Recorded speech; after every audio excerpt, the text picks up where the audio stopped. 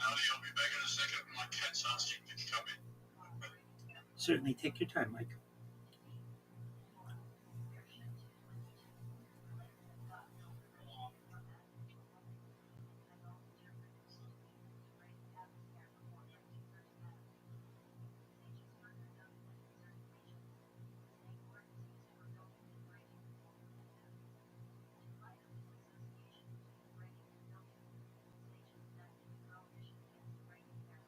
She's a lovely cat, but she's also a nuisance. All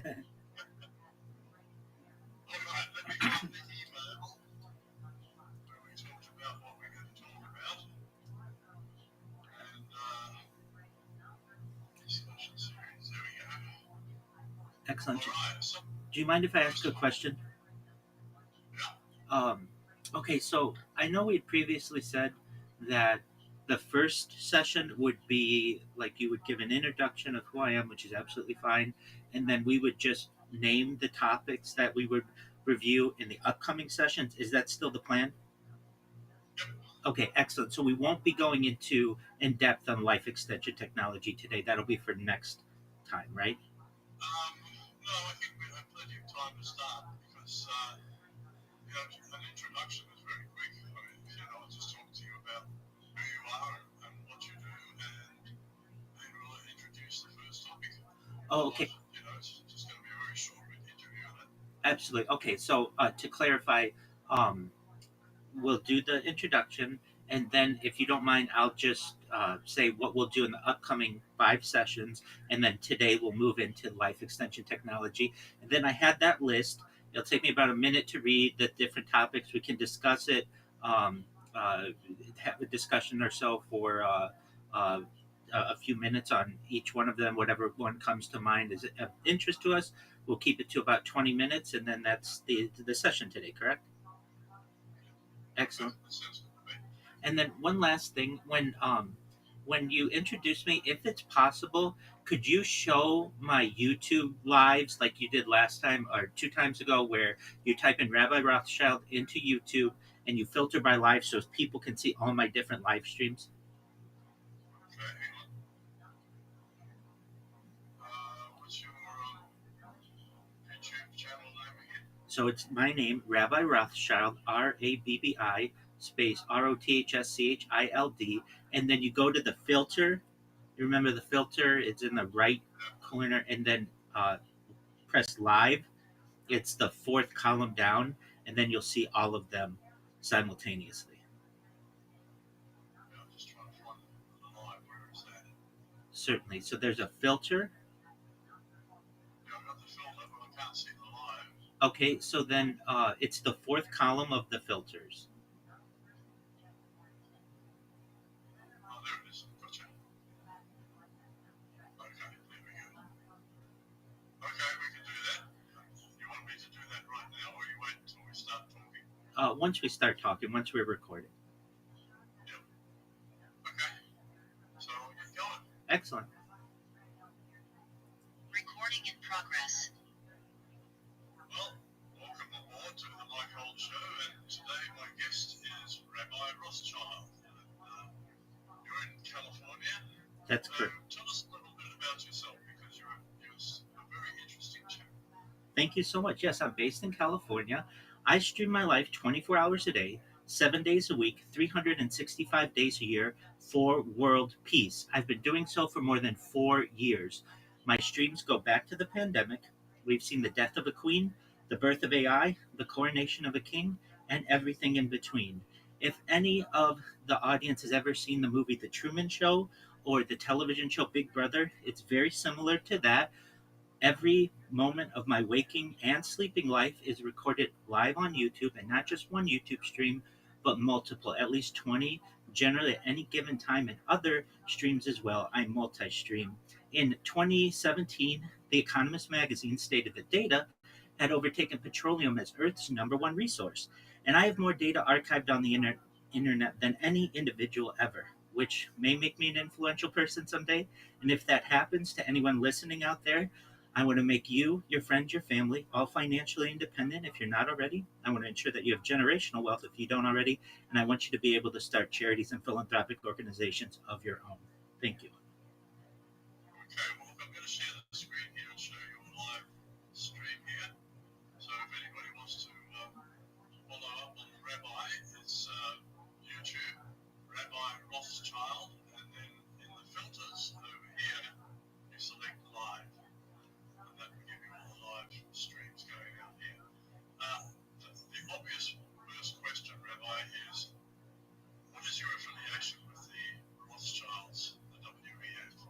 Most certainly. I get this question quite often.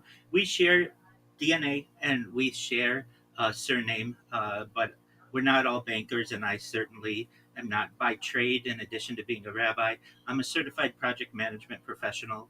I have successfully launched apps on the App Store and Google Play and had contracts with major Fortune 100 organizations, but certainly there are other aspects of the dynasty that I am not as closely related. Well, that's good to hear. It's a bit like me and my family name is Holt, and we had a prime minister over here, Harold Holt, who back in the 1960s who drowned. Right. And so people often ask me, "Oh, are you any relation to Harold?" And I always tell them, "No, we're from the side of the family that can swim." So, That's hilarious. and actually, that's true. My father was an Olympic swimmer, and I was a champion swimmer. Oh, So wow. we do swim. Impressive. Anyway, let's get back to you because your work is quite intriguing. And I must say, I first met you, I was astounded at what you were into. So why don't we talk about? We're going to cover five major topics here, but why don't you start us off with the first one? Okay, most certainly. And to anyone out there, if I may just preface, I talk about things on my stream that are of benefit to the world, like ending world hunger through the use of technology, which we'll talk about some of this technology, but just an overview. Things like perhaps uh, greenhouses, floating greenhouses, things like perhaps cloud seeding, things like perhaps even vertical farming, um, uh, agricultural drones. These are all very advanced ideas that I like to discuss. Additionally, ways to end thirst in the world. I'm part of a project that helps to build wells in developing nations and water towers, and I'd like to continue these types of ideas on a larger scale when I go viral. Additionally, I think a really excellent opportunity is desalination technology, where we pump Earth's seawater onto land, which I think is very important as well. Now, as for Mike's request, we have a series of 5 sessions upcoming, and today is the first one. We'll be discussing life extension technologies. Additionally, session 2 will be innovation shaping a better planet. Session 3 will be Earth mega projects. Session 4 is Humanity Beyond Earth, and Session 5 is Extraterrestrial Life. And so, some of the life extension technologies that we have planned for Session 1 are things like gene therapy for aging, using genetic modifications to slow, stop, or reverse biological aging processes. CRISPR gene editing, a precise technology for editing DNA sequences within living cells. Things like perhaps stem cell therapy, using stem cells to repair or replace damaged tissues and organs. Things like regenerative medicine, a field focused on restoring or replacing damaged cells, tissues, or organs. Organ regeneration, growing or repairing organs within the body or in labs. Things like 3D bioprinting organs, printing living tissues or organs layer by layer using biological materials.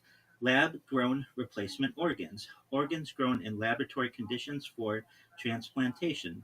Blood plasma exchange therapies, replacing a person's plasma to remove harmful substances to rejuvenate biological systems. Things like perhaps peptide therapies, using short chains of amino acids to influence biological functions like healing or hormone regeneration. Things like human growth hormone therapy, supplementing HGH to promote growth, metabolism, and potential anti aging effects. Testosterone replacement therapy, which is becoming much more common, restoring testosterone levels in individuals with low hormone production. And this is for both men and women. Things like perhaps epi- epigenetic reprogramming, resetting gene expression patterns in a more youthful state without altering DNA sequence. And perhaps another one we might be able to cover is mitochondrial repair therapies, treatments aimed at fixing or improving the function of mitochondria, cell energy producers. That's just some of the lists that we have to perhaps review. And with that being said, Mike, what are your initial thoughts? A lot of those therapies sounds like they have been incorporated into the medbeds. Is that right? To my knowledge, yes. So let's start there. What is a medbed? How does it work? And how do we get one? Cer- That's the last question. Tough one. Certainly. So you're saying medbed, right? And as I understand, let's get the formal definition. MEDBED. Yep. All right. So this is a theory, short for medical beds. It may be a realistic technology, but it's also a theory popularized in some different communities since the early 2020s. Believers believe that some of these devices may be able to cure any disease, regenerate limbs, and reverse aging using certain concepts. Perhaps using also different types of emerging technology. The theory asserts that these beds may be possessed by certain people within society or groups, and perhaps withheld from the public. While I'm not um, I'm not positive on who has access to this. Much of this technology is available to the average person. Now, many people may say that the average person perhaps might not be able to afford testosterone replacement therapy or human growth hormone when they're doing what they can to just make ends meet. But these types of technologies are becoming more common and more affordable. Also, things like peptides, certainly some weight loss supplements, and other things to perhaps extend human life are starting to be covered by different insurances and may become more common in the future for people. So, with those types of opportunities on the horizon, I think that perhaps these life extension technologies may be more common for your average individual within the next decade or so, and perhaps may increase the average life expectancy for a Western individual from about age 80 today to perhaps maybe age 100, a generation or two from now, which I find to be very exciting. Well, I plan to live forever, and I think so far so good. You're doing really well at it. And uh, I think that that is a wonderful mindset to have. And I talk about that a lot, especially on my stream. So I certainly talk about life extension technology, things like oxygen therapy, human growth hormone, stem cells, cryogenics, nootropics, peptides, cold shock therapy, red light therapy, perhaps ambrosia therapy, or cold shock therapy. But I also talk about I think a really exciting type of technology known as mind uploading technology. And this is with everyone's consent. Consent's really big in my world, and you shouldn't have any technology forced upon you, I feel, if you don't want it. But for those of us who perhaps may want to continue life like it sounds like Mike wants to, and I do as well, there may be the utilization of a type of technology known as mind uploading technology, where, with your consent, we can scan your brain into a computer like a CAT scan or an MRI, knowing where every atom is in your central nervous system and your peripheral nervous system, for later download as an android, an avatar, a cyborg, a cybernetic being, a clone of yourself, a robot, an ethereal being, whatever you want to be. But there may be an opportunity in the future, and perhaps not the not so distant future, to be able to have this digital immortality or immortality of a certain kind. So I think this isn't science fiction anymore, it's becoming science fact. Yes, look, I believe very strongly in technology, and I love AI because it's such a great tool. And a lot of people seem to have lost sight of this, that it is just a tool manipulated by human beings, and any good that it does is just as good as any bad that it does because it's the human operator that does it. But I've made some major changes to my life in my later years. I've started eating a lot healthier. I'm actually on a carnivore diet right now, which is marvelous. It's healing me. And as you can see, how old would you say I am? Um, 25 years old. Oh, yeah, right. Again. No, I'm 78 years old and I'm still young, thinking with all my faculties. I'm spry. I'm not as agile as I used to be because I've got two titanium knees.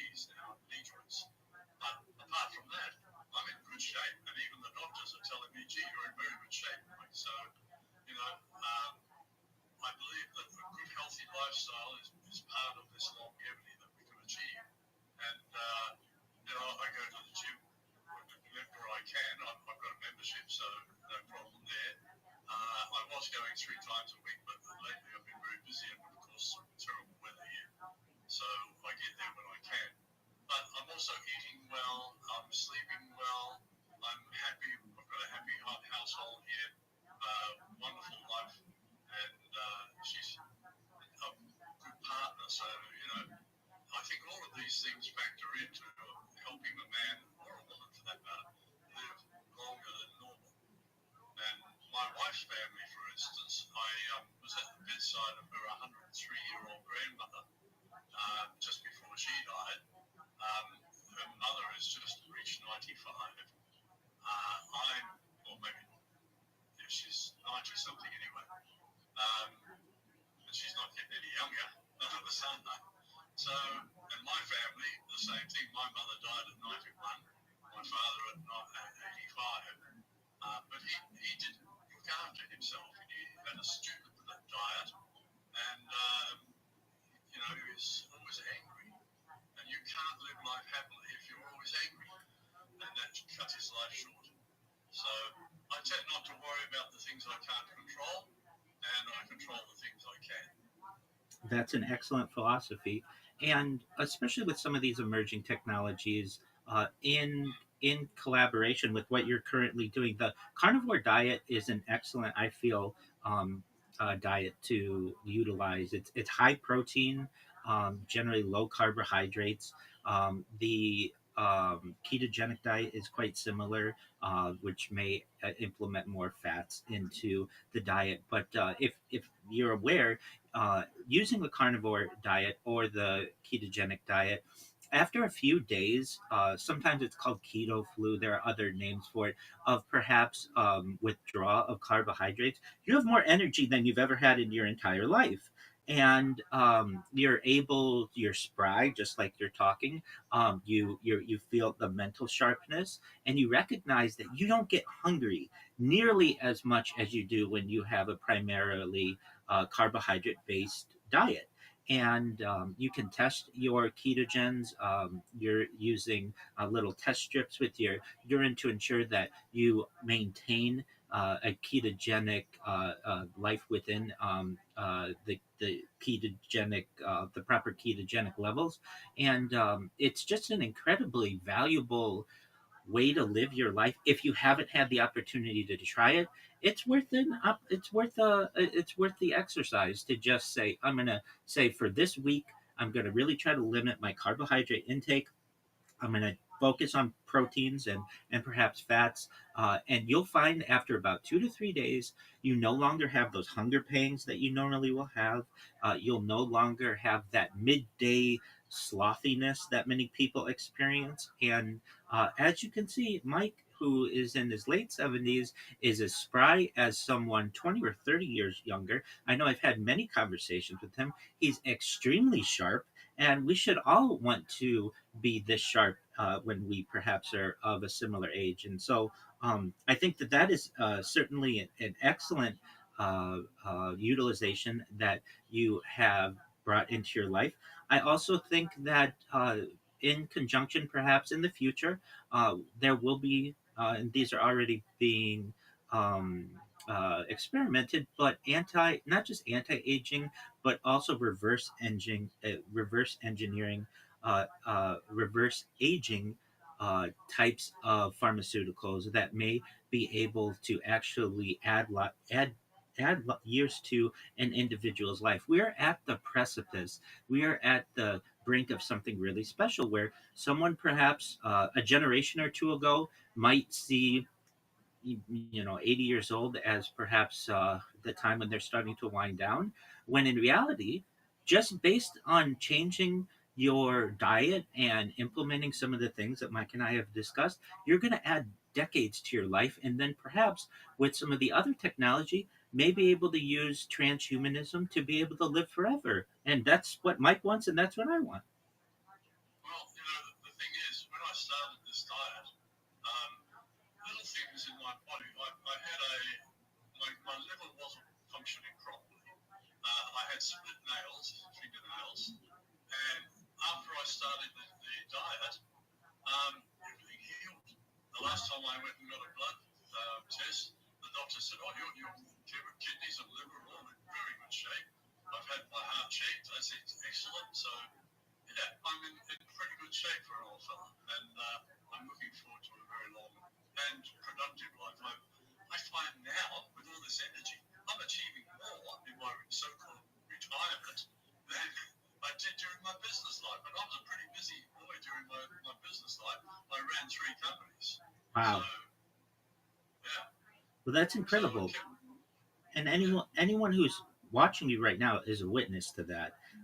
That very easily you could have several more decades of life, and that's without any type of life extension technology or pharmaceuticals that may be able to reverse age. And Mike, you and we both, I feel, live at an extremely exciting time of history where generations ago that they were on the brink of something really special, of being able to perhaps live longer and perhaps indefinitely, but they just fell short. And the opportunity to perhaps be able to live forever is a real is becoming more realistic, I would say. Now there's one caveat that I would like to say within the idea and the argument of living forever.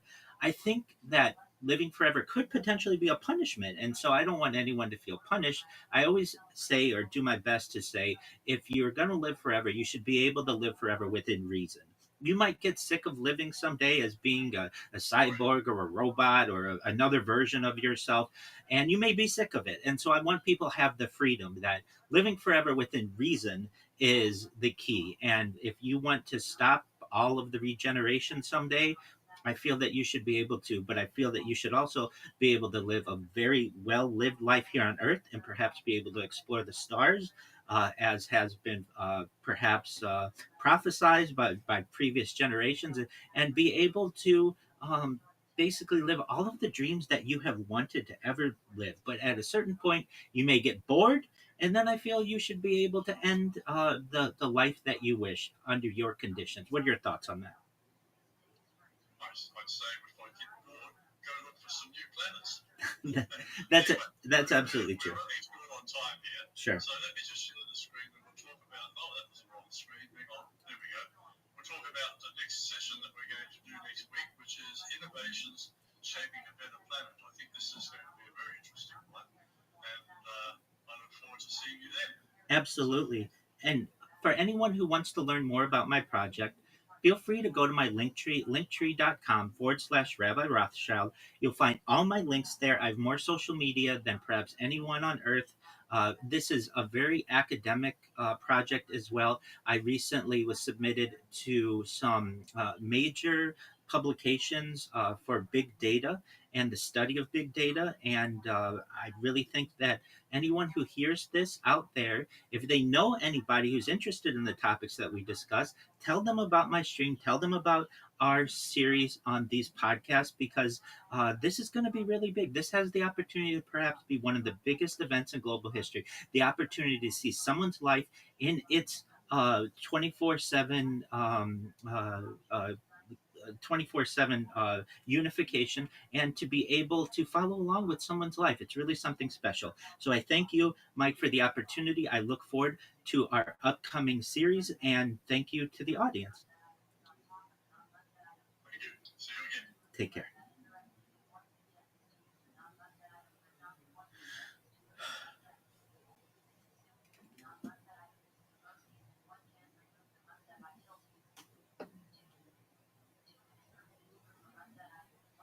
What is a med bed?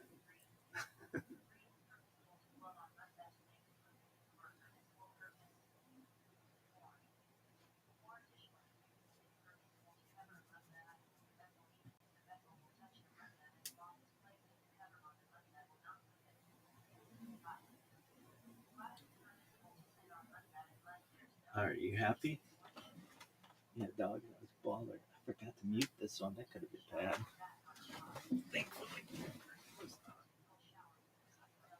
Are you happy? Yeah, it's okay.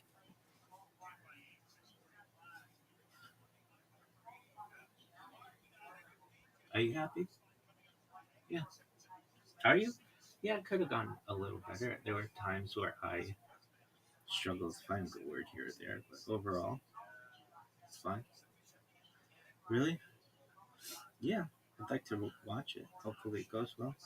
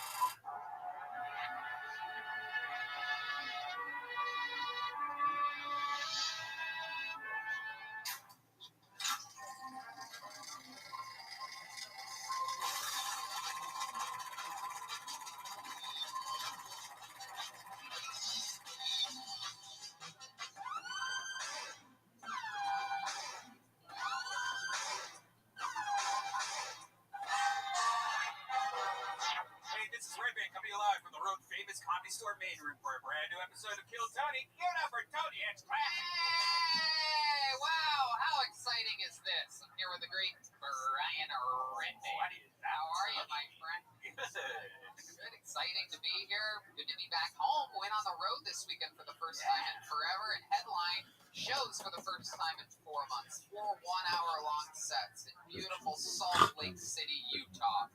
Was it outside or was it inside? It's inside, socially distanced, nobody getting sick, everybody's healthy out there. You know, a lot of these places where they are sort of more, perceived to be anti-mask, very free people. They don't have as many cases. It's wild out there, and because they're all healthy, they don't wear masks, and so they just stay healthy because there's nothing to catch. Also, less people spread out more. Well, yeah, of course, yes. They're not. It's not Los Angeles or New York City. That is absolutely correct. You are right there. To compare it to us would be absolutely criminal. But I'm excited to be home. I flew in on Sunday. You want to know the first thing I did when I flew back home? I texted the great Ryan J. Ebel. Oh, Ryan J. Ebel's here. There he is. Yeah. There's Ryan J. And Ebel. here it comes. Wait, let's do that one more time. It's Ryan J. Ebel. Whoa, there he is. Everyone that didn't believe he was here. And I came in, I texted Ryan, I said, we're going to have fun on Monday, and then you know the next thing I did? I called Vito's Pizza, and I ordered a platter, a giant party platter, baked ziti. And I went, and I played cornhole with some friends, and we ate baked ziti, and we laughed all day long. I'm telling you, you get the party platter, the baked ziti from Vito's, and you blow people's minds. It comes with a salad, garlic knots. You like garlic knots? Definitely, especially when you're playing cornhole. Exactly. Nothing more fun than garlic knots and cornhole. And some people might be wondering, why bake ziti in 100-degree weather? And I'm telling you, there's no better time. I almost can't wait for it to get cold outside so that I can eat more ziti and be able to rationalize it. Nice. Vito's Pizza is the best. They keep us filled up every single Monday here. It's incredible. In fact, tonight joining us, if I can give a little shout out, you know, the great Charlie's always here, but tonight Grace is here, everybody. One of the sweetest souls, always there to greet you. And beautiful Vito's Pizza on La Cienega. I love it. Caveman Coffee's a thing. Use the promo code KILLTONY and get 15% off. Delicious Caveman Coffee. I like the hibiscus tea. I just got a new pack from the other day. Heck yeah. And life is good. But before we start tonight's extra special show, here's a little bit more from our sponsors. Now more than ever, you really shouldn't put off seeing a doctor when you're not feeling well. And I know that with everything going on, it can be difficult to put your health first. It's really tough to see a doctor nowadays. You don't want to go in there, you don't want to get sick, you may be putting off seeing a doctor because you're too busy with work, kids, life in general. That's why I use PlushCare. They make seeing a doctor so easy. I do it right from home. PlushCare provides virtual doctor appointments through your smartphone or computer. I just pick a time that works for me and book an appointment right online. I don't have to sit on hold forever to make an appointment or leave the house and sit in a crowded waiting room and be exposed to who knows what. You know about this, Red Band. I think it's great. With PlushCare, I can be diagnosed, treated, and even have a prescription sent to my pharmacy of choice if needed. PlushCare accepts most major insurance carriers and is available in all 50 states. And the doctors care. They're here to help by discussing treatment options and providing prescriptions as needed. And they're available anytime if I have questions. If you need a regular checkup or have questions about mental health, PlushCare doctors are also available to help for that. Schedule any appointment today to discuss your treatment options. You know what's real great? This is one of those things that's super easy and it makes sense. You just go on your phone or your laptop, answer a few questions, and talk to a real doctor. I loved how easy it was. With PlushCare, I don't put off seeing a doctor, and neither should you. No more excuses. Make your appointment today. Go to plushcare.com/Tony. That's plushcare.com/Tony. plushcare.com/Tony. Hey, y'all. Today's episode is brought to you by Sheath Underwear. Sheath uses moisture-wicking technology to create underwear that keeps everything breathable and incredibly comfortable for you downstairs. Sheath's smart underwear come in a number of different styles, including a brief with a dual pouch that make your balls feel like they're floating on clouds while you work out or play golf or just walking around somewhere hot. It's like an inverted kangaroo pouch for your Joey that keeps your junk from sticking to your legs. You know about this, Brian. I love them. I can't go back to normal underwear after having these. Sheath underwear was invented by a soldier while serving in Iraq, where you can imagine balls tend to get very hot. He developed the prototype in Iraq and raised money on Kickstarter to launch Sheath. And now they're right here supporting our show, and we're wearing them right now. They're supporting my balls. Kiss your balls goodbye. Please support our sponsors because our sponsors keep this show going. Support Sheath and they'll support you where it counts downstairs. Bottom line, Sheath creates amazing underwear, and if you don't love them, they have a 100% money-back guarantee off your first pair. Plus, they have an amazing line of underwear for women, too. I'm telling you, I wear my sheets all the time, wearing them right now. There's proof. You see that logo? That's the Sheath logo. I see red bands, too. We all wear Sheath. They gave us a tester pack of these, and I went to their website, and I bought a bunch myself. Now I only wear Sheath underwear. Sometimes when it's hot, I'll just slide the balls and dick hole right through there. I'll slide my stuff right into the pouches just to let it cool down, and then I'll pull it back. You don't have to leave it in there. There's no prison sentence for your balls, but you can indeed, like I like to say, kiss your balls goodbye. So go get your new favorite pair of underwear by going to sheathunderwear.com. Use the code Tony for 20% off your order. They ship anywhere in the world. Once more, that's sheathunderwear.com. Use the code Tony for 20% off. And we're back! Who's excited to start tonight's show? People in this room. Few people in the room, extremely socially distanced, extremely temperature checked here at the Comedy Store. They go through a rigorous process. And so did tonight's guest. We have one of... What? Oh, someone's mad at temperature checks in the room. The guest. We have an amazing guest, everybody. He is one of our favorite guests in the history of the show, one of the most utilized guests in the history of the show, a true brother from another mother, my friend, you know him from all of his hit shows, Workaholics, Griffin with Griffin. Ladies and gentlemen, it's the great Eric Griffin, everybody. Here we go.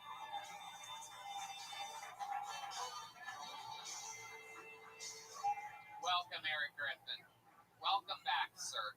I'm excited to play with you tonight. Yeah, how you been? I'm It's been great, like man. 7 months. I know, it's been a long time. Crazy, right? That's it.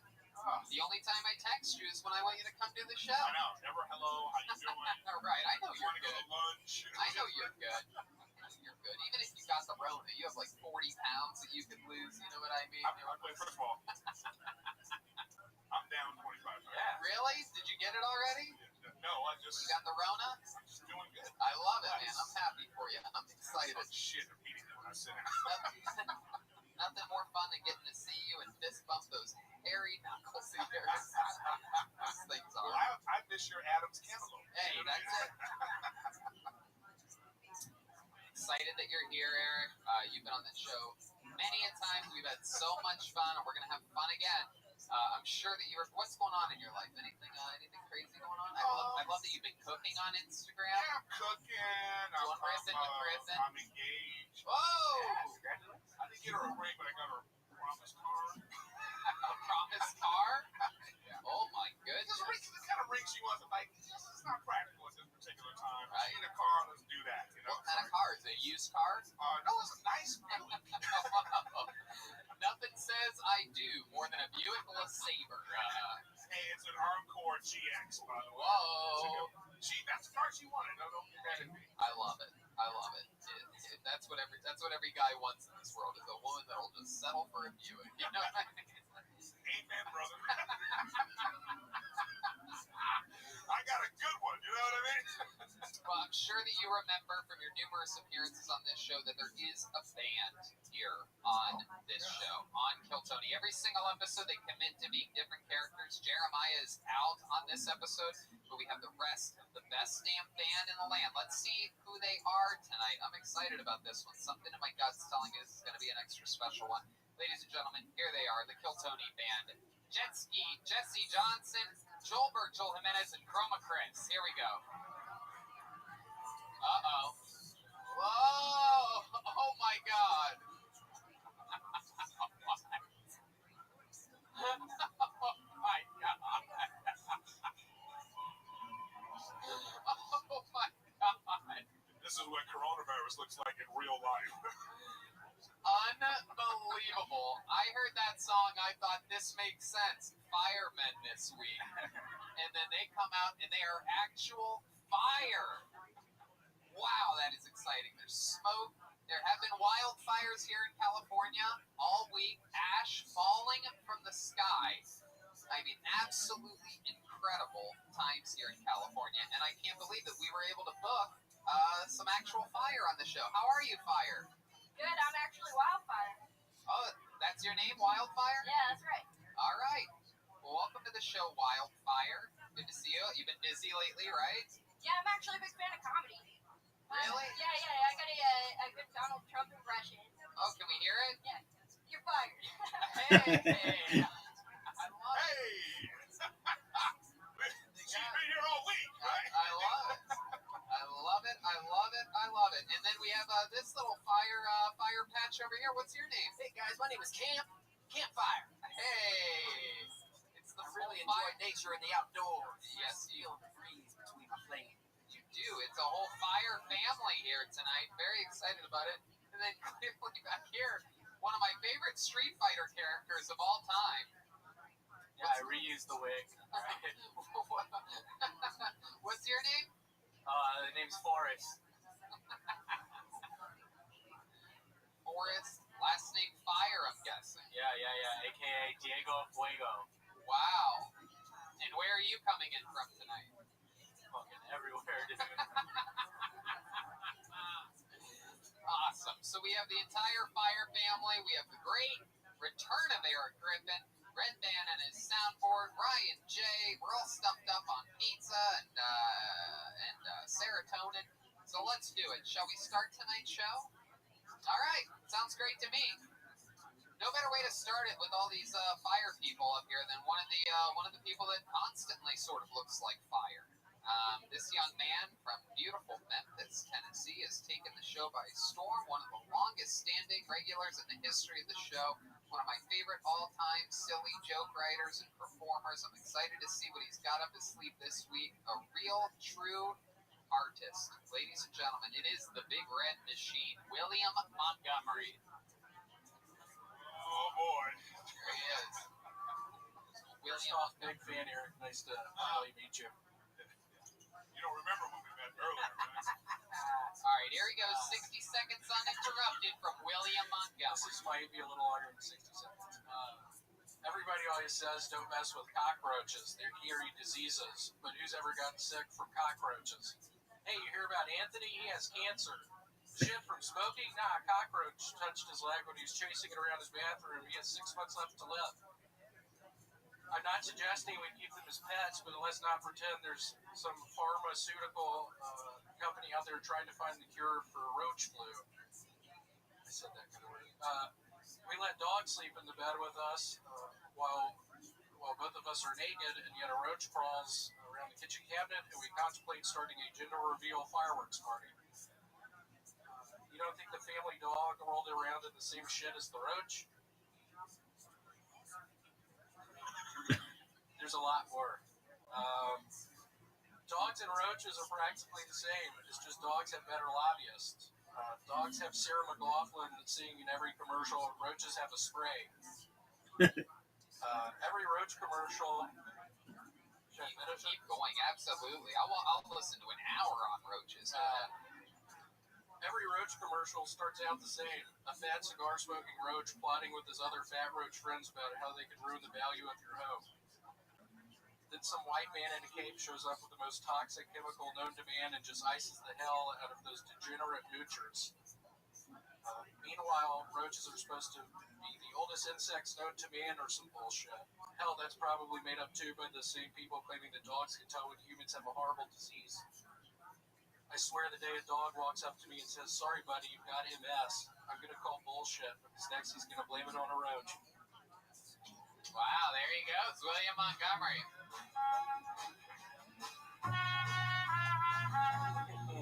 Wow, look at that. Outside of the wheelhouse a bit, sticking to one subject the entire time, coming in with a guns a-blazing bit that can really kill with a cockroach fundraiser or something like that. All right.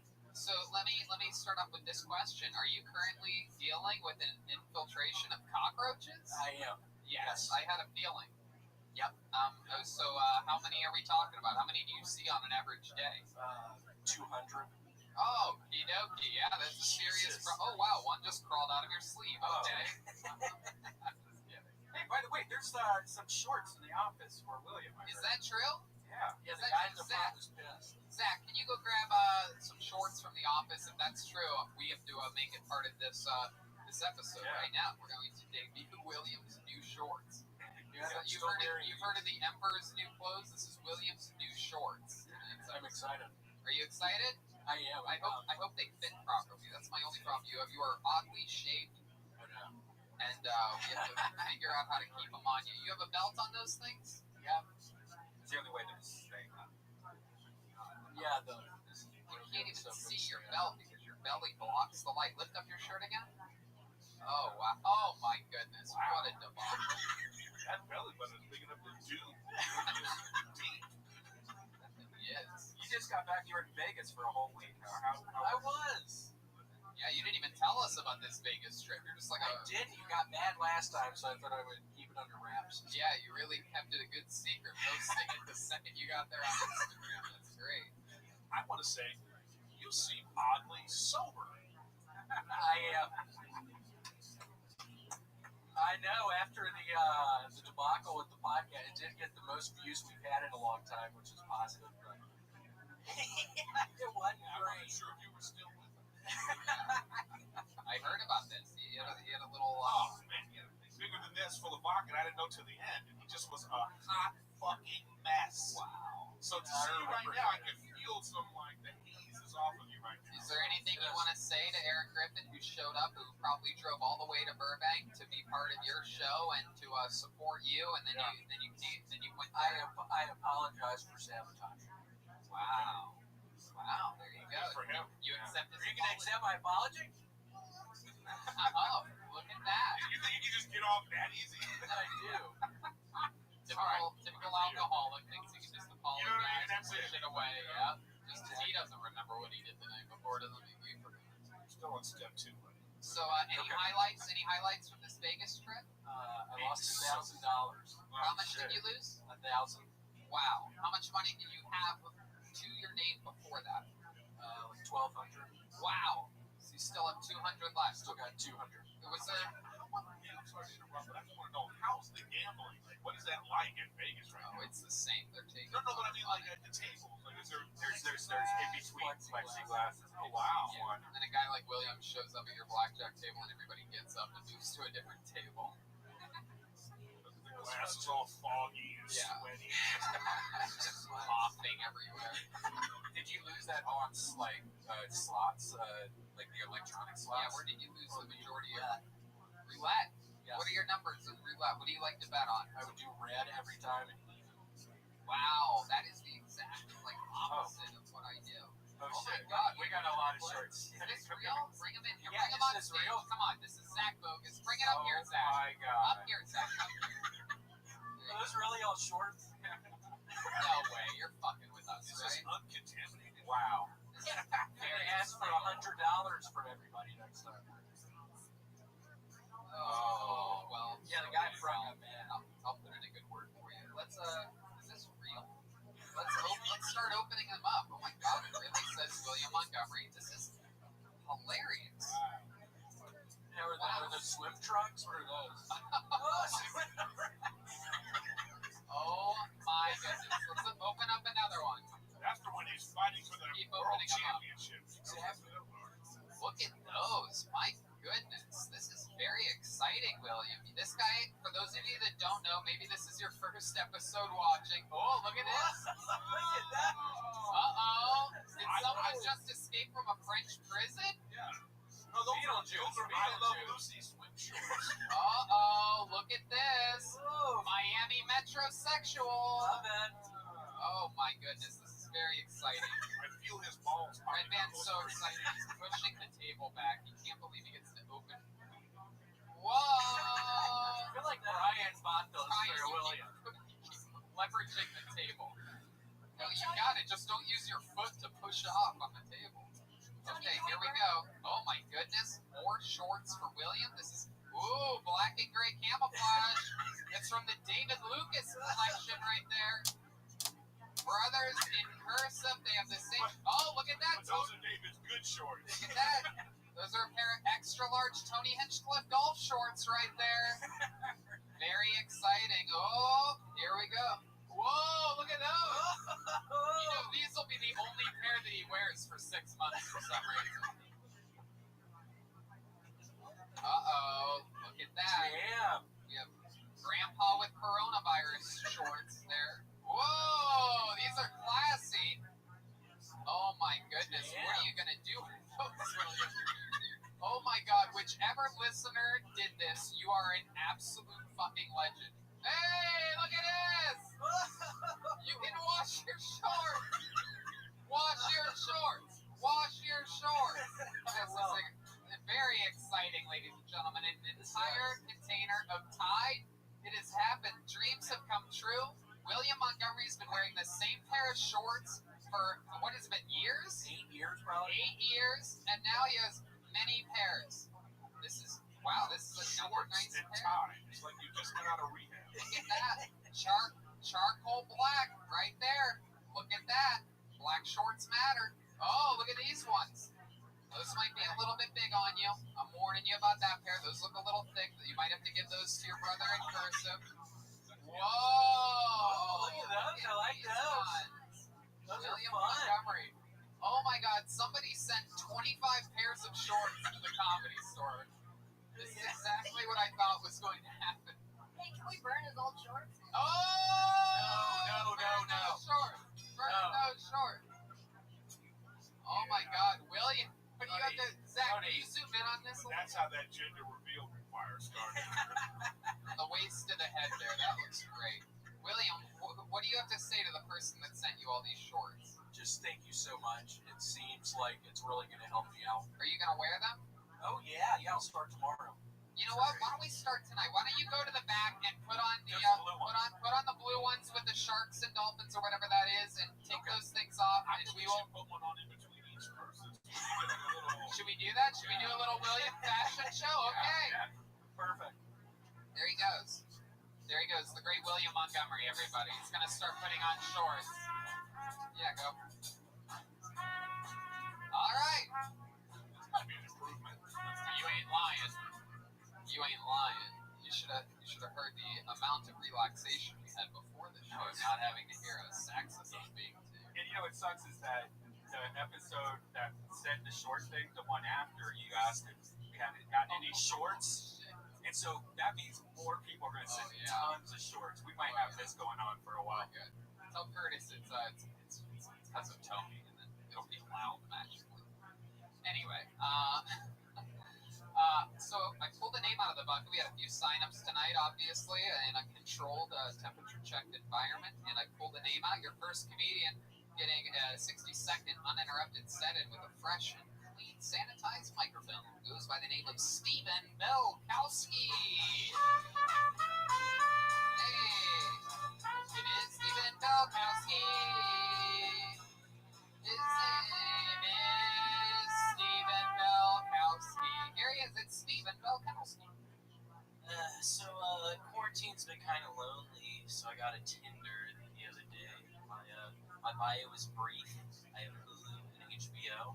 I'm looking for a lady with Netflix, Disney Plus, and no gag reflex. I went on my first quarantine date, and with this girl, as soon as we get there, she's like, "Hey, I just figured I should give you a heads up. I'm a pescatarian." It's like, "That's cool. I don't really believe in God, but I definitely don't judge." Dating even before quarantine is tough though, because I feel like all women my age are just looking for like a potential father figure, like someone to raise their kids, and I can't have any kids. It's just when you're a parent, you got to be able to answer questions on the fly, like yes, no, like your kid never comes up to you and is like, "Daddy, have you ever freebased cocaine?" You can't giggle and ask why. Do you have it? I wonder if horses enjoy ketamine as much as everything. Alright. Stephen Belkowski. Alright, why would horses enjoy ketamine? I don't get that one. You just gotta figure it. It's a lot of people say it's a horse tranquilizer. It's not. They use it on cats. They use it in EMTs use it in ambulances. It's a dissociative anesthetic, right? So I like to tell people it's an animal tranquilizer, So right. Do you use it a lot? Not a lot, but I try not to. Hold on. Hold the fuck on. Not a lot. That sounds like... I do it like recreation. There's a lot of people doing ketamine nowadays. Low amounts of ketamine. I know some people that Great. they're using it. Oh, you've been using it too? I haven't used it lately. It's fun. How long ago was that? I can't see. Oh my goodness. Wow. But no, it lasts like 10, 15 minutes or something like that. Like, you use it for like depression therapy and stuff. Right. Too. Yeah, absolutely. Have you ever suffered from depression? I don't know. I feel like a lot of, especially like in my age group, I had a decent childhood, like nothing traumatic ever really happened to me. But I constantly, growing up, was like, I feel like it would be a lot easier to just jump out the window than do my homework and stuff, So I guess that's kind of what got me on like the drugs and comedy route a little bit. I was like, I don't want other kids that age to have to, experience those thoughts or feelings. So you had what you consider a non-traumatizing childhood. Your parents were staying together the whole time. Yeah, Everything. They're still married. Never molested me. Yeah, they're still married. What does your dad do for work? So my parents are both retired Air Force colonels. Air Force colonels. They made you. Right. So you are in this blank. I'm the psychedelic sheep of my family, but I'm also the youngest of 6, so it's they cashed out 3 times over before they were like, fuck it. How about your brothers and sisters? What fields did they get into? So, the 2 oldest brothers both went Air Force. Wow. Everybody's in the Air Force and you're getting high all the time. Well, so it was like the older half was like, Air Force, and then like my sister got her master's, she's now a guidance counselor, and then Air Force again. And then the younger half is like, She got a master's and then went to the Air Force? No. She went to and then she became like a counselor. She was initially sound like that, but she ended up back. Right. And then my brother David, who's like right above me, he was like this close to becoming a priest. Instead, He to you at Thanksgiving dinner? that's why I became comedy. That's why I started doing comedy like 5 minutes of undivided time. Let's go back for a second here. You said that your brother David almost became a priest. Then what happened? He just decided to go straight pedophile? He decided he wanted to have a family instead. Yeah, he's like, fuck putting on this front. I'm just going to go straight for what I want. He decided to have a family. I guess he figured he'd get another What happened? He like leaned over to pick something up and smell the pussy for the first time. He was like, you know what? I've had a change of heart. It's just one of those things. I almost became a priest, a savior, a servant of the Lord and Savior. But he was always like super religious. He was always going to retreats. I think he just got to college, and then somebody just told him what pussy was like. He was like, "What? I gotta try it." Someone's like, pussy's better than Jesus. It's like, all right. Were your parents super strict though? Like make the bed and then put the quarter on it and shit like that? Well, yeah, do 20 push-ups. Again, youngest of 6, so by the time it got to me, it was like, make your bed. I was like, I don't want to do it. They were like, just make it. And then, Yes, everyone else does it. I do it every single day, and I live an organized life. It makes you feel good every day. Even I do it. I gotta buy a new bed every day. Yeah. Like that. Fire. Yes. Fire mattresses are very flammable. Yeah, it's good. You really don't make the. I mean, like I'll put like the blanket back on the bed. You know, but I'm like unless people are coming over. You have like a weird setup. You like eat dinner. Well, it's not bad. You have like clothes all over your room. No. Your like walls are made out of shelves of clothes. Yeah. My t-shirt collection's out of control. It's very bizarre. It's time to take a trip to Goodwill. It's already been done 3 times this year. Wow. Yeah. Where do you keep getting these shirts from? People send me shirts, and I made sure Goodwill have customers buying shirts. Yep, it's the same problem with shirts that William Montgomery has with shorts right now. Should we check in, see if you Miss Aquarius. William, come on out. Come on out here to get Hey, I heard you talking earlier. I know you were asleep. You okay? I was talking to Jessica anyway. I heard you. I was just like meditating before the podcast, which I just did and went pretty well. I know, but I was talking to Jessica. I know you were asleep, so I was talking to Jessica. I know. Me and Jessica be talking too. I know. But I heard you say... You was meditating? I was just, when you're like in bed and you don't want to get up yet, and you might have something to do, and you're just like, okay. So like literally for like 6 hours straight, every hour on the hour, I set an alarm. And I was like, I'm just going to sleep until I really, really have to get up for this thing. And I did, and it went pretty well. I was caught off guard right away with a question that was asked about a certain type of not well-known theory on medical beds. But I was fortunate that I had my phone right there, and I was able to look it up right away and not look not look bad. So that was good. And aside from that, it was a good 20-minute talk on life extension technology. So that was cool. Nice. That's nice. Yep, and I've got another. I think we said another 5 sessions coming up. So, Nice. or another 4 sessions after this one. So that's good. How was your day?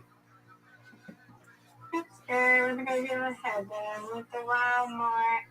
I did a couple of things, and then we had McDonald's, came home, and I chilled out for a little while.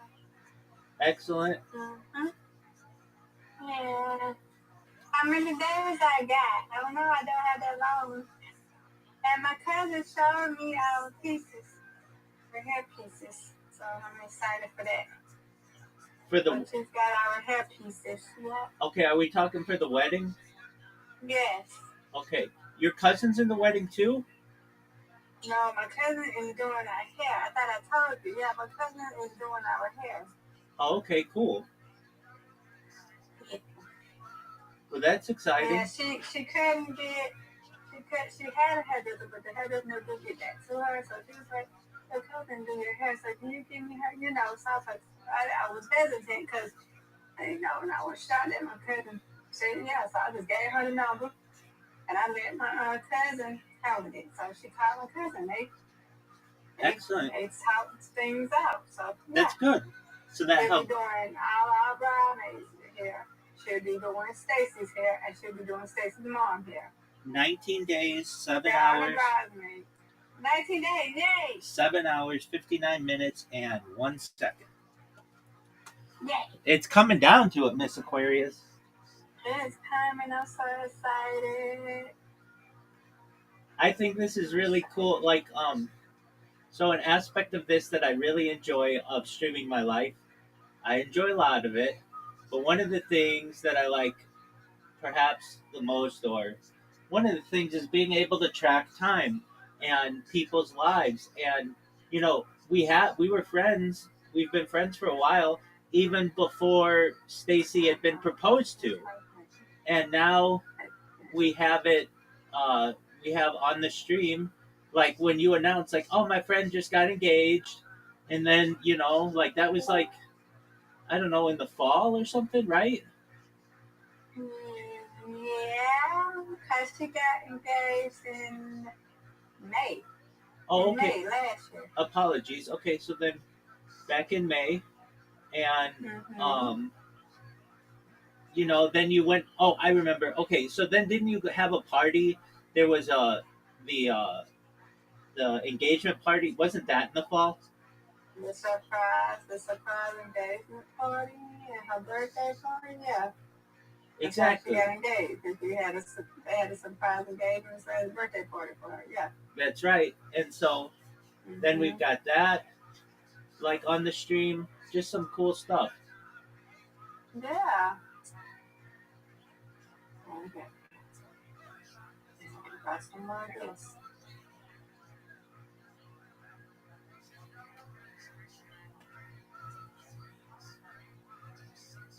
So your cousin's okay with doing all the hair? Mm-hmm. Yeah. She talked to her. She talked to her and her mom, so I guess she do it. That's good. She gotta be. Yeah, because I already got that itinerary, so we're gonna be going there at 12 on that Saturday, which is the 25th. Yeah. 12 o'clock to do our hair. Excellent. Mm-hmm. That's a big job and a big. Make sure it matches my hair. They should make sure it matches my hair. That's a big job. That means that Monday, that 20th, me and my auntie goes, and then that Saturday I go again to get my hair done again. All right. Which is ridiculous. Which is gonna be crazy. I'm gonna get it super clean. Yeah. What?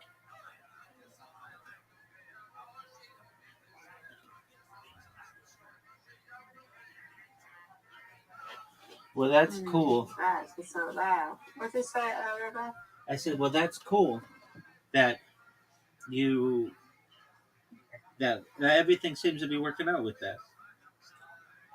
Yeah, so she talked and everything. And her hair, I saw her, she said something else over break. She said, yeah, I bring out snacks and having. I said, well, they're going to be doing the snacks. They don't want to say they're going to bring some new fragrance. So, hey, that's on them because they love doing stuff. New Orleans people love to party. Oh, yes, they do. Hey, yeah, so, yep. Okay. I said, you got a real New Orleans family. I said, yes, I do. Okay, so now. New Orleans, so yeah. Okay, so now help me with this. Stacy's the New Orleans Saints fan, right? Mm-hmm. Okay. Well, that. Don't ask me about Beyonce. I don't even know where he is. I don't know if he is. No, I don't know. That's okay. I don't know. Yeah, I don't know. Yeah, she's New Orleans Saints, yeah. Her family loves the New Orleans Saints, so. Yes. Excellent. The saying for that is "Who dat?" I believe "Who dat?" Right. They say that. Right. Who dat? Yeah.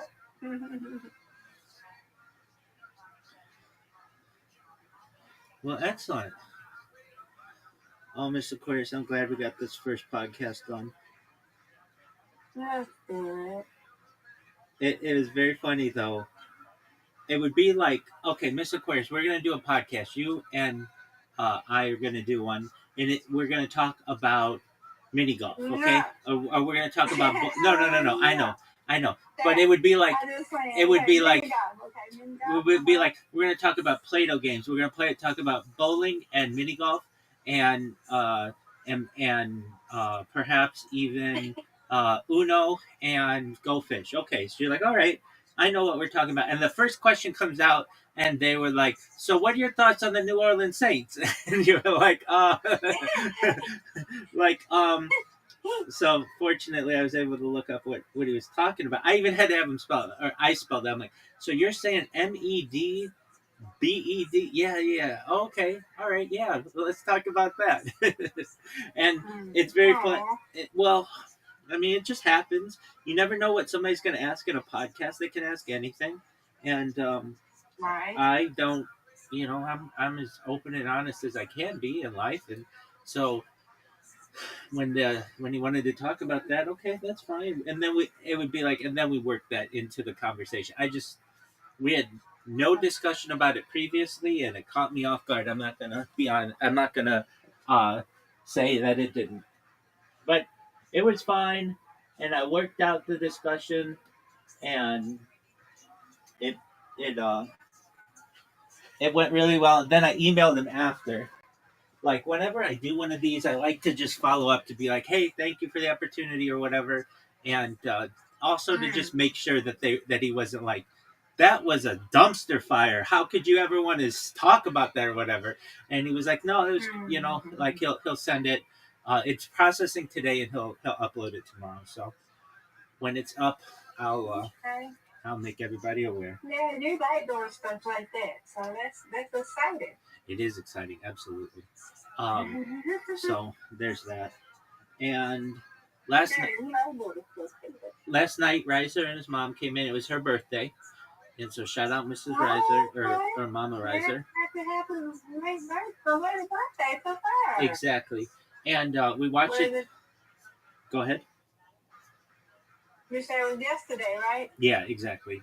And so Okay. we watched a documentary, and it was Mhm. on like chickens. It was on like like those best in show kind of things for dogs where they rate how good a dog is or whatever. It was like that for chickens.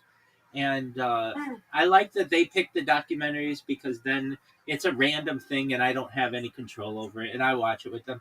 But at the same time, well, gotta be honest, Mr. Aquarius, even for movies nowadays or documentaries or anything, I just hate to say it, but I don't have the attention span that I once did. I want to be looking at my phone or doing something else and watching it, but I like to be multitasking. I feel like that's like if I have to watch it, I'll watch it without anything else. But if I have the opportunity and I want to enjoy myself the most, I like to listen and watch at the same time while having access to my phone. And at the same time, I was uploading. I uploaded my first. This was a big thing, like a so there are like journals for like academia for like universities and such, and I uploaded my first academic paper on what I do, and it was 8,000 words. And if you're like, Rabbi, how'd you write 8,000 words? With AI nowadays, you can have it write 8,000 words, and it's better than any scientist has ever published in their entire life. It's so good. And so I uploaded that. It took me a little while, but I figured out how to do that. And if it gets published, if they approve it for publishing, you have to pay some amount of money. And I don't know how much it is, but we'll figure it out. But then I'll be like not just like on all kinds of YouTube and social media and such, but I'll be like in an academic journal, which I think will be really interesting too. Mm. So we'll see how that goes. Why is my bag? Oh, there you go. Okay. What is this? They just let me some chips in here. They did put some chips in here for me. Oh, I mean, it's so sweet. What happened? What you say? She What? put a bag of chips and she put some chips in a grocery bag and put it in my lunch bag in here. Oh, that's nice for It's tomorrow. so sweet. Yeah. Let me have her. Oh, it's so sweet. Sweet. Absolutely.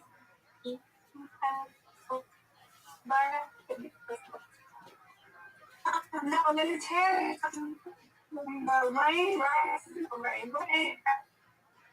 You're breaking up, Miss. Of course, I don't know if it's me or you. Hold on. It is me. I'm not by my house. I'm outside. It's 10 minutes to figure everything.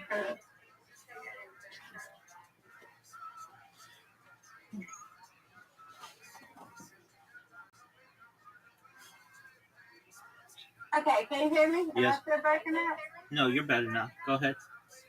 Okay, yeah, I was outside. I was outside. I was away from my phone. It's okay. So, you remember I was talking about my cousin Rain, right? Guess what happened yesterday? Absolutely. She just turned We 3 had, on Saturday. A week ago Saturday. right. So, guess what she asked? Guess what she asked, girl, right? What did she ask? Guess what she asked? She said, I want Papa. Aww. Yeah. And her mom looked at each other. She started crying. She thought I said shit because we didn't know. She just sleep. Right. So babies probably know around the house, you know. So she said, I want Papa. I want Papa. And we just started singing. So she started singing. I started singing. I said, I just gave her. I said, come here. I gave her a little big old head. She don't know. She don't know. Right. So then later on, she wanted to go upstairs. So we went upstairs. And I went to see her. She's like, where's she? Right there. And I didn't want to say that because she don't know. Because like my cousin was saying today, she said, if you ask, she'll be like, what is that? You know? And I just looked right here and I was like, like that. Because I didn't know what to say. Really. I didn't know. My aunt told us not really say she had to. So, going is hurt, but she doesn't. I don't know if she blamed it yet. You know? I just didn't know what to say. That was, yeah. Well, that's really beautiful that a few things about that. That she cares, that she has that kind of awareness, and in its own way, we all have to learn how to deal with loss. And it's she's not ready for that yet, but No, she's not. No, it's not yet. There's three. right. But And my cousin was like, yeah, you did the right thing because, y'all didn't know what to say. And if I would have said, my sister, well, y'all should have just said, he's in heaven. Okay, so she's going to church. Okay, yeah, she just started the church, but she's just three. He's in daycare. They probably ain't talking about that yet. She's just three. right. So if we do say he's in heaven, she's going to be like, what is that? What am I saying? I can't say nothing like that yet. He's just 3 years old, but it was so shocking though. It was like, oh, she remember him. Because my auntie said she'll go up there and she'll take her up there to go see Papa. And he'll do his hands like he want to hug. And she'll go running to him and she'll play with him. So that's just so sweet. It just made me so ticked. Me and Renata, her mom. Renata's her mom. So it made me hurt too. She started crying. I took up a little bit too. I was like, oh my God. Like when I said she never knew she was going to say that, you know? Yeah. It's beautiful. Yeah. Oh, I miss him so much, though. I really do. Oh. When she get a little bit older, then, so I think I did the right thing. Yeah, exactly. Exactly. She's not going to be able to take that on right now. Right. She ain't going to know what's going on. She ain't going to know. So when she comes back again, she'll probably ask the same question. Okay, and if she keeps pushing the issue, then it may be time, but, she's probably not. And if anything, And she's not, because I'm saying, we say that. When we do say that, you see what I'm saying? If we would have said it, it's not going to go and do nothing. When we come back, they're going to say something. Yeah, I want Paula. It's three. She ain't going to know, you know what I'm saying? right. If she do something, they going to have to say something to her about it. Yeah, and you can just give a vague, like, he's in a better place. Well, where is that? He's just in a better place. You just keep saying that. You can say that for years for a child. Okay.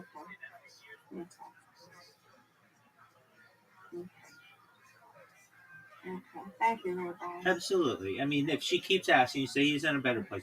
She's not going to have the mental capacity to be like, okay, well, where is that? I want to go there. All those other things. Right. No. Right. She'll just, it'll make her feel better that he is in a better place. And he is in a better place than he was in being in pain and all the other things. So until she's maybe, older and mature enough, depending on her age, to be able to understand, then you just keep pushing the same answer to her, and she's got to be okay with that.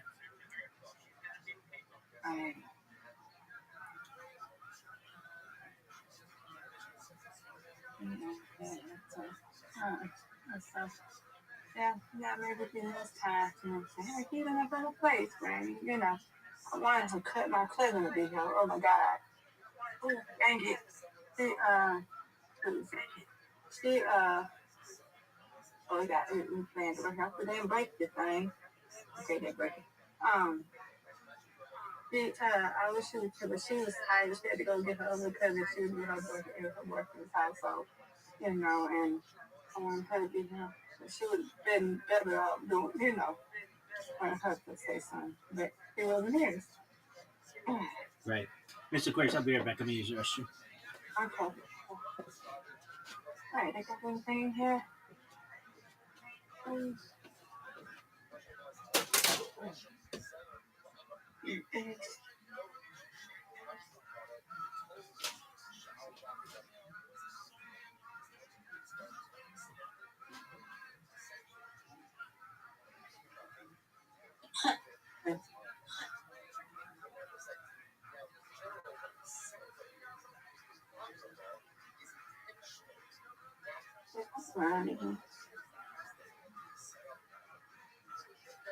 Please don't mind.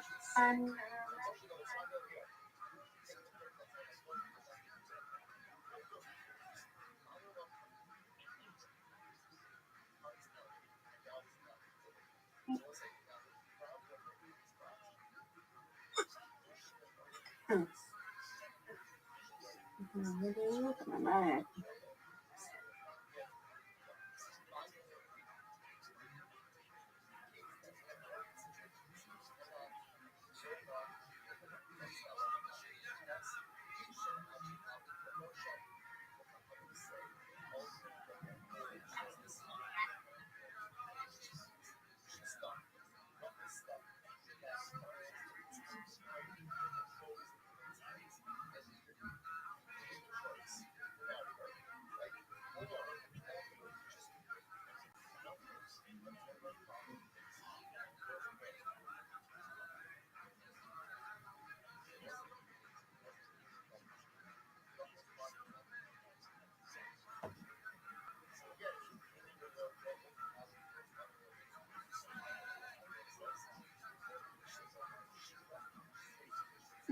Okay.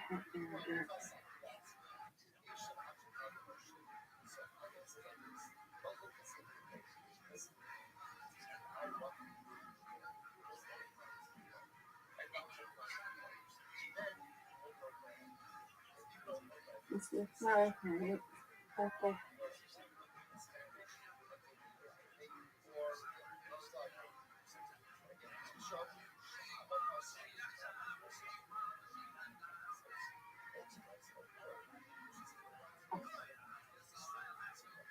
I'll get my grace. Just regular grace. I'm in regular grace.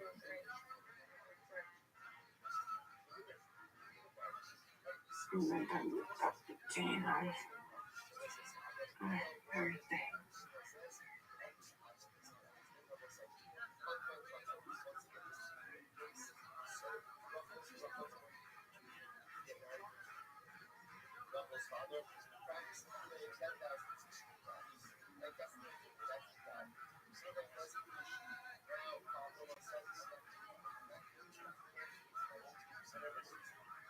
Yeah. Yeah. Yeah.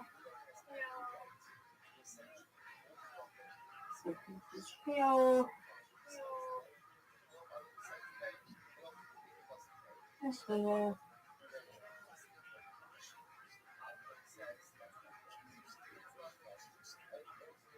Suck. Hey, everything done. Here we go. Yep.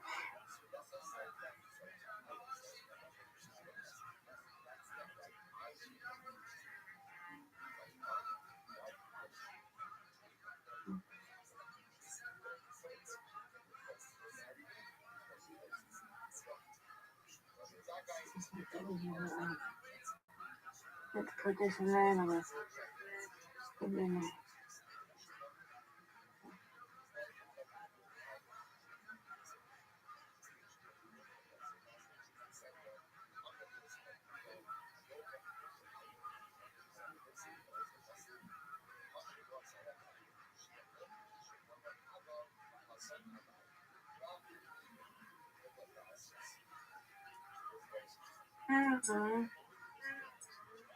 Just need to go.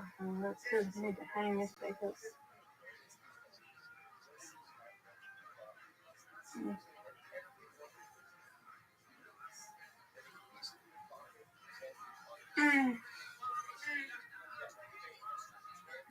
I gotta go Friday. We gonna go by Friday. Oh, you know. Maybe that gonna go Friday. Sure. I gotta go somewhere Monday. And it is Friday and it goes to nothing. Okay.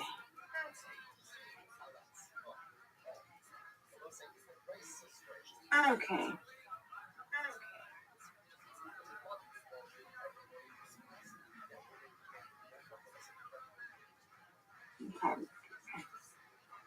Do this again. I'm not gonna watch that.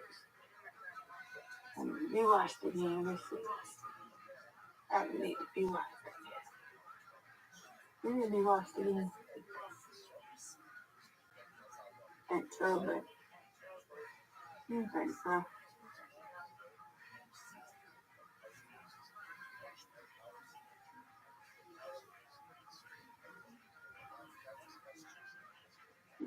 You okay? Okay.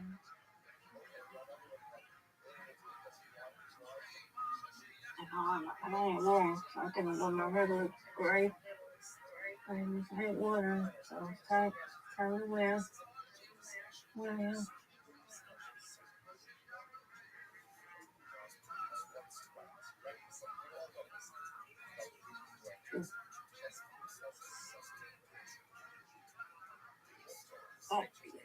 oh my god. Oh, okay. There's a soap. That's some regular gray one. What is it? What the hell?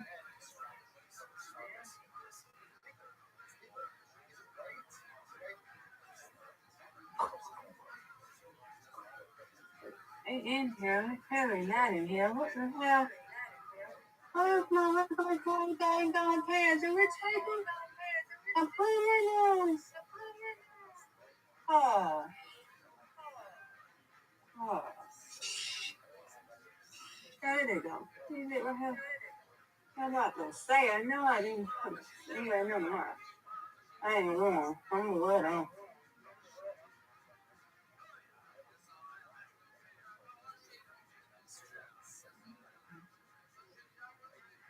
Mm.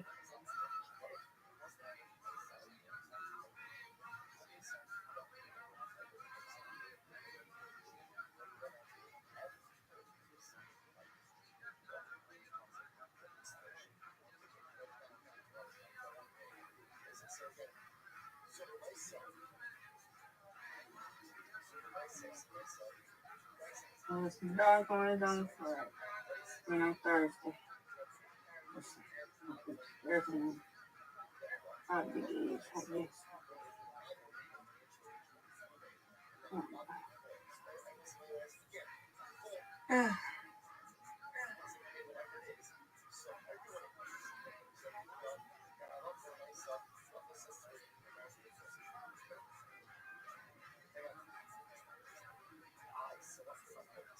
Okay.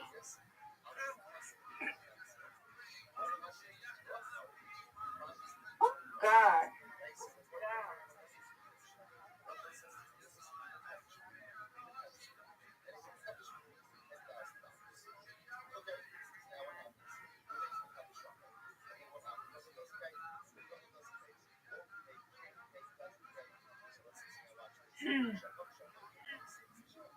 She's so damn loud too.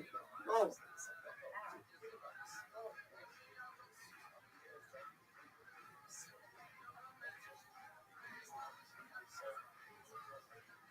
Okay. Go with me.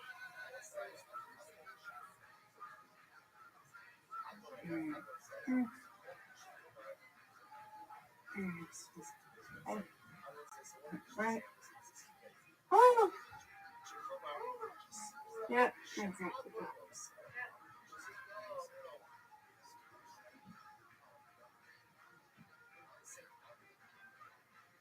Hey, what I do with my mask? I go check.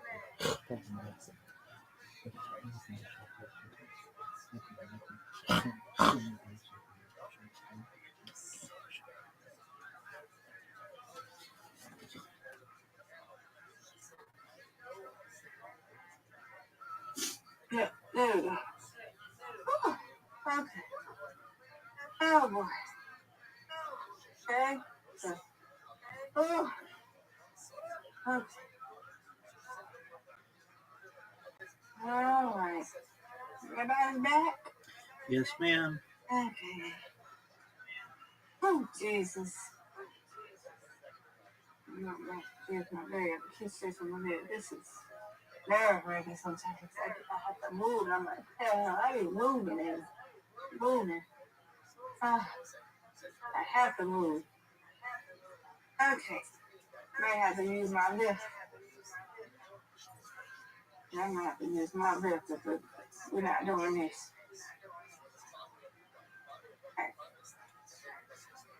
Mm.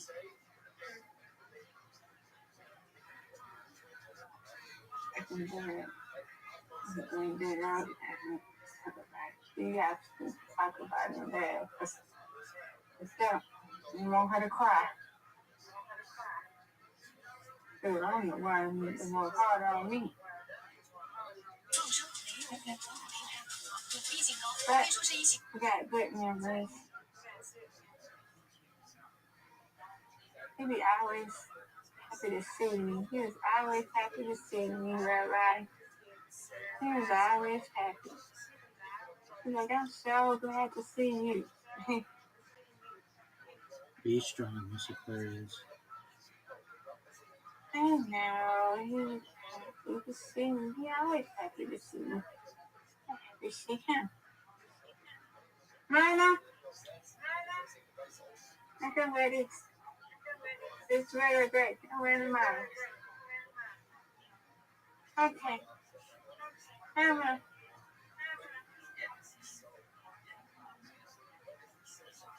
All right, I don't know. What you doing? Good question. I say it was stupid. I ain't gonna say it's stupid. It's not stupid, but it's actually rarely. These people just don't know this. Oh, so what was I doing? I was doing something today. And oh, um, um, what was it? My leg or something. Yeah, my leg was hurt or something like that, right? But it really didn't do had it different. So he was like, oh, that's because she's black. That's because she's black. I said, who are you talking about? Who are you talking to? Oh, that's because she's black. I said, I don't know you're talking to me, but I said, was my leg hurt? It was because I'm black. Yeah, I said, y'all people be saying some stupid, out the wall stuff. If you can't say nothing, do you know the saying? Like I told him, you know the saying. If you can't say nothing nice at all, don't say it. Word, girl.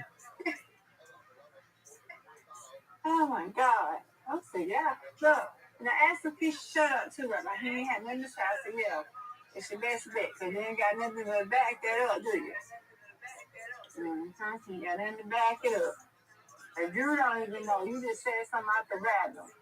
Just the case, man. Yeah, you got a response on me. I wasn't mad, but I just wanted to know what made you say that. He couldn't tell me why he said it.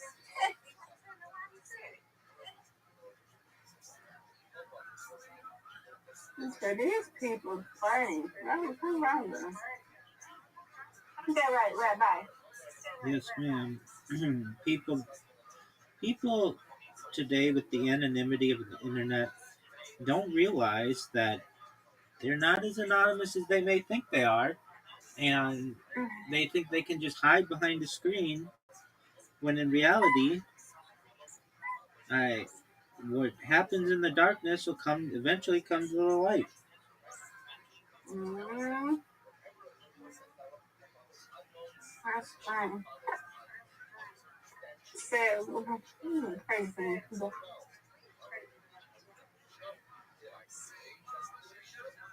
Rather than they shit like this, because I do come to realize some people just say the stupid. I say that's what they do. Say stupid random stuff. Just say stuff that makes no sense. That makes no sense, and it just said you get a reaction on you. I wasn't even mad, but I wanted to know why would he say that? You know what I'm saying? I'm like, why would you make you say that? Race don't have nothing to do with it, baby. What would you even say? Something at your mouth to say that? He had nothing to say. Nothing. Whatsoever. I don't know if he had a block, but he didn't have nothing to say after that. Nothing. I said, yeah, because you know you was in the wrong for saying that. Okay? I wasn't even mad, Rabbi. I wasn't. I just wanted to know what made him say that. Right. You trying to get a reaction out of me. It's not coming. I just want to know what made you say that, love.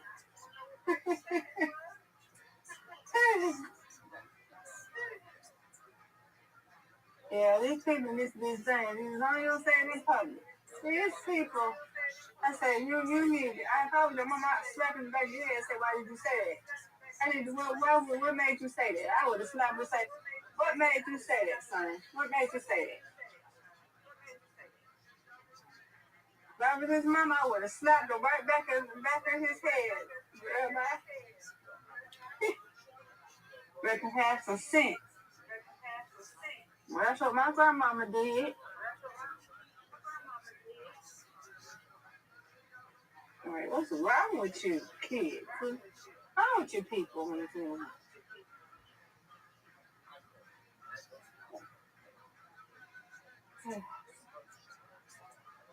yeah.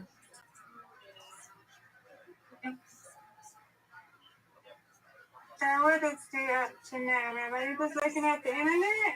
No, I'm programming the robot. Oh.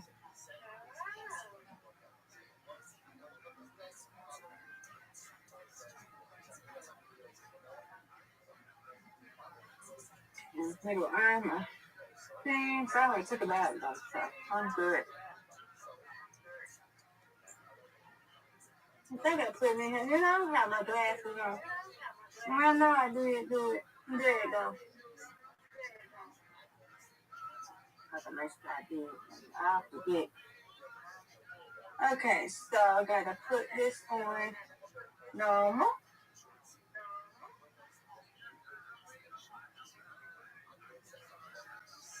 Normal. Medium. Okay. There we go. Your sister got nothing. Yes, she does. She be forgetting when she be on that phone, man. But this is why I'm here to help. That's right.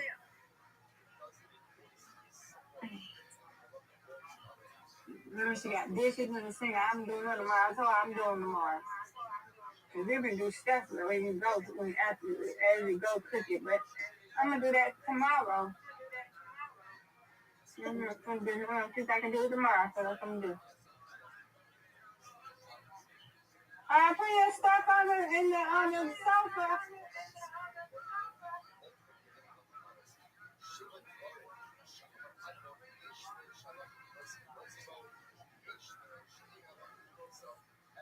Oh.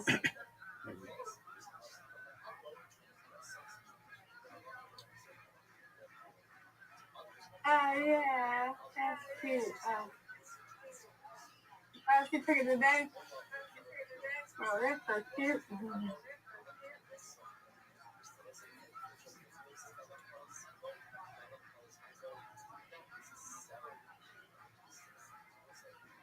Mom, you right there? You go? There you go, here. Put this over there. I gotta clean the thing out. Yeah, I thought I could have cleaned. Just put it over there with the other stuff on the sofa. Where's my side hurting? Lord. I don't need no more pain.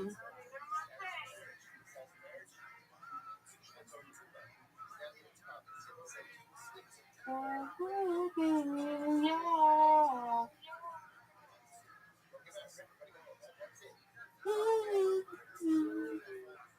and me.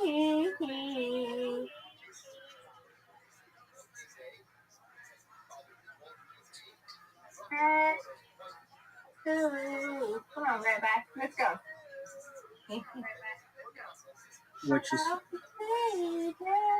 What you singing? I like. You know how that song? I think you that song too. Kissing day, you know what song I like? Who's it by? You know how that song? Who's it by? I don't know who this is by. I think it's a guy. I don't know. Oh, she's terrific.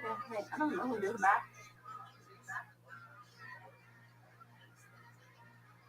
Oh, damn. Let me see. I take that with you. Hello. Baby.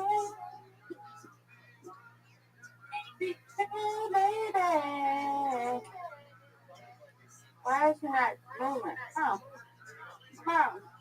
Talk to them. There it goes. Okay. It's called, it's a high five.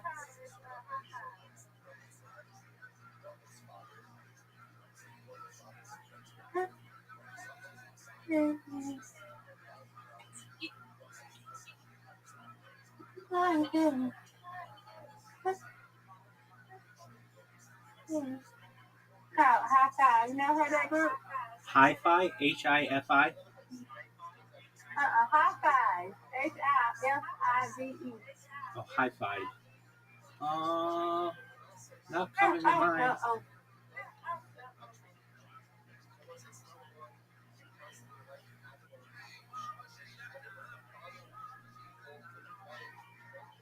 Yeah, the cousin's class love that song. I gotta take this off. I gotta take this off. Your little cousin, Rain's class? Not Rain, Chasman. Okay. My other cousin. No, Rain is 3. I know, that's why look, Miss Aquarius. No, my other cousin. I got a lot of cousins. Okay, well, but you didn't, the last cousin we talked about was Rain, so I'm not knowing that you're talking about. No, Chasman. I got Chasman, I got Carrington, because they got a lot of cousins. I'm talking about Chasman. She's in her 20s. Okay. And she likes that song. Okay, I was gonna say they're singing that song at 3. That seems strange to me. No, okay, so no, we don't. So Jasmine likes that song. Yeah, Jasmine does. Oh no.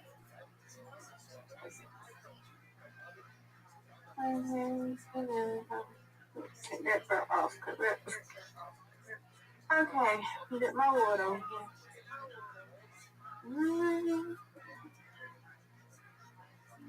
I don't know why my side is kind of hurt. Why are you trying to hurt, bro? We're not gonna have it.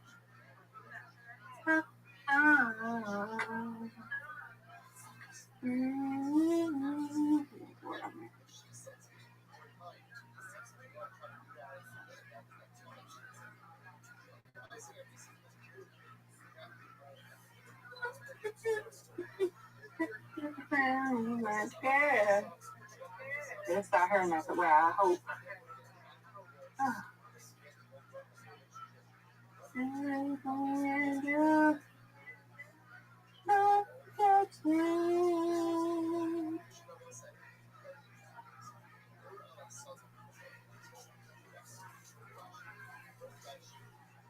Alright, okay.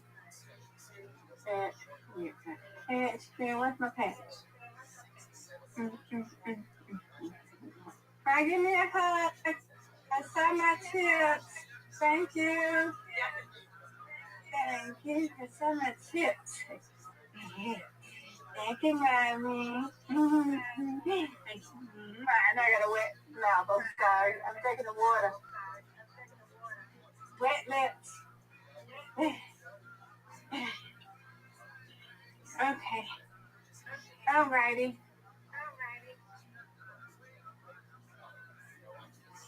Okay.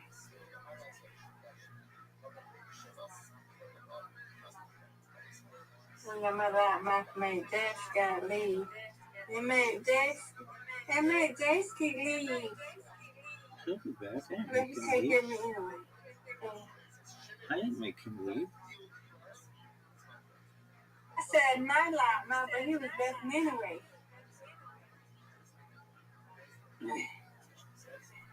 I might have made him leave. I didn't make him leave. He was on different. Oh Lord, I don't. You know what? I'm gonna use my lift. Forget that. I gotta go get my pants. I'm not gonna keep going up and down these dang on steps. Just not gonna do it. I'm not doing it. Huh? Fell on the bed. Fell on the bed. Rabbi, you're supposed to come help me if he was here. It's Aquarius. Be strong. You got to come help me. I fell on the bed. Okay, well, be strong. Get your bearings and get back up.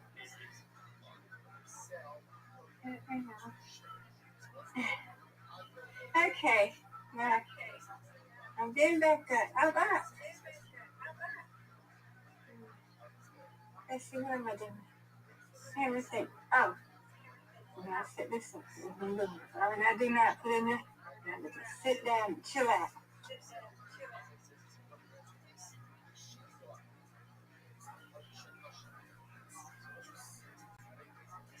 Mm-hmm.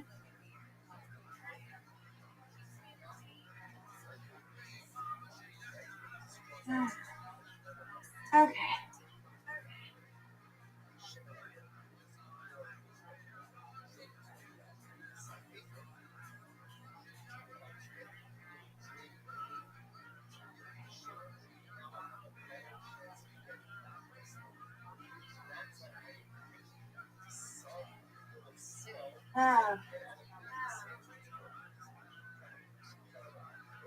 What's the rabbi doing? Rabbi? This Aquarius, I'm programming the robot. Okay, robots, can I send that one? Maybe someday, I suppose.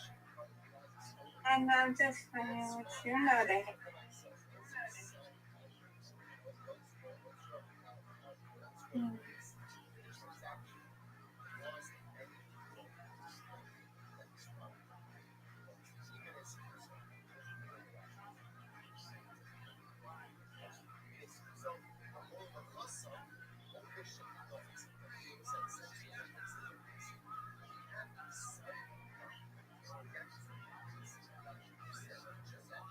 Lord help me.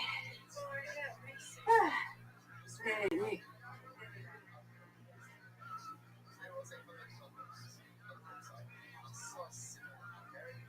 Oh, I gotta take my what's it called? Dang it. I gotta take my what's it called? Yep, I gotta take it. It's that certain thing of Jesus. So I gotta plenty of water. Okay. I have to drink plenty of water. I don't drink plenty of water. I don't want to have no kitten problem.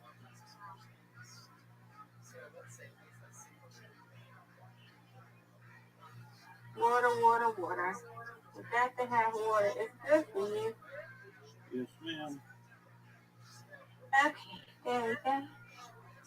At that now, I'm gonna go on this lift.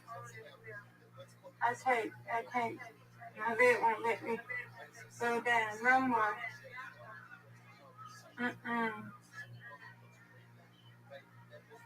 What kind of lift are you talking about? To get into bed or to get downstairs? Yeah, to get downstairs. You know the lift that we gave Papa. Yeah. Okay, I got you. Yeah, that one, yeah. Not a lift for the, I don't have that. I need to get the stair lift. Yes, ma'am. I'm gonna go right there. Okay? Yeah, this is it.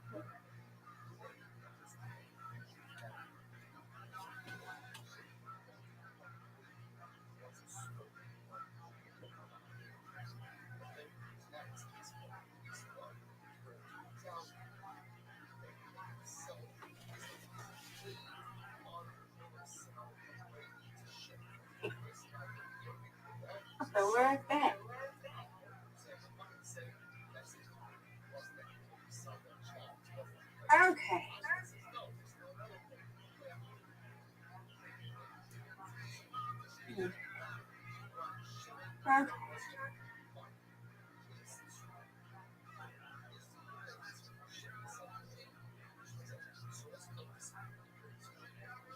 Alright.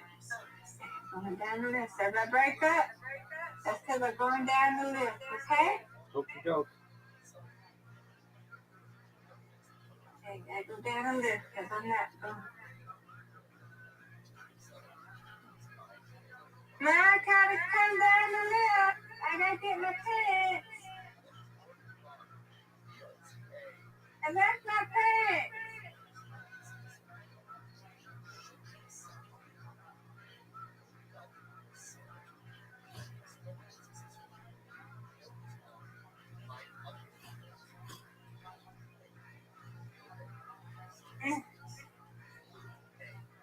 Okay.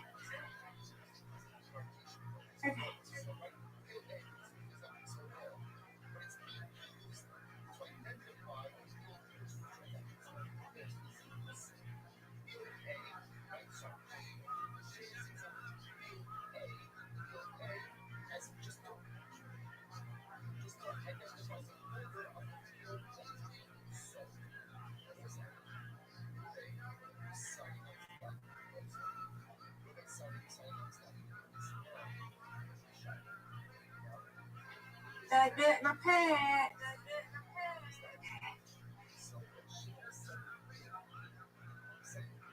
I gotta put my thing on my leg. I was like, I'm not gonna do this no more up and down. So it's time for me to get them. Okay. Alright, going back up. Okay. Oh, I just came in Daisy. Going back up.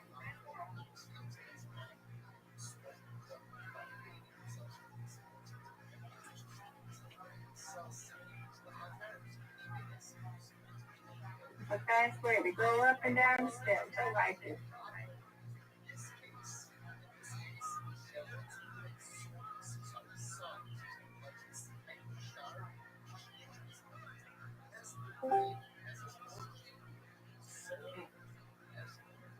Alright. Up there. Here. And then. Oh, this is the heaviest part.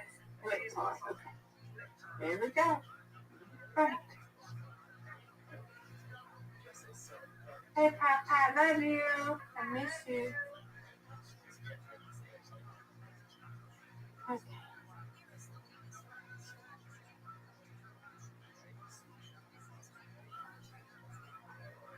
Okay.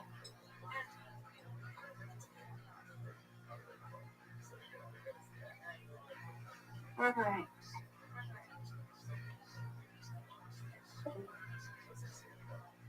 Somebody left. Who's left? Somebody left.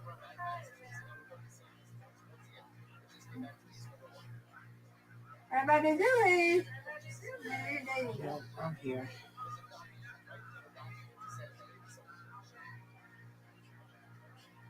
Okay. I don't use that.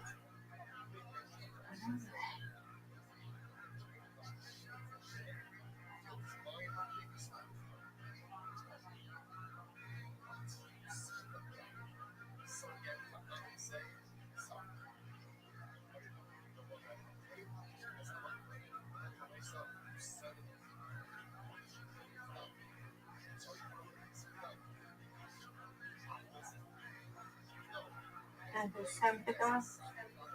Let's see how many minutes I got on that. Going up and down. They got to be. And I guess I listen.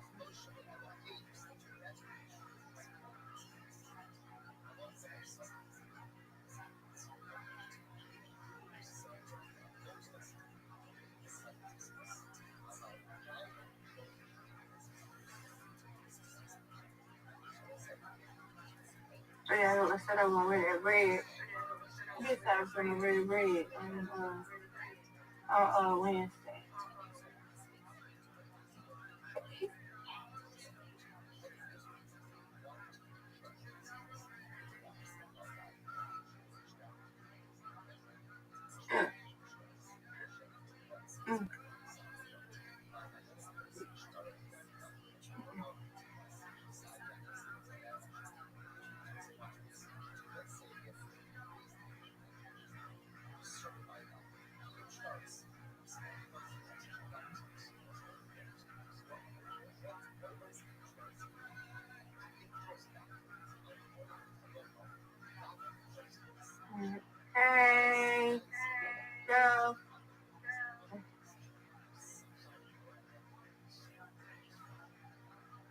Rabbi, Yes, ma'am.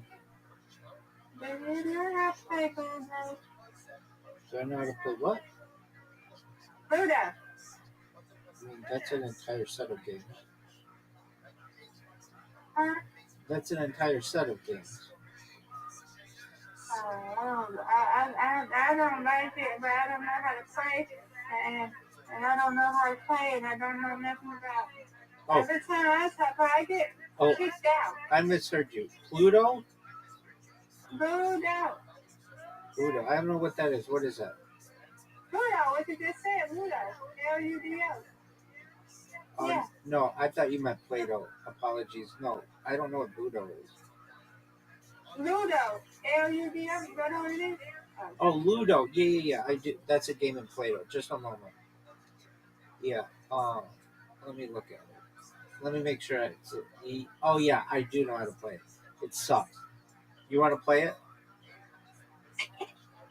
He's how to play. You have to play most games. I'll teach you how to play it. I don't like it, but you want to learn? I don't either. I don't like that game because I keep getting kicked out. Well, I don't know why you get kicked out. No, I'm not kicked out like that. Like when you have your men and you try to do it, and then they come after you and they bounce you back in your thing. Right. That's the only thing. I know that.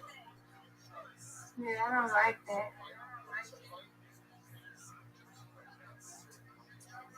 Have you ever bounced somebody like that, Rabbi? I've played it with people. I don't very much enjoy it. I don't either, so we're not gonna say I don't know. There you go. I learned it one day. It's just like, because I keep getting, I don't never get to win everything because they keep knocking me back.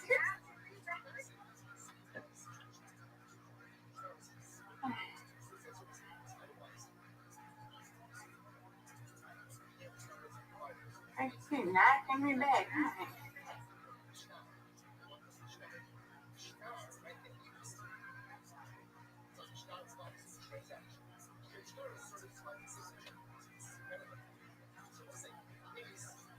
All right, we're done. Look at that.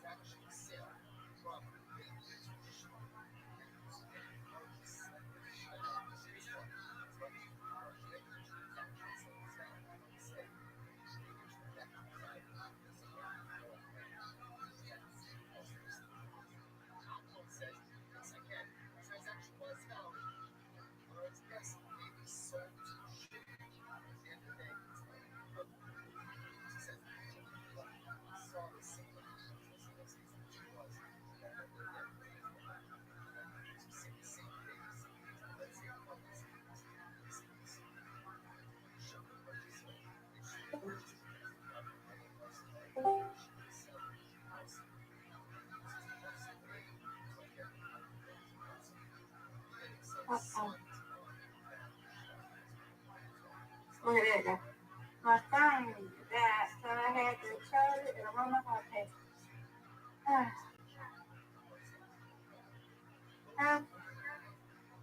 I'm like, God, I forgot it did say 10% at one point. I'm just over here trying to Get stuff together over here. Okay. Rabbi, can you hear me? Yes. I'm going to get in there. I'm sorry. You're good.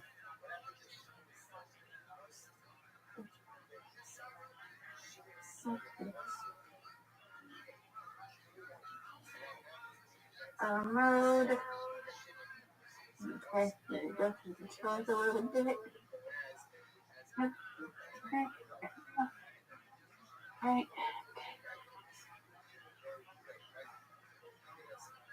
Oh, this is not what? Oh, this is on 24 hours. This means I've been on my devices too long today.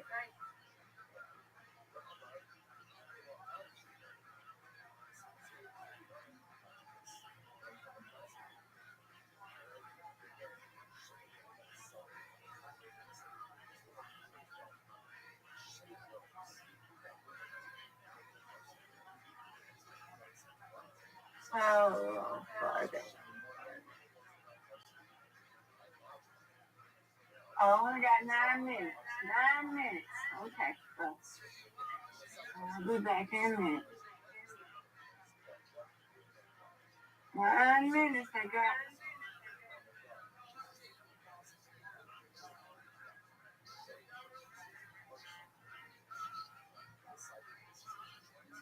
Lord. Okay.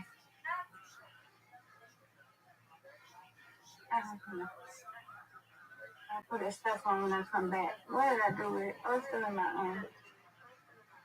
purse. I put it on when I come back up there.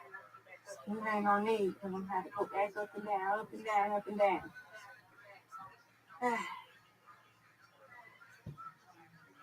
Put it on, get that foot. Oh, the 8 minutes now. Okay. Let's see. What time is it? It is 8 o'clock. 8.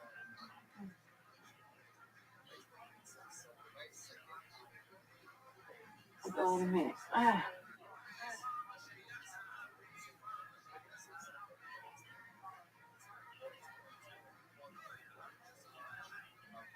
Rabbi, doing over at it. Am I what? You over at it. Am I on Reddit? Hmm? I'm watching my robot, just making sure that it's working. But I can be on Reddit. Is there something you want me to see? Hello. I don't know. I don't know. There's too much going on in this world. I just know they said something about Trick Daddy, somebody, I don't know. And there's something else. Let me see what Reddit got going on. I go downstairs. So you sent me some notifications. Ooh. Oh, what kind is this? Oh, somebody got the MacBook Neo. Okay, cool. That's cool. That's neat.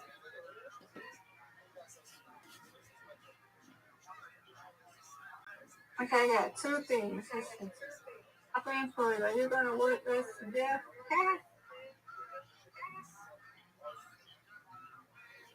Oh, wow. Are you going to work us to death? If you see a long wait at Apple Store, it is now by design. They refuse for people to pick up shifts that aren't scheduled, even though there are consistently 10 people in queue. Wants us to do 1 2 minutes when that's not possible all the time. I don't have any mental sanity left at the end of the workday. Apple reports record breaking sales and services, but the majority of people doing anything can't get into a job. And you know what I'm saying? Do not work for me. You know what? I called today, right?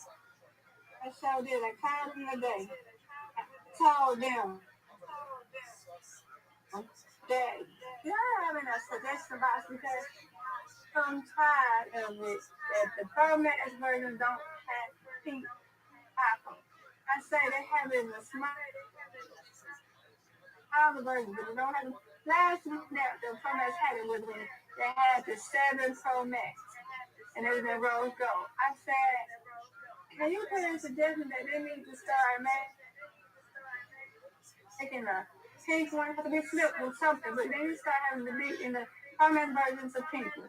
She said, I agree. I said, am I the only one that complained about this? She said, no. She said, other people that feel the same way. I said, okay. She said, well, also, she was saying that they need other colors, like in the MacBooks and stuff like that, other colors too. I said, well, you gotta be careful because we all record a live. I don't want you to, what. So please be careful. She said, you're right. I said, yeah. I said, but I get your drift.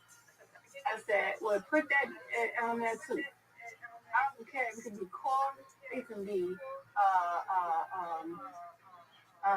it can be bag. It can be something other than other same colors. Like I seen the rumors they're gonna have. They're gonna have burgundy. That they're gonna have a brown color, burgundy, and purple. I mean, burgundy and purple. But they already have purple. So can we have all the colors? I'm just saying. The Toastmasters, they never had a pink phone in a long time. Even before, I don't care what it can be. Okay. I understand. Believe it or not, Mr. Aquarius, I get rose gold too.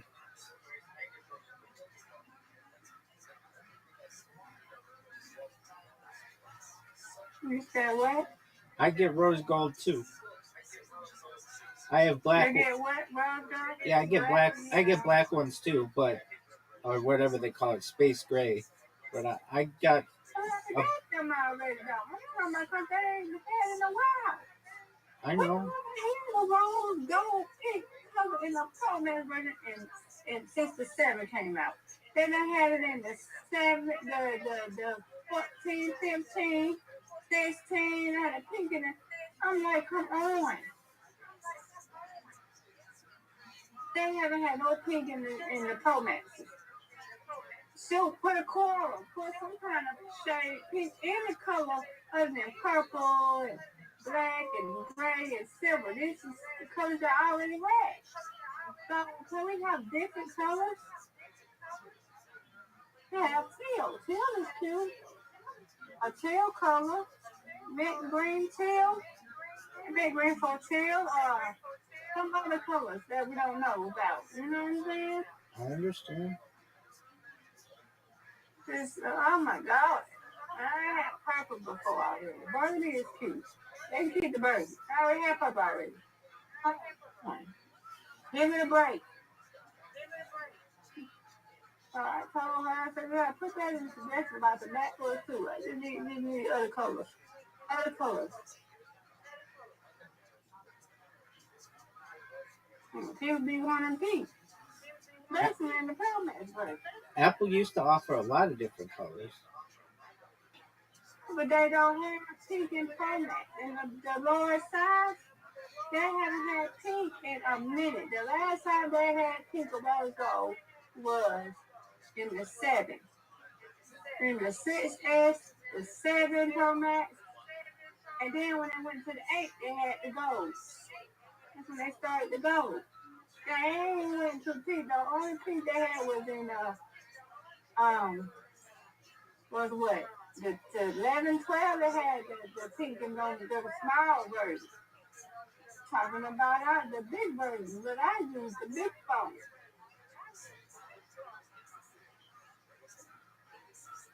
It make no sense. Like, y'all come with these colors, we only want one color. Just damn. Okay, you have green, brown. That's okay. But have some colors that ain't big, like a mustard color, marigold, something. That's cute. That was cute. Some other colors. Coral would be cool for me. I don't care. Coral, teal. It's cute though. That's a cute color. But rain pink for the colors. That's what coral. I don't care what it is. Just bring something. What color do you like? Do you like? Rabbi? I like rose gold. Believe it or not, no other guys do, but I Right. have some iPhones that are rose gold. I like space gray. I like aluminum and titanium. Okay. Um, those are cool. And then I like the rainbow of colors that they used to offer. And then I also they used to have like transparent, like way back in the day. Like you could see through it with a different color, like back in the late '90s, early 2000s, and they got rid of all that because they didn't want people to learn how to fix their phones and see inside. And I like that, like bringing that back. I think that's cool. Yeah. But they used to have all kinds of bright colors, and they got rid of all that. Yeah. They used to have that nice yellow. They used to have that nice little mint green color. Like I gotta start bringing them back for the big phones though. Y'all got it for these little small versions like the 17, 16. What about us? What about the people that want a big phone?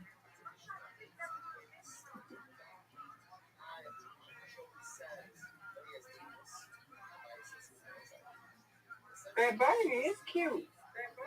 I seen the oh they do, but that's a cute color burger. That's cute. I rock that. I have a burning face from my 13 from that, but burger is cute. That deep red color is cute, but I need to have some other colors. I had a green before. Did you ever have a Motorola Razr? Yeah, I remember that. Yeah. Jasky. Yeah, I remember that. Yeah. Yeah, I had one, but you know what? I accidentally put mine in the toilet, and it didn't work no more. Well, that'll do it. What about you, JC? Do you remember that? The Motorola Razr? Yeah. Yeah.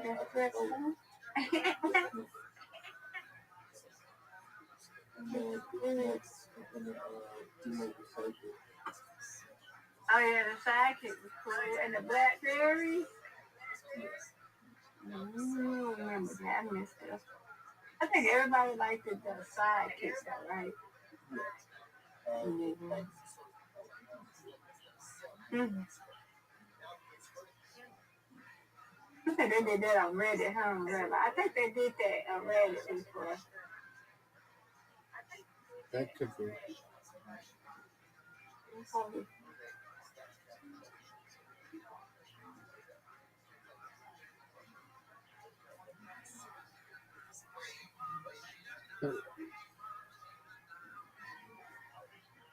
And JSK's over there working on something.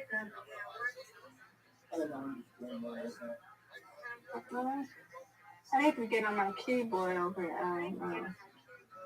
I need to get me a keyboard for the iPad.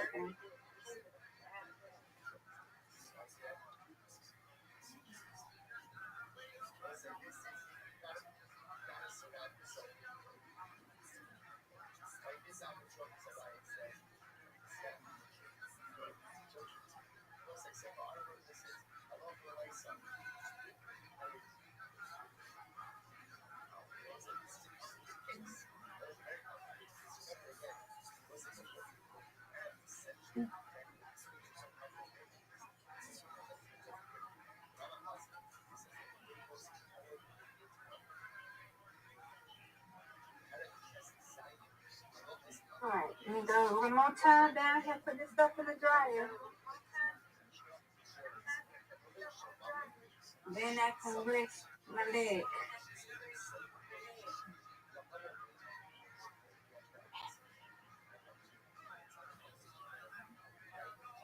Let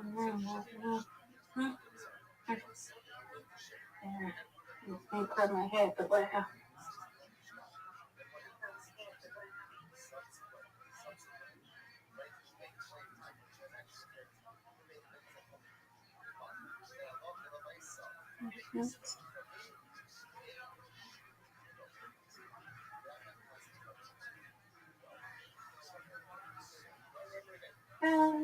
Me. And man, that's so short.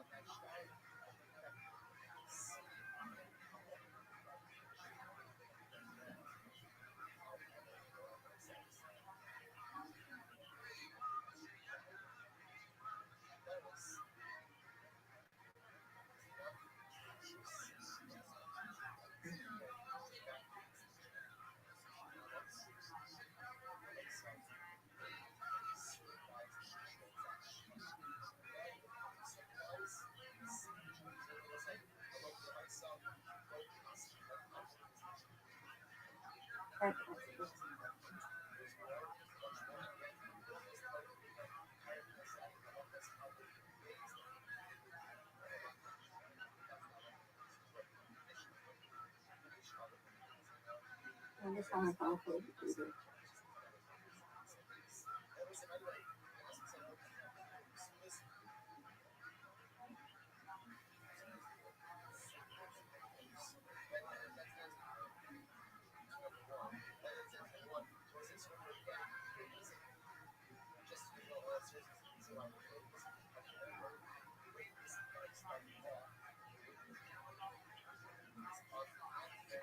For minutes. I'm going to go put it on there. Oh.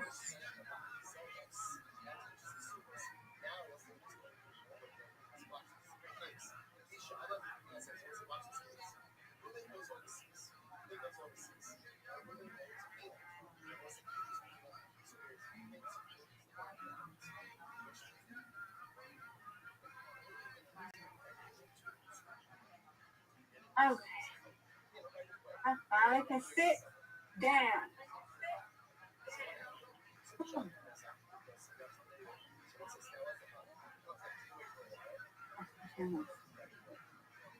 I'm put this thing on 54 minutes.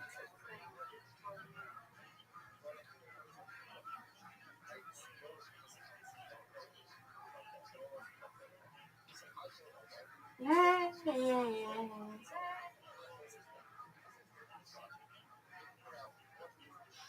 All right.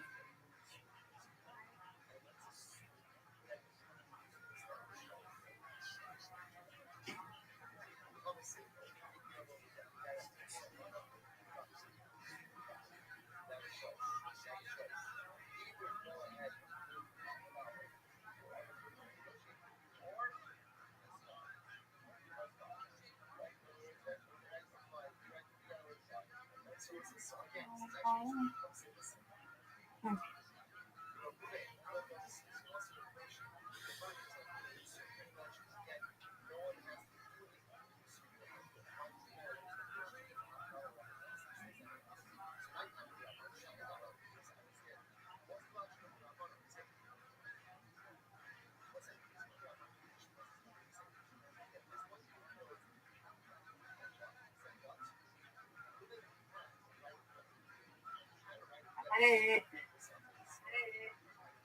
Oh, I gotta go get that list on here too. Gotta get that. That's a mess.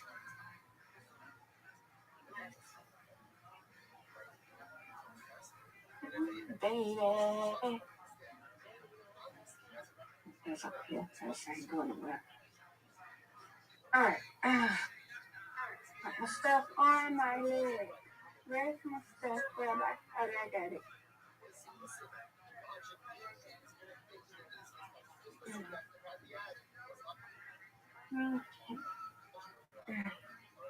I'm going to meet you real quick because I probably have a game tonight. Let's see.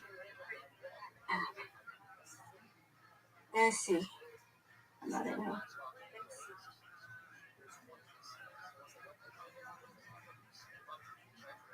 Yep, I guess she's going to be on.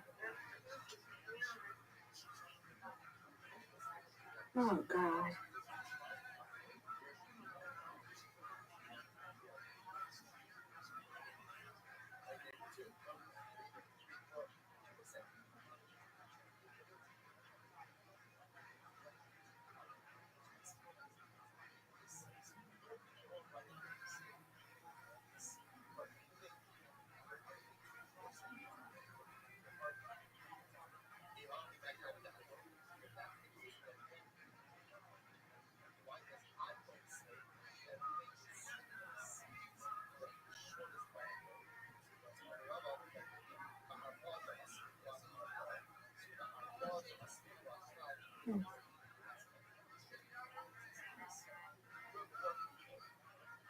Okay.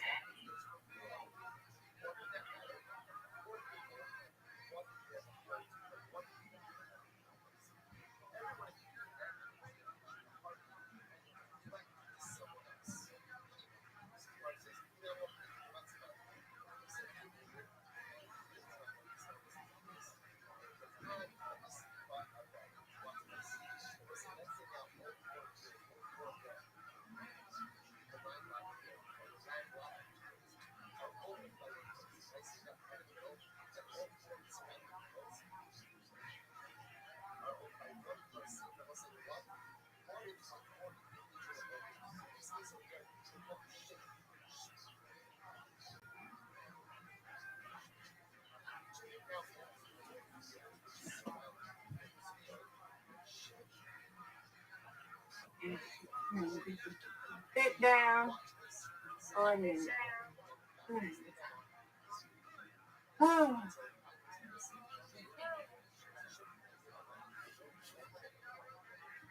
Sit up. So I need to do that. Someday it'll be all right. Okay.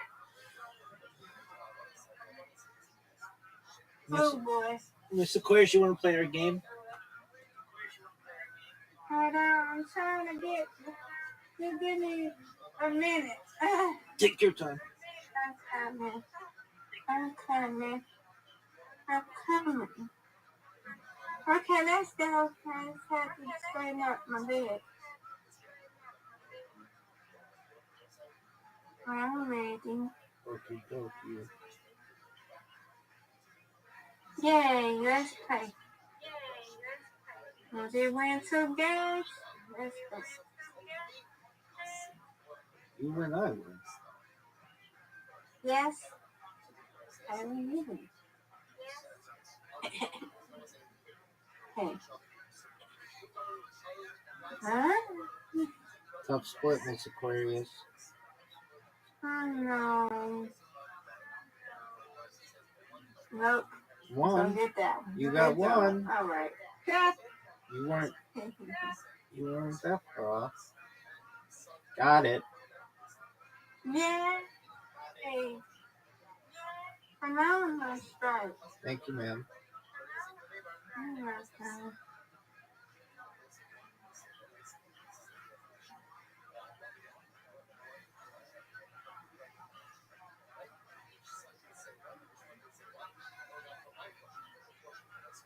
Oh, there you go.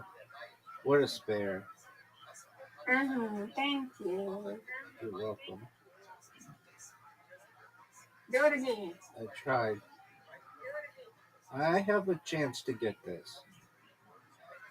Got it. Oh, spoke too soon. Psych. This was Halloween. It was on its way.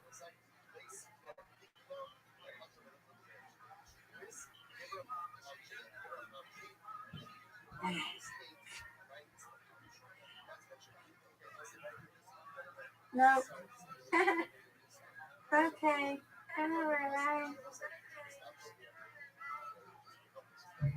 Oh yeah. Yay! That's a Another spot.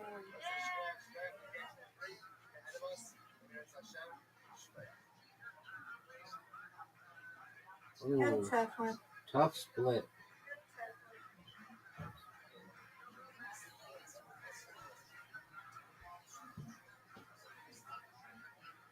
Got one. Come on, Ray. Another one. Yep. Yes. Good job. Big DJ score. Khaled. Big score. DJ Khaled. Mhm.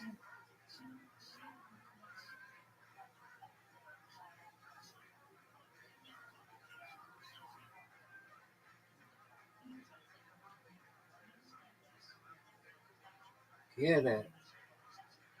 You got it. Finish it. No doubt. Yay. And another one. He is And on a another roll, one. people. Another one. Oh, almost. I'll take 100. Yeah, you is No. on a roll. No pun Good job. intended. You win, I win. I win, you win.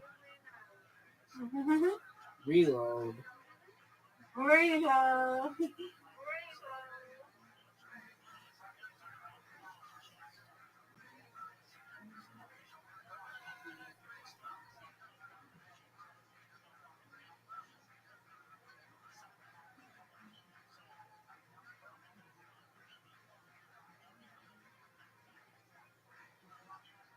Look at this There you strike. go. That's how you start, folks. If you're watching at home and you want to know how to start, Miss Aquarius showed you. Do it. This is tough. Tough. Tough split. Give me this. Almost.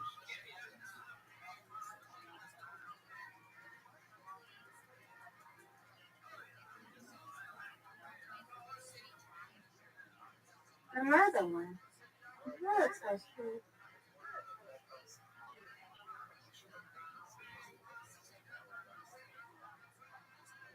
Get it. Oh, almost. Take one. Yeah. My Rabbi, you got this straight. No doubt. Yay. Hey. That's big time. Good job. You go.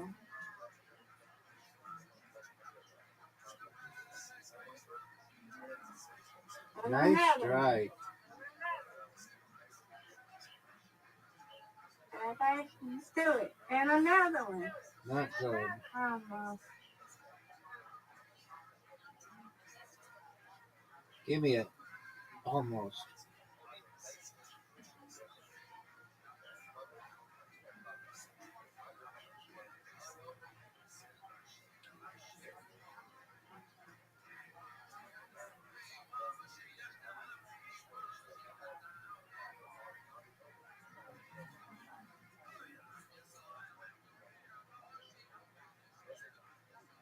No, Rabbi. You got it. Did it straight. Yeah. Yeah, it's right.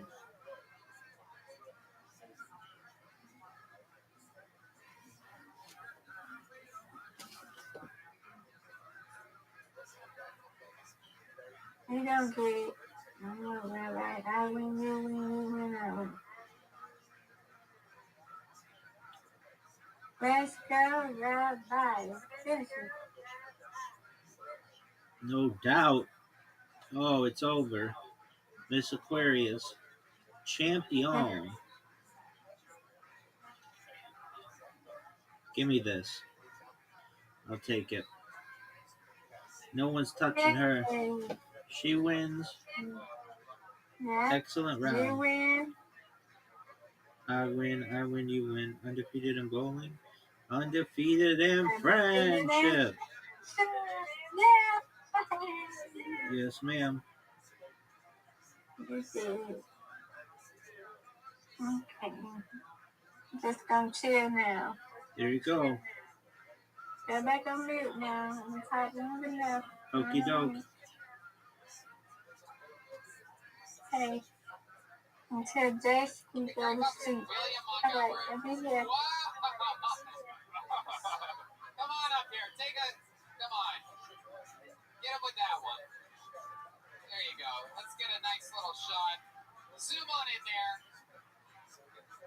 Oh, yes. Unbelievably beautiful. Here, move up on the camera a little bit. Let's keep facing that. Oh, wow. That's sexy, man. That's beautiful. Absolutely stunning. All right, there he goes. William Montgomery, everybody. Keep playing, man. Keep playing.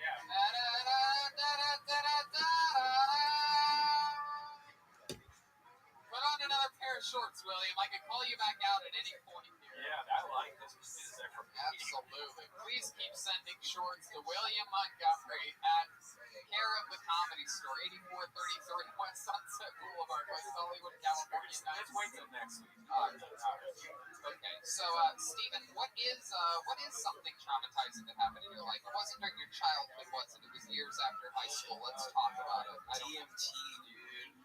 What happened?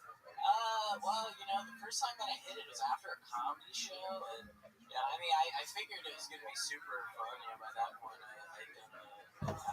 actually, no, I can replace this one with another one. The first time I did acid was the day Robin Williams killed himself. That show. Wow. What happened first? Did he kill himself and then you did acid, or you did acid and then he killed himself? So I took acid that morning, and then everything was going cool. We're hanging out in this river. Yeah, absolutely. It's still daylight out, But anyway, so we're hanging out in the river, and then these storm clouds move in, and everybody's like, "All right, we gotta get away from the river." I'm an hour away from my house at this point, and my ex-girlfriend, who we were dating at the time, she'd done acid 3 times.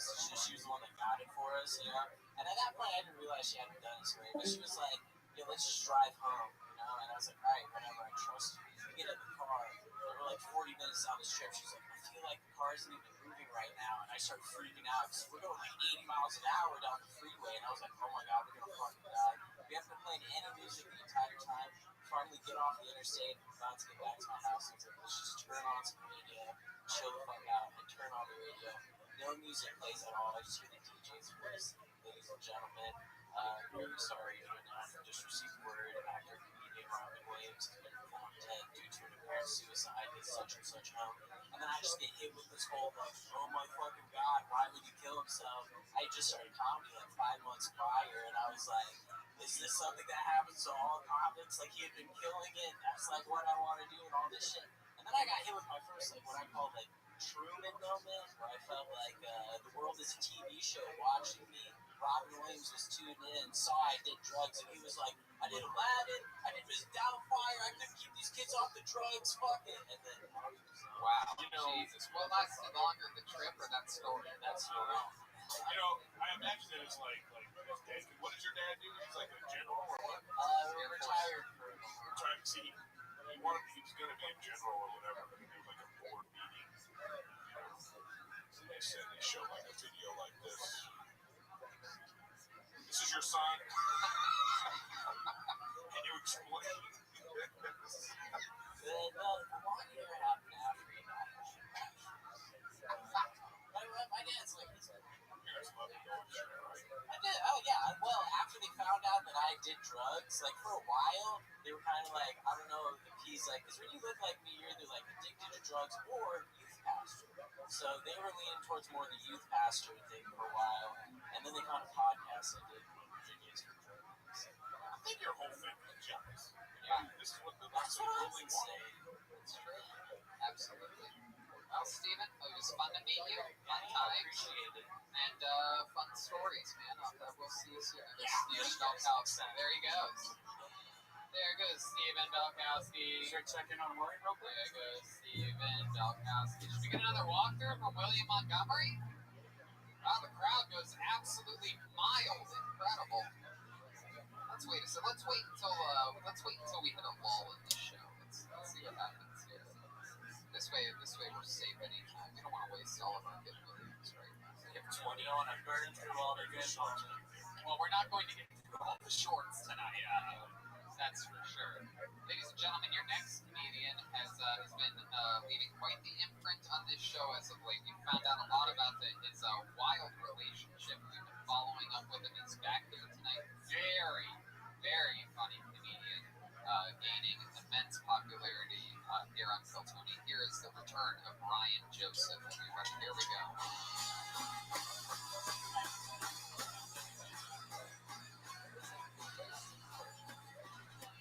Just ran into this girl I used to mess around with a couple years ago. I can't believe how much she had aged. She even has breasts now. I protest at Black Lives Matter rallies, but it gets so hot walking a mile in a white bed sheet.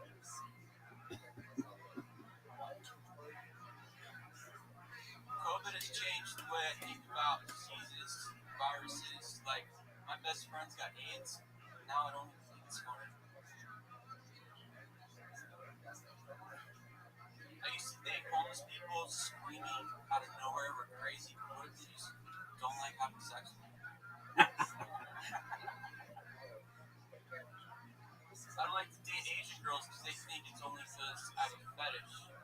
So I always have to say, babe, I've been with lots of different types of girls. They get beat on too. There you go, Ryan Joseph. Beautiful. Another minute. Fire. Oh. Hi, Ryan. How's life been? It's been amazing, Tony. Yeah, good, man, good. So tell us about it. Keep us posted. No, I'm fine. Yeah. Oh, okay. A little downgrade for you. This is your first time seeing Ryan Joseph. Jokes. Nice to meet you. I like it. Is he this environment? Yeah. I was just like dating this girl, like fucked around. I'm just taking it easy now, man. Give us a real update. What do you mean you're taking it? Well, I did the right thing. I banged my ex. Hey, that's the advice that I gave. Yeah, That's good. and then I told her right away. Oh, that's great. Yeah. And then you guys had the best sex you've ever had. Yeah. Yes. We were like even then. That's great. Yeah, I feel like a man again. Was the sex with your ex good or it wasn't? No. Right? It never. No, it was crazy because I was like thinking about the girl that fucked me over. Right.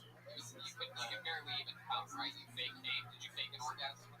Yeah, it was. Really? Is that true? Oh.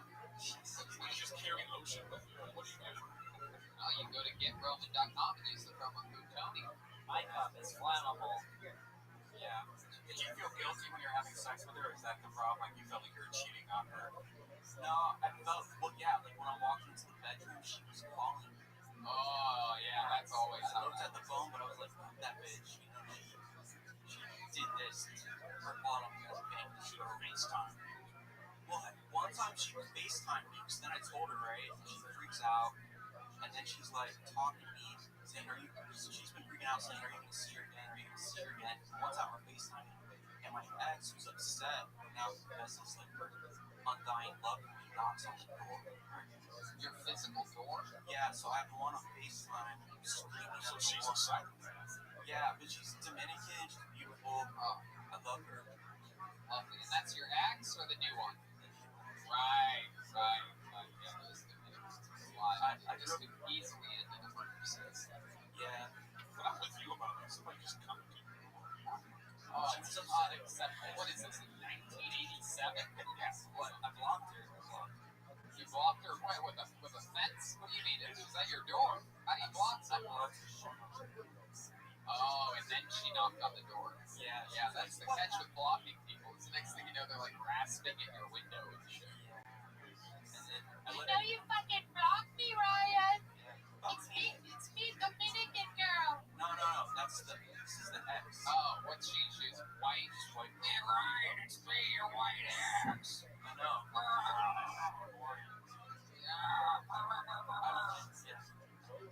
Wait, hold on. So the white ex would have fucked you over, or she's the one you fucked?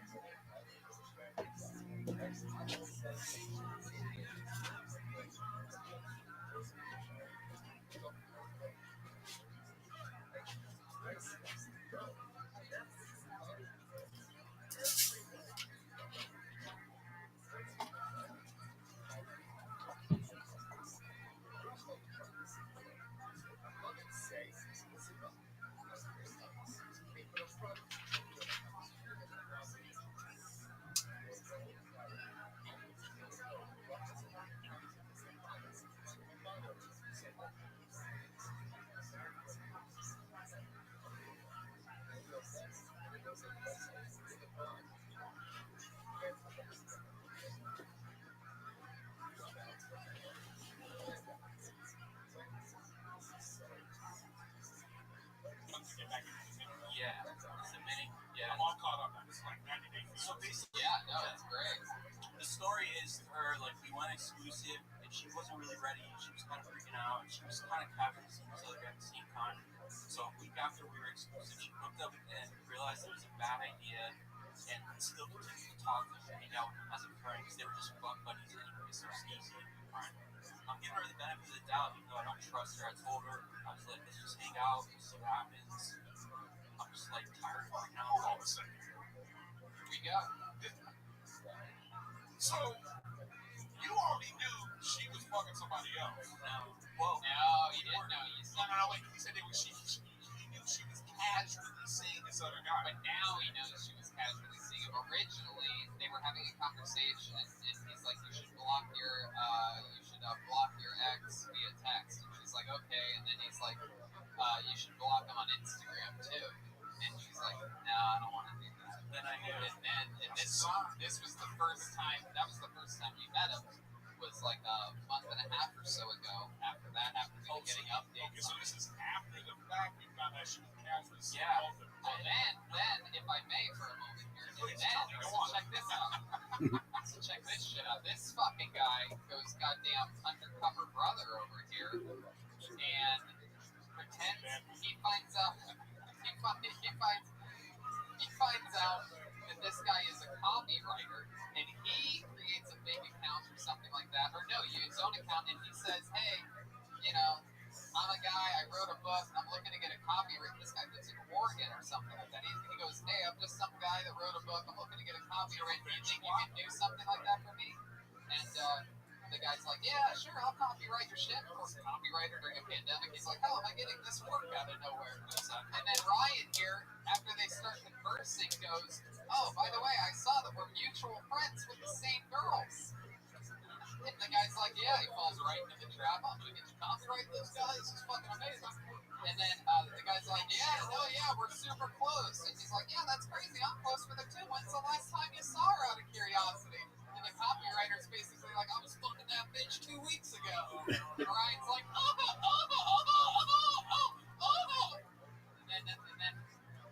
And then he immediately There's a guy go, "Can I get my advance for the..."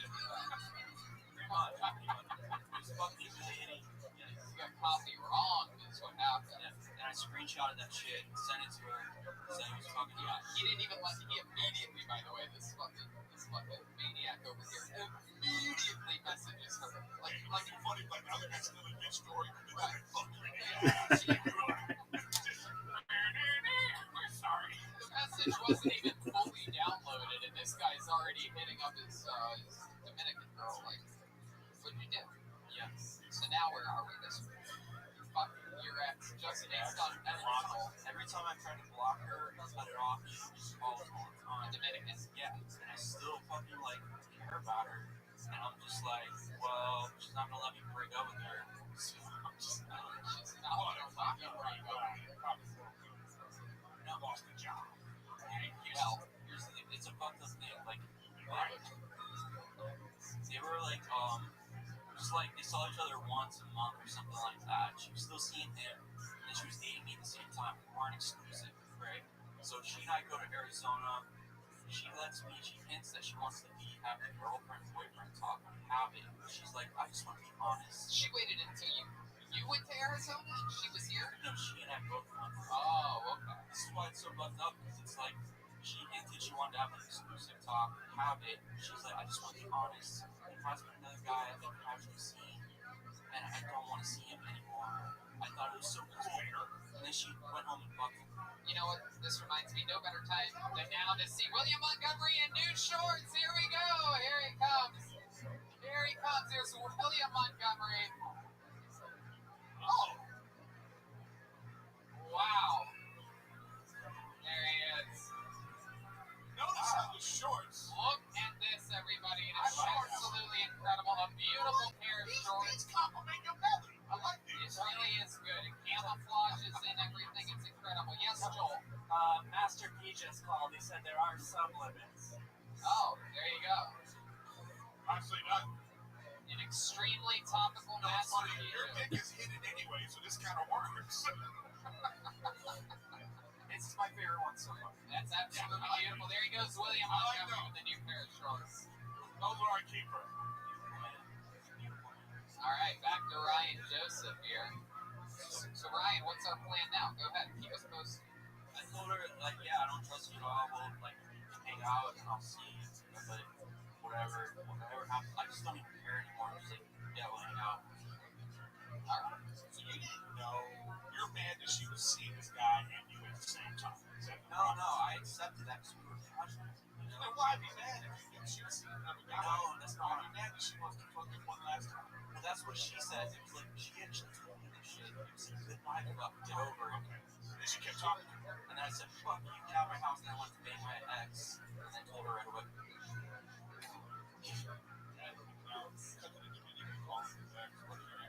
Right, she's copyrighted. Let me ask you this: do you think your ex is going to be attached at all now? Well, then I have her coming crying, saying she realized that, you know, I'm the one for her. She loves me. And then she tells me when she was singing, I was like, is this the theme? Every girl has to get a dick in them, and then they realize they love Ryan. Yeah, but here's the crazy part, though.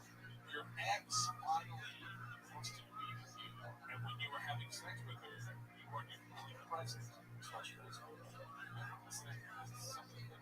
Well, looking forward to more updates in the future. Another fun 60 seconds from Ryan Joseph. There he goes, Ryan Joseph. Hey, show is on fire. And with that, it's time for another regular. It's the Mike Get Sanitized here at the beautiful Comedy Store on the Sunset Strip. The parking lot is open and filled with happy audience goers watching the stream outside.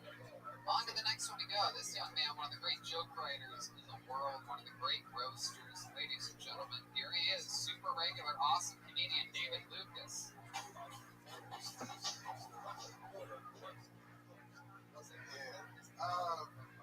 Men don't give a fuck about lingerie. We don't. As long as you get them naked, that's all we care about. Like, lingerie to a man is like wrapping paper on a toy to a kid. Hurry up and take this shit off so I can play with this toy. You could have wrapped this shit in newspaper. The same result would have happened, bitch. Like, but what you put on your naked body? Come to bed in a t-shirt. I'm still fucking. White people say they germaphobes. The whole time the cat be chilling on the counter while they cook. Like, bitch, this nigga just helped you open the refrigerator. I'm not eating that food. Like, I just saw that nigga crack an egg. Why do you think I want to eat your casserole? Like, get the fuck out of here. White people really can't have spicy food. That's how I get my white people. All that racist shit y'all did, I just burn y'all up with spices. You might come to my house and I make a fucking spicy birthday cake. I'm gonna get your ass one way or the other. There you go, David Lucas. David Lucas! I love it. I absolutely love it. I love this week's set so much. I could not. This is one of those, this is one of those moments where you hear a comedian tell a joke, and this is usually this happens if I'm ever in the back of the room about to go on after like a Bill Burr or a Chappelle or like one of the greats, where you hear a bit where you're like, wow, I think that all the time, and I haven't heard anyone really talk about it. That lingerie thing is just, it not only do I agree with you on that, but I would venture to easily say that a t-shirt or fucking like mesh shorts or like almost anything is sexier than lingerie, because lingerie gives off the feeling that they're trying hard and you're supposed to be like, oh god, you're so beautiful in that lingerie, almost want to leave it on like it's so beautiful, but it's like, what the fuck? And on the contrary, again, just a plain t-shirt with like a butt cheek hanging out, that's the hottest shit in the world. Bitch, put on one of my tank tops. Lingerie keeps everything all tight, like any bra or anything, that's done. That's like showing up, that's like knocking on a person's door. How about when it was you? Oh, God. How about clear? Is clear a color? I don't even lingerie. Hey, thank you, Eric. That's my tag. When I was in high school, I thought that's what women wanted, was like sexy lingerie. So when I was a junior in high school, I went to Victoria's Secret, I thought there was a Gucci Gucci. Like the straps, the garter belt, and everything. And I didn't know she was going to open it up in front of her parents. They're just pulling it out. And it's got like crotchless panties and everything. I'm like, That's hilarious. Red-band thought lingerie was a pasta dish. lingerie Alfredo. It's kind of like how women think of shoes. Also, we don't give a fuck about shoes. Most guys don't give a fuck. I got Red Man. That story is so White men don't give a fuck about shoes. Black men don't give a fuck about shoes. I ain't fucking with you. Oh yeah, dirty shoes is unacceptable. Red-band like girls that don't wear shoes. Red Man likes girls whose last name is Shoes. Absolutely. Yeah. That's my comedic daddy next to It's a lot of respect for you. You don't take much time, bro. He took me out of the country, dog. That's my dad. That's right. You took him to what? Hamilton, Canada. So, yeah. Love it up there. I had a great situation. Yeah.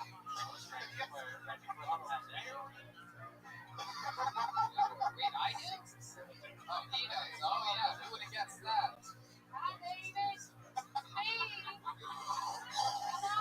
I want some of that spicy birthday cake you doing there.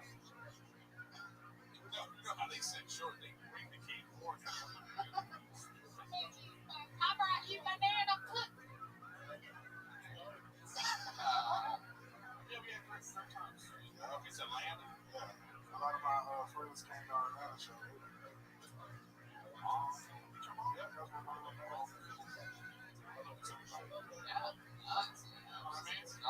Eric Griffin and Tony Hinchcliffe are probably the two of the best people. Like I've been on the road with they don't actually help these things. They don't want you to get better. A lot of them are scared to death. They're going to take their goddamn job. Both of these guys take to tear it up. I'm not talking about myself, but I will talk about Eric and of course like Joe Rogan. The best comedians want you to fucking get better and have no fear. It fills you with confidence. It makes you love the art form more, which in turn makes you work harder and write harder and perform more. It gives back. But speaking of writing jokes and always getting better, why don't we check in with your co-host, Brothers in Cursive? Here's William Montgomery, everybody. Some new shorts. Here he comes. There's some more shorts with William Montgomery. Whoa! These are Whoa.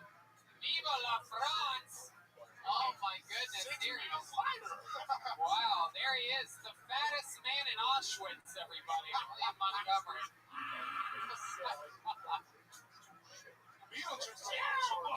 From Auschwitz to offshores. Tony, I didn't know. Why'd you eat? Tony, I didn't know Foot Locker had a swim team. There he is. You look like Beetle. I haven't drank juice in years. Oh my goodness gracious. This is just when they get a swimming pool in the prison yard, everybody. You look like you need a zebra. Oh my goodness gracious. Look, some work back there, huh? Wow, the swim shank redemption over here. Those swimming shorts came with handcuffs.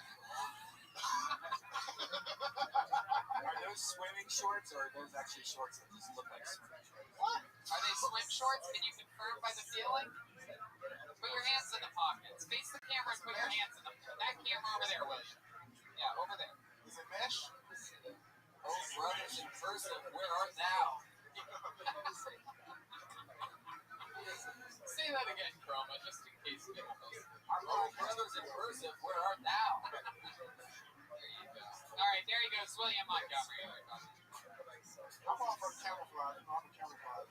But no, those are the official shorts, brother in cursive, half black, half white. And red inside. And checkered pants. What kind of shirt is that, Tom? This is a golf shirt. I got it at Booty Holes R Us. No, it looks like back in the day when the TVs was on. No, I like it. That's exactly exactly why I got it. I was bending over watching a TV that went out, and dildos were falling out of my asshole, and I'm like, hey, I should get a shirt that looks like this. All right. David, so much fun again. Brilliant material this week. I think you already got a tag there, and some other. Absolutely. There he goes, David Lucas, everybody. There goes David Lucas. Back to the bucket again. We've been playing some video games, right? Yeah, he's terrific gaming. You ever play Madden?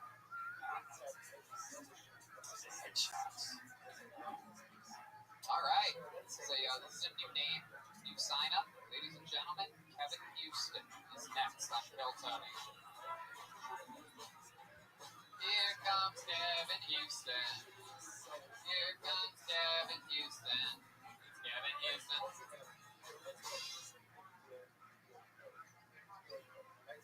So, just shy of a score these past 9/11. Wow. I didn't do much because, I forgot. That first one, that was just plain crazy. But I heard the new Patriots thing, Purdue is going to be fired next year. Sorry, quick disclaimer. I officially have a nub for a pinky finger. This is a public notice that all of my past previous pinky promises are going to be here going forward, okay? Now, despite my many setbacks, I'm a goal-oriented guy. Just this spring, I typed in Pornhub from the home row. Listen, that website alone is undoubtedly maybe a better speller. But with dyslexia, try to imagine staying hard while sounding out Fuginarius, you get it. That's what Don Phonics did for me. See how quickly you can retain amateur, penetration, Calipigian. Get hooked on Pornhub, where spelling comes fast. Available now with Mavis Beeman. Visit that again for help with Pornhub. Pornhub, please help 88 over. Wow. Man. My goodness. Feels like it's been forever in which somebody's been absolutely horrible on this show. Really? That was that bad? Oh, yeah. Although congratulations on just learning how to read. That was, thank you. I brought you a gift. The woman said to the man, hello. yeah, you couldn't remember a minute? No, I didn't. I had it, but I was Are you a comic or an actor? No, I just work in film, yeah, but I didn't want to, blow it for everybody, so. Why? You blew it anyway. No. You had it on paper. It helped you blow it. It felt like you literally had ad-read energies during your... It was kind of half-ad, so I guess that's what I was kind of going for, but yeah, I guess Yeah, it should feel like you're, talking about something. It really felt like it was a read. a read. I hear you. My goodness gracious. First time doing stand-up comedy ever. And no, but here, yes. Okay, where have you done stand-up? A couple places in Chicago, at the open mic. That's where I'm from. It was tough to do the old mics. It's like, dude, it's been so long, man. I even still, I'm probably still here with my dog, Even still, you gotta make an effort to, instead of doing an impression of his movie. You know what I mean? That's for everybody, don't do an impression of his movie. Attempt to actually do it. So it's hard to have the notes because you have to do it, but you were fucking reading the notes like It really felt like you were yeah. There was a part where you said, you guys get it. You have no idea what you're talking about. It's like you needed to pass that paper around. So you can be like, okay. Interior Comedy Store 2020. A dark light comes upon them. Interior, danger, evening. A smoke-filled room. Okay. A largely fat man with weird shorts comes out. So Kevin Houston, Yes. we have a problem. So tell us something that's actually you. Think about you, Kevin. So you're originally from Chicago. When did you move to Los Angeles? 3 months ago. 3 months ago. No better time to move to LA than right now. How's that been for you? It's good. I came out here to work for Kevin Smith. Sweet. Phone stuff out here, but You want to pick up that name you just dropped? Yeah, you moved on from Kevin Smith already during a pandemic. We got enough. well, you went to New Jersey. I wasn't going to New Jersey. Oh, that's cool. He moved there. No, he's doing a pop-up called Movies. Awesome.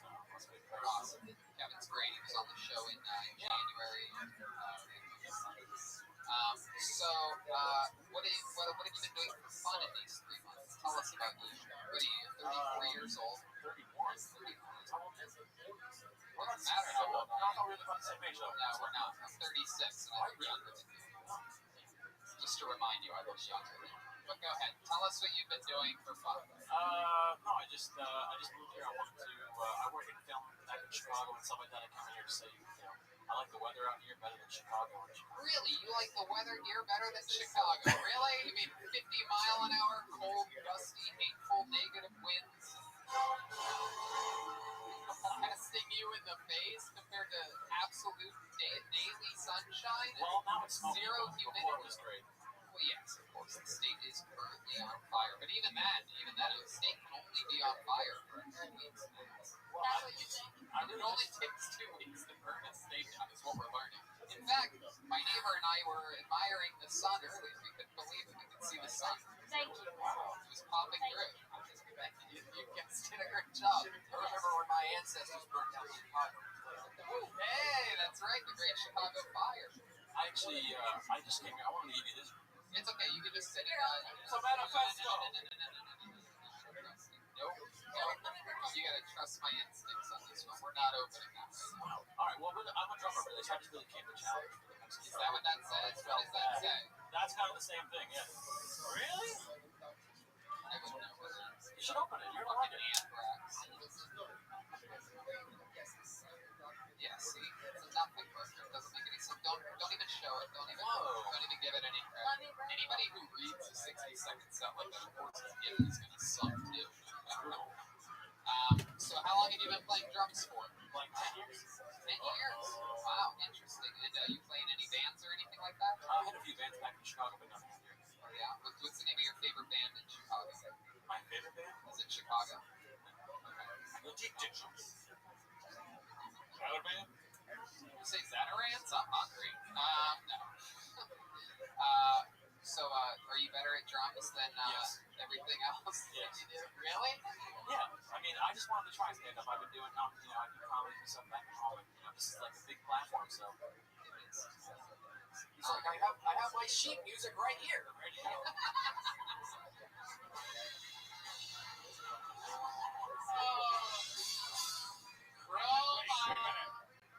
Do you regret this at all? 100%. I'm just not in comedy. Let me tell you something. Look at your face like, I don't know. Let me tell you something. Of course, we can look at this as, oh, they're being mean, all this and that, but here's the light at the end of the tunnel. You do not get a Mexican drum off. You do not, get to redo that set again. There's no, but here's the catch. Here's the good news. All right, Kevin? Come back sometime. You write a different 60 seconds that you're not reading. You can memorize 60 seconds. I believe in you. You don't even have to memorize all the words. You just memorize the premise and a couple punchlines, and then it's over and done. And don't even over-memorize it. Just fucking do anything other than what you did here tonight. And if you do good, next time you come back, let's set it for, we'll say 3 weeks from now. Okay? Something like that. And if you do good in your 60 seconds, if you get a single fucking decent laugh, you're going to be up for a Mexican drum off. How's that for a deal? Sounds great. There you go. Kevin Hughes, so we're moving on. There you go.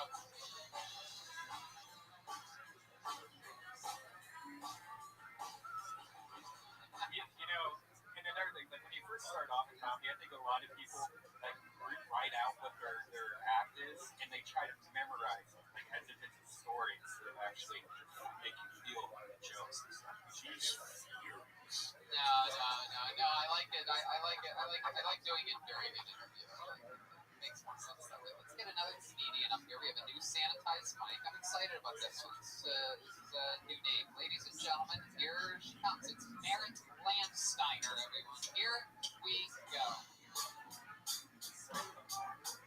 Here is 60 seconds from Merritt Landsteiner. I grew up in Minnesota. My parents met in a pretty unique way. They met at a wedding where my mom's older sister married my dad's older brother. Yeah, kind of weird. Only thing that pisses me off about it is when people are like, yeah, my family's really close. I'm like, yeah, but does your family fuck? Yeah, I'm single, and my dog sleeps in my bed sometimes, so I do tend to masturbate from time to time in front of my dog. But I want to make it very clear that I do not fuck my dog. Do not fuck my dog. However, when when she yawns, I do say, "Girl, what that mouth do?" Yeah, she stopped eating the crotch of my underwear, and I'm worried we've lost our spark. I grew up Catholic, and everybody growing up said, "Heaven's gonna be so great, heaven's gonna be so great," but I've also heard that about several OK parties. Feels like I'm gonna get to heaven, and they're gonna be like, "Don't worry, more people are coming." Yeah. Okay, that's it, thanks. There you go. Yeah, you got me with that one. I love it.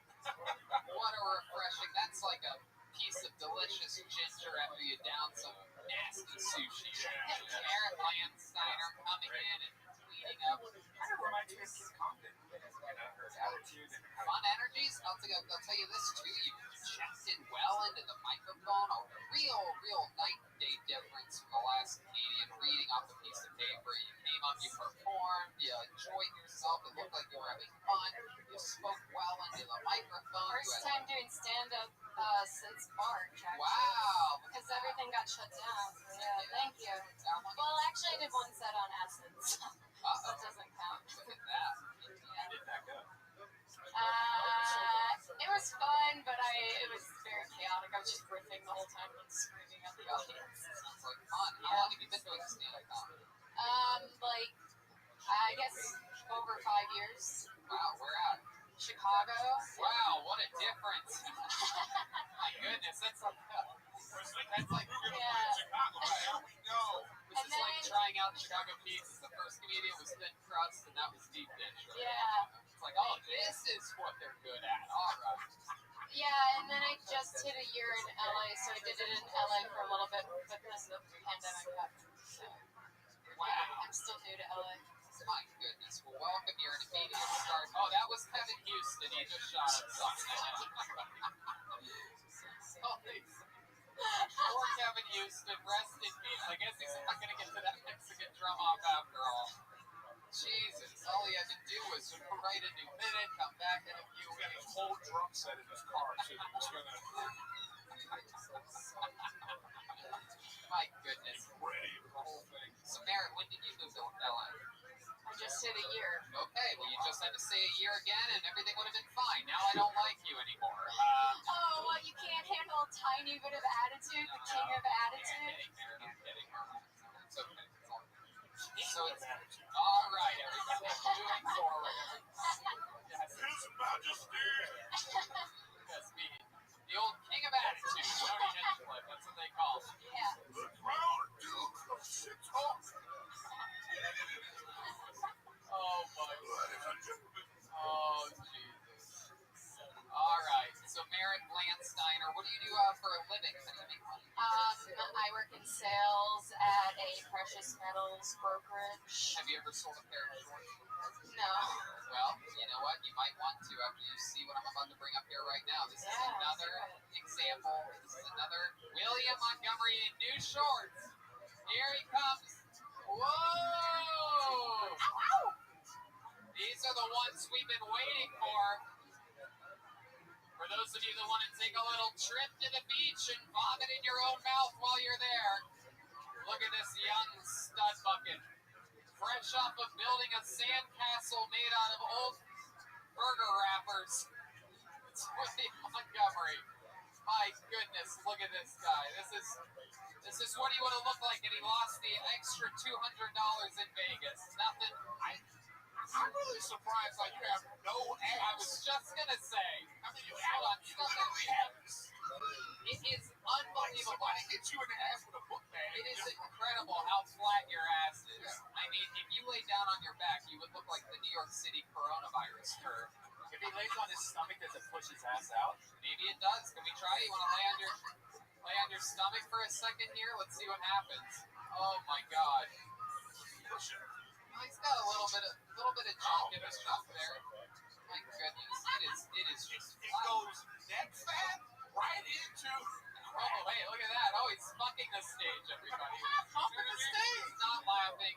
He is fucking the stage. It's amazing how the neck back slaps over to. It is incredible that I have a bigger ass than the fat man wearing shorts on the show right now. When your knees are bigger than your ass. It is true. It is true. He has bigger knees than butt cheeks.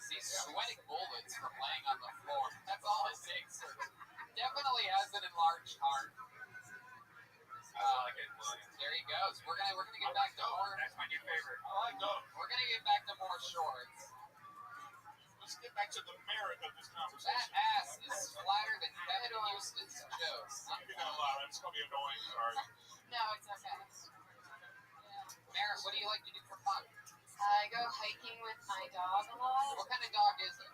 Rescue. I was told half Chihuahua, half Border Collie. Very odd mix. Yeah. Half Chihuahua, half Border. That sounds like Joel's whole family. I was gonna say we know a lot about that. Yeah. And I like to do drugs. What kind of drugs? I love like psychedelics. How do you feel about birth control? No, just kidding. I snorted. Psychedelics and Weed. I love edibles. what's the most extreme psychedelic you've done? I haven't done anything that extreme. I stare at tie. Acid, just hallucinating on acid. Are you, have you been single, John? Have you been single Yeah, for I a know, while? right? Have you been single the whole time you've been out here? No. And I'm like kind of seeing someone, but not, and whatever. No, You know you're how it seeing goes. someone. It's a good segue during stand-up, but that makes sense. You met during the pandemic? We met before the pandemic. Oh, okay. Did you move out here for him? No. But he lives out here. Yeah, he grew up out here. Old Jerry Watkins there. Oh my God, I still. Yeah, it's not that cute of a story. We're not exclusive, so. Oh, you're not? My choice. Oh, wow. You're like what's his face? You're like Ryan's girlfriend. Yeah. It's a soulless monster. No, we're way more mentally stable than Ryan's girlfriend. Ryan, exactly. Yeah. It takes a lot to get the I'm friends- levels of insanity to where you hit Dominican. Yeah. That is the top of the yard. So that's fun. Yeah. And what does he do? Welder. Wait a second. You know this guy? No, you don't know him. He's a well. We know a lot of welders here. He's a real rough guy. What do you mean by that? Like, yeah, he's a man. He's not a Metro LA guy. I can't do that. I grew up on a farm. I don't do Metro men. It's Jesus, just, what I the fuck can't. is that supposed to mean? All right, I was making a joke before you did. So your dad's sister married your mom's brother. Does that like make things? That makes like your niece, your sister, and shit like that? So, like, do you have siblings? Yes. Do you have a brother? Yes. So if you and your brother went to a bar and fell in love with a set of sisters and married them, it's kind of like that. It's really weird. And I just make it into an incest joke, even though it isn't. But yeah, my cousins are like kind of like siblings to me. We grew up right by each other. But it would make my brother my what? No, it wouldn't. It would make him my brother-in-law. Right? Yeah, it's really weird. I don't know what to tell you, but yeah, I don't know. I grew up in a small, tiny town. I actually grew up on a farm. South Central Minnesota, between a town of like 1,700 people and 600 people. Yeah. Yeah. Are you Italian? No. I love The Sopranos though. What ethnicity are you? I'm always a letdown when people ask me that I'm white. Just a bunch of different white things. That is I know. Should I start lying, Tony? at least white people sometimes. Oh, I'm smoking. Oh, yeah, that's. Who gives a fuck? I'd say Puerto Rican. It's not Puerto Rican. No matter how hard your imagination wants it to be. This thing's feisty. That's why. I am very, blunt and assertive. There's a latitude on this one. Okay. What she needs is a welder. Very fun set, incredible. Like I said, great stage presence. Thank even though you're technically not on the stage. Yeah. Great projecting, great jokes. All hits home. I appreciate it. Awesome stuff. Thanks for coming by. Thanks. There she goes, Merritt Landsteiner, everybody. Thank you, Merritt.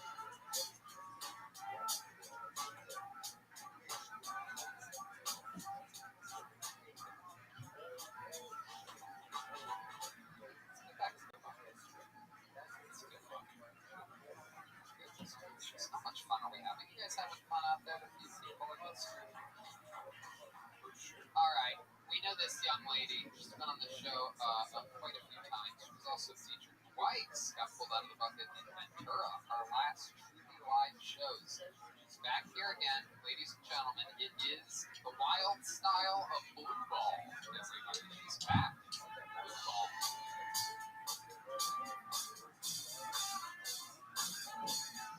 Blue Ball. It's Blue Ball. Here she is. It's Blue Ball.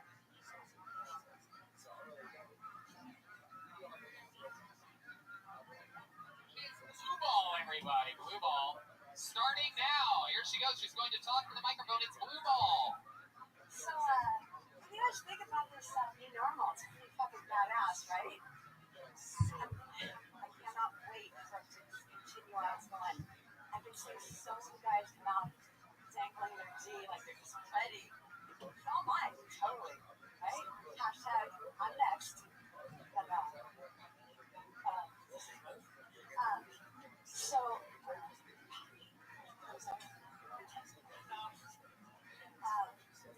yeah, so I really actually went.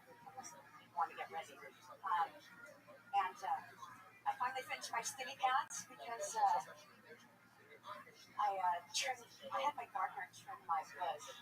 And I could finally get in there. He said he was a gardener, actually. No, he said he was a landscaper at Disneyland. And he made this pigeon, like, unicorn. And it's, well, it kind of looks like a unicorn that frogs the sandwich. Jesus fucking Christ. And Blue Ball, everybody. Wow. The shocking part to me was that you went to your notes. Yeah. Boy. That was the part that I was like, wait, what? My goodness gracious. Blue Ball, Blue Ball, Blue Ball. I'm telling you, I find it intriguing, people of different, shapes and sizes and styles. And there's very few, grown-ass women that sign up for the show and try to come on the show. And just to give you guys, listeners of the show, a little insight to how the current system is working. Basically, as of late, people have been able to sign up for being present outside, before or after the shows. Basically, it's like, if I see the same person a few weeks in a row, I'll say hi. And if you say hi, sometimes they'll be like, hey, I'd love to get on the show sometime, blah, blah, blah, blah, blah. It's sort of a different process right now than just what it used to be, which would be 100 people signing up for the shot, and maybe you get super lucky. Now, we know who's in the bucket, and the reason why Blue Ball gets into the bucket is because she's so consistent. Shut the fuck up. It's because she's always here. She's always present, and I'll walk out after a show, and she's, waving and saying hi, and this and that. I mean, week after week after week after week after week after week.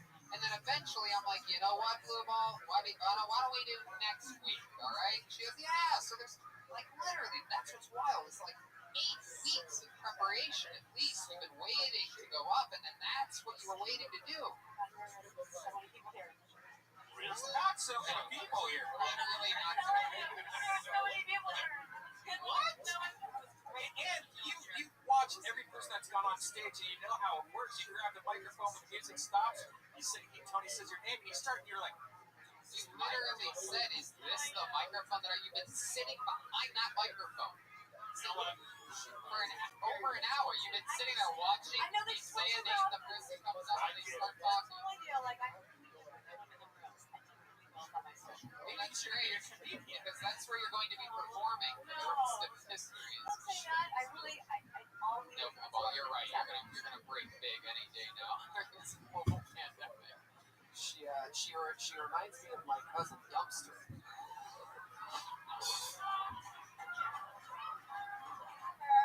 Roma Chris batting 1,000 tonight. Absolutely. I think even if I bomb, I'll still get some charm. What are you? I'm just saying, like, you know what? It's different. What's happening? Are you going full Requiem for a Dream right now? Did you start skiing during this pandemic? You started on diet? I got my bush trimmed. Like, I'm feeling great. Okay, enough about this fucking bush. well, she's ready for action. Obviously, this is a great. I put it out there, right? This isn't for the comedy. This is to let everybody know. Okay. I came here for the You know, there's only one thing that can get this horrible taste out of my mouth, and it is William Montgomery in new shorts. Here we go. Here we go. Here he comes. Uh-oh. Uh-oh. Look at this. Oh, wow. That's it.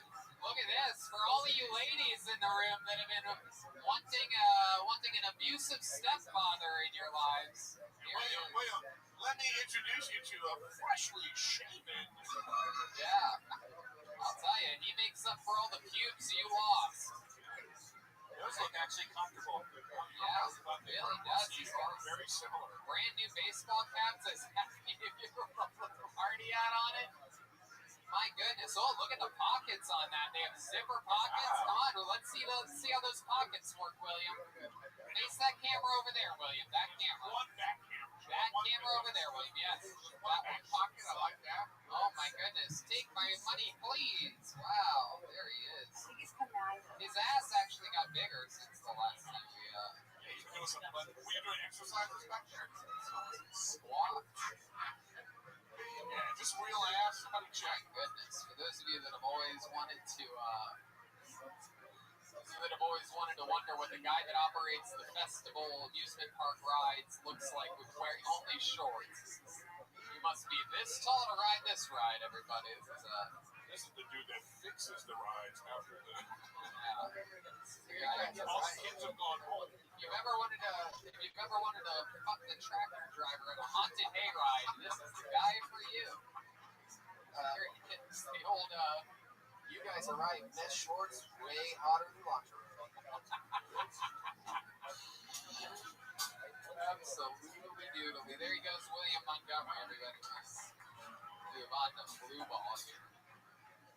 So blue ball, how do you rationalize what happened here tonight? What do you think?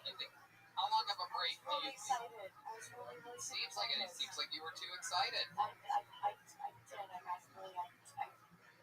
prematurely lost my mind. What are you on? I don't know.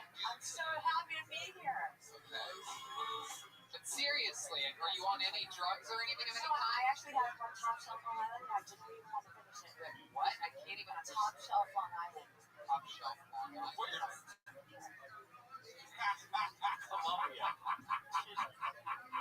Did you have the top shelf chicken wings too? Did you? But it was not. Take all of Get it. the fuck out of here. Like seriously, I feel this would have been my best set ever. What? It would have been. Literally, no one knows what you're even talking Are you about. kidding me? You can't hear me? Now we can't. Go ahead. I said this would have been my best set How ever. would it have been if you did a different set and said it No, differently? the same thing, but if I just was cohesive and I came out and just nailed it, but I chose. Okay. There she goes. Sorry. Blue ball, everybody. Not even in any condition to be able to be interviewed right now. There she goes, blue ball. She's still leaving. There you go. She's still walking away, everyone. There goes blue ball. We're blue balled for comedy right now. My goodness. Actually, we got a lot of comments. Yeah, tell me about it. Like anytime you fuck a guy afterwards, their dicks on fire. This dick is on fire. Dick is on fire. My goodness. Absolutely gracious. That was absolutely wild. My goodness. I mean, I just don't even know. Maybe that literally, yeah, it's incredible. My goodness. Imagine what will happen if we allow anyone in the room. It's okay, you're gonna be fine. She's over there. She's too old to kill herself. All right, so here we go. Unfortunately, everyone, this is the part where, of course, my favorite regular, my favorite regular right now, the great Michael Blair would come up and perform a minute, but unfortunately, Michael Blair could not be here. But instead, we have a special guest. I present to you, ladies and gentlemen, here he is, Vape Thing, future truth teller. Here he is. Vape Thing, future truth teller. Wow.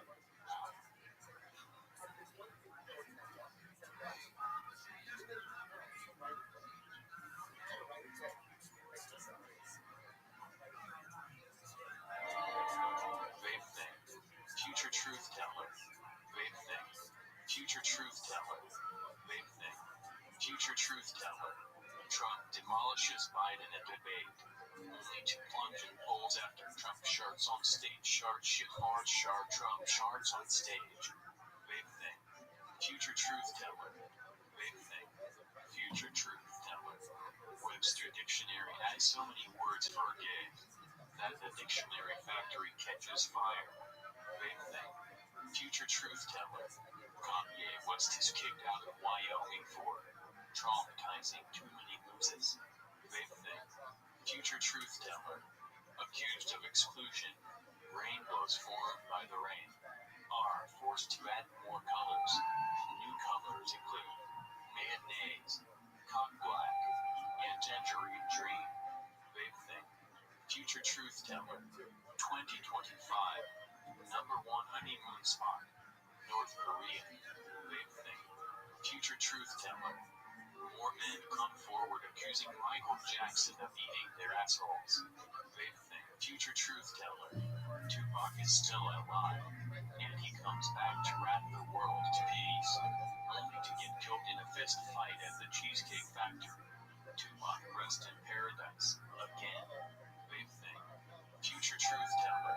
After psychedelic mushrooms are legalized, scores of industrialists blow their brains out for raping the earth. Big thing. Future truth teller. In the future, butts get so big, big butts completely eliminate the chair industry. Big thing. Future truth teller. The butt replaces the pussy as the number one thing to fuck. Big thing. Future truth teller.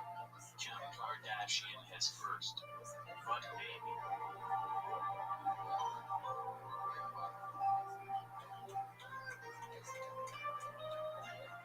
Wow, that was incredible. So much information. That was big thing. Future truth teller. My mind is blown up. Whoa, look at that mustache. He really is a truth teller. Whoa, there it goes. Oh, he just ripped off his mustache. That must have hurt. Did that hurt? You just get out of character so fast. He's not in a character. He's a big. Yo, walking fucking mustache. Welcome to the show, big thing, future truth teller. That was. No, I'm Mike. Oh my God! I didn't even notice. Yeah. Oh, Michael Lehrer, everyone. I took yours. Let's talk about. Oh, he shuts off the lights to the fake future truth teller mask. We're about to talk some serious shit. You know who's the Kill Tony ambassador. was just saying Beyond us. Ryan. Explain what that Ryan, what does he do? Ryan J. about the resident genius here on Kill Tony knows every single reference of everything ever. Here he goes. Tell us what he's saying, Ryan.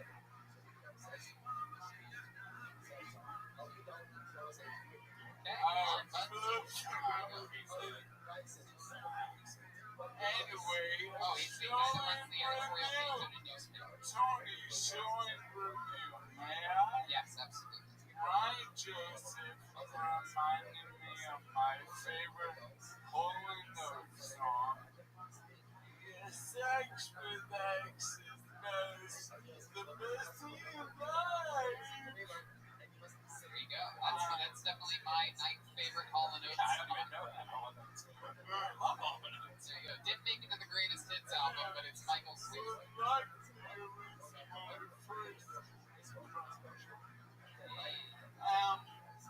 you're all wrong about lingerie. Like, how do you not like lingerie? It's like makeup for the pussy. Lingerie is dope. I like to fuck a girl with the lingerie on. I like the lingerie like a hose where the fucking goes. Now that makes sense. A lot of guys are into it, and a lot of guys are into, that look where women are wearing a lot of makeup, and they look like the girls from that we grew up on in the Hawaiian Tropic catalogs. But I'm not really into that either. So the chick that's only hot with makeup, it's like it scares me. It's actually the opposite. No, lingerie and makeup. You know what's makeup? And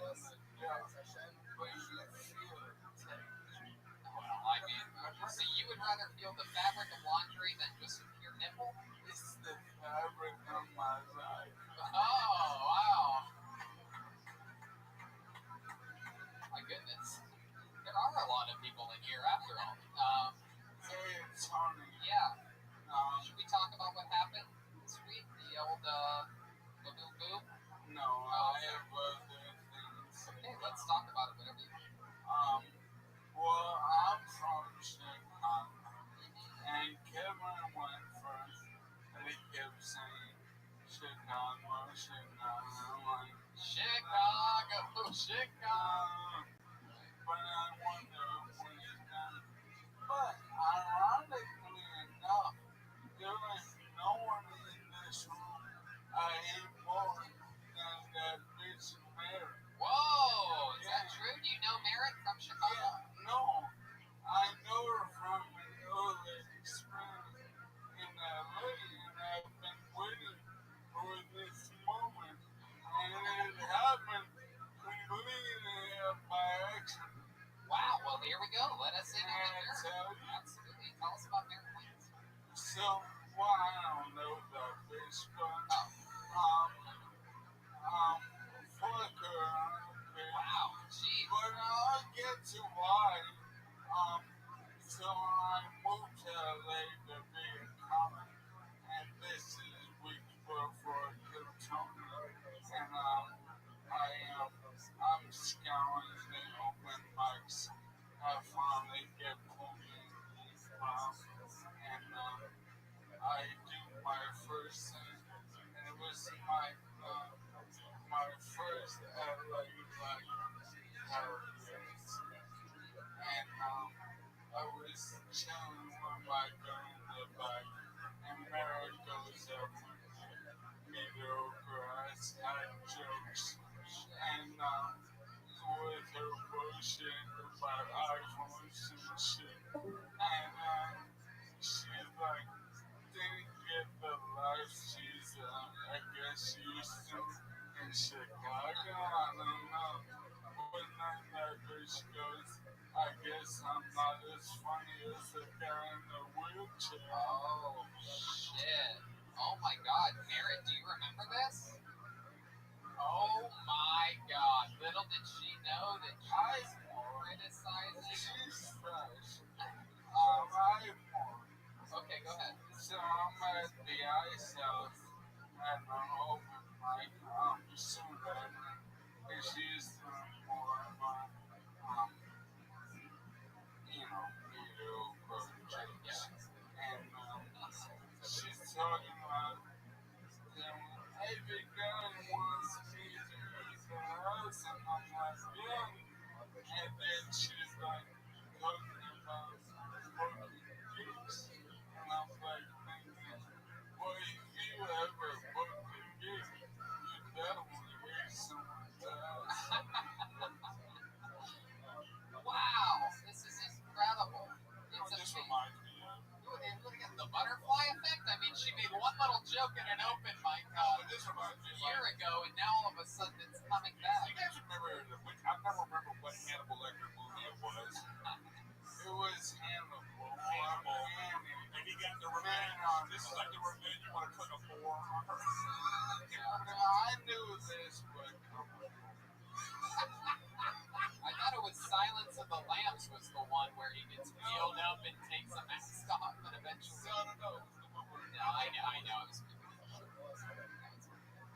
But no, she'll do good with her iPhone jokes. Oh my goodness. You want a spot at the ice house? What are the absolute odds of this happening this way? Very good. The guy who took my handicap spot was here last week. Wow. Remember that? Yeah. No one takes Michael's spot. My goodness, that's incredible. He must have been, literally. I didn't see her till she went out with her trash jokes. Okay, we get it. Trash jokes mediocre. You know what? We need to.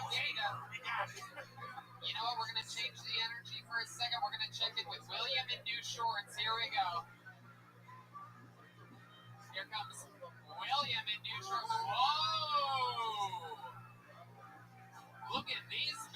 mamma jammas right there. My goodness gracious. For those of you that are fans of the new Tampa Bay Buccaneers, these are fresh out, size 38 waist with a built-in belt, so you can't even lose it this time. Multiple pockets for you to keep your $200 that you have left to your name. Snacks. Yes, many snacks, perhaps a bag of Doritos, and if you spill the nacho Doritos on yourself, it'll blend right in with the orange camouflage. Absolutely incredible. You can spill anything on yourself. Dirt, charcoal, cum stains, whiteout, anything will work with these delectable camouflage pants. Some of the oddest camo ever. You cannot hide in the woods. Now it seems as if your ass is hidden short. Yes. But your ass is so... Your ass is trying to gain weight so badly that it is eating from the back side. These camo shorts. If you're trying to blend in with a forest fire, these are the perfect camo pants for you. Absolutely incredible. My goodness, for those of you ladies that are into a young grandfather, this is the look that you're going for. Young grandfather or a very old stepbrother. This is William Montgomery shorts supermodel. What's your armpit hair look like? Let's see that. Oh, barely anything there, surprisingly. Wow, very, very stunning. He's got the sandals of Jesus Christ himself. There he goes. William Montgomery, shorts model. Thank you, William. Thanks again to all the people that sent those shorts also. That's really cool of you guys. Huge shout out. You guys totally went above and beyond, which is sort of exactly also what I was expecting you to do. But there you go. It finally happened all at once. You would have thought that the shorts would come in like different weeks or something like that, not necessarily 30 pairs at once. Let's get back to this hate fest. Here we go. No. We're going back to Michael, and we're changing the subject here. Let me Laugh at that bitch, dude. No, Eric. She literally like, let's change the energies in the room. Eric's like, let's go to chapter 2 of this toxicity. Michael, what else is going on in the world? I got a cook. You got a cunt cousin? Yeah. A cunt cousin? I actually got a cunt cousin. Oh, no, I got a concussion. You got a concussion? Concussion? Yeah. Tell us why. I literally thought he said cunt cousin. Yeah, that's the concussion. I got a cousin. She won't let me, my little boy. She won't let me sleep on her soul. Alright, you did get a concussion. You had a little fall this past week. Not a little for a fucking concussion. Right. Okay, so you had a big fall. Yeah, I've been working so hard on my physical therapy that I went to open the door and I opened it like Superman and I flipped over my wheelchair headfirst into the concrete and it was 5 a.m. and I just had a beer. 5 a.m. What a guess. Hey, Tony. But place golf with Sid and see if you enjoy a toll once in a while. Okay, I understand. My question, people are taking shots at the throne tonight. God. His Majesty. Jesus Christ. My God. I was just saying, it was 5 a.m. You had a beer and you fell out of your chair. Did you knock out? Like, how do you know you... Why? No, if you have a concussion, you know. Yeah, I was like skateboarding the other day and I hit my head really hard. Wait, what? I was playing Tony Hawk. Wait, hold on. They make e-boards? No, I was playing Tony Hawk. Hold on. I was playing Tony Hawk really hard and I hit my head on my the back of my bed. Stop. So this Tony Hawk has an actual board? No, I was playing the video game and I hit my head. The character on the video game is But I don't know if I have a concussion, like it really hurts. I didn't knock out. Like, I don't know if I should have knocked out. Okay, there you go. Well, 5 a.m. I knew if I woke up late, she would freak the fuck out. So I spent 20 minutes rolling around on my patio trying to get up. makes it. Oh my goodness. It's the darkest cartoon ever, doesn't it? And I like. So what'd you do after the 20 minutes? I eventually FaceTime her she and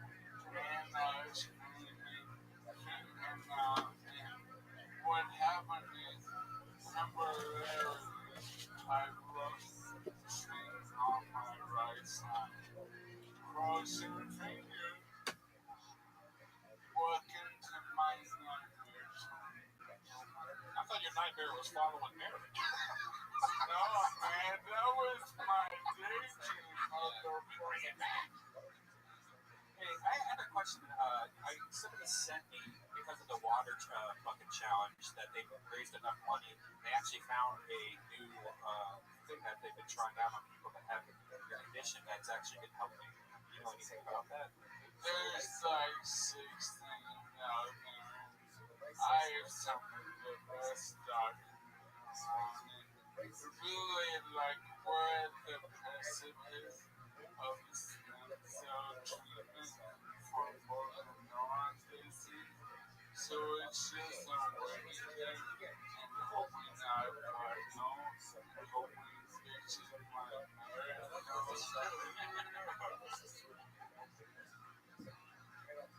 Michael Lair, ladies and gentlemen. You did it again, my friend. An absolute goddamn star. MichaelLairComedy.com for everything Michael Lair, Michael Lair Comedy on all social media. That's my best laugh all my time in Toronto. That right there. That's what he does to people. He's the best.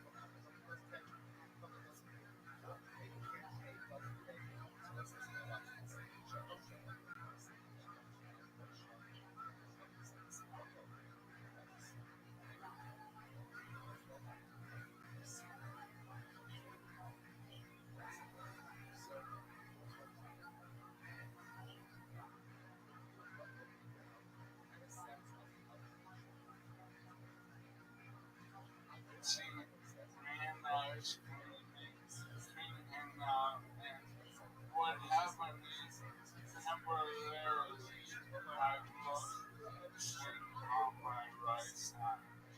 Crossing fingers, walking to my nightmares. I thought your nightmare was following marriage.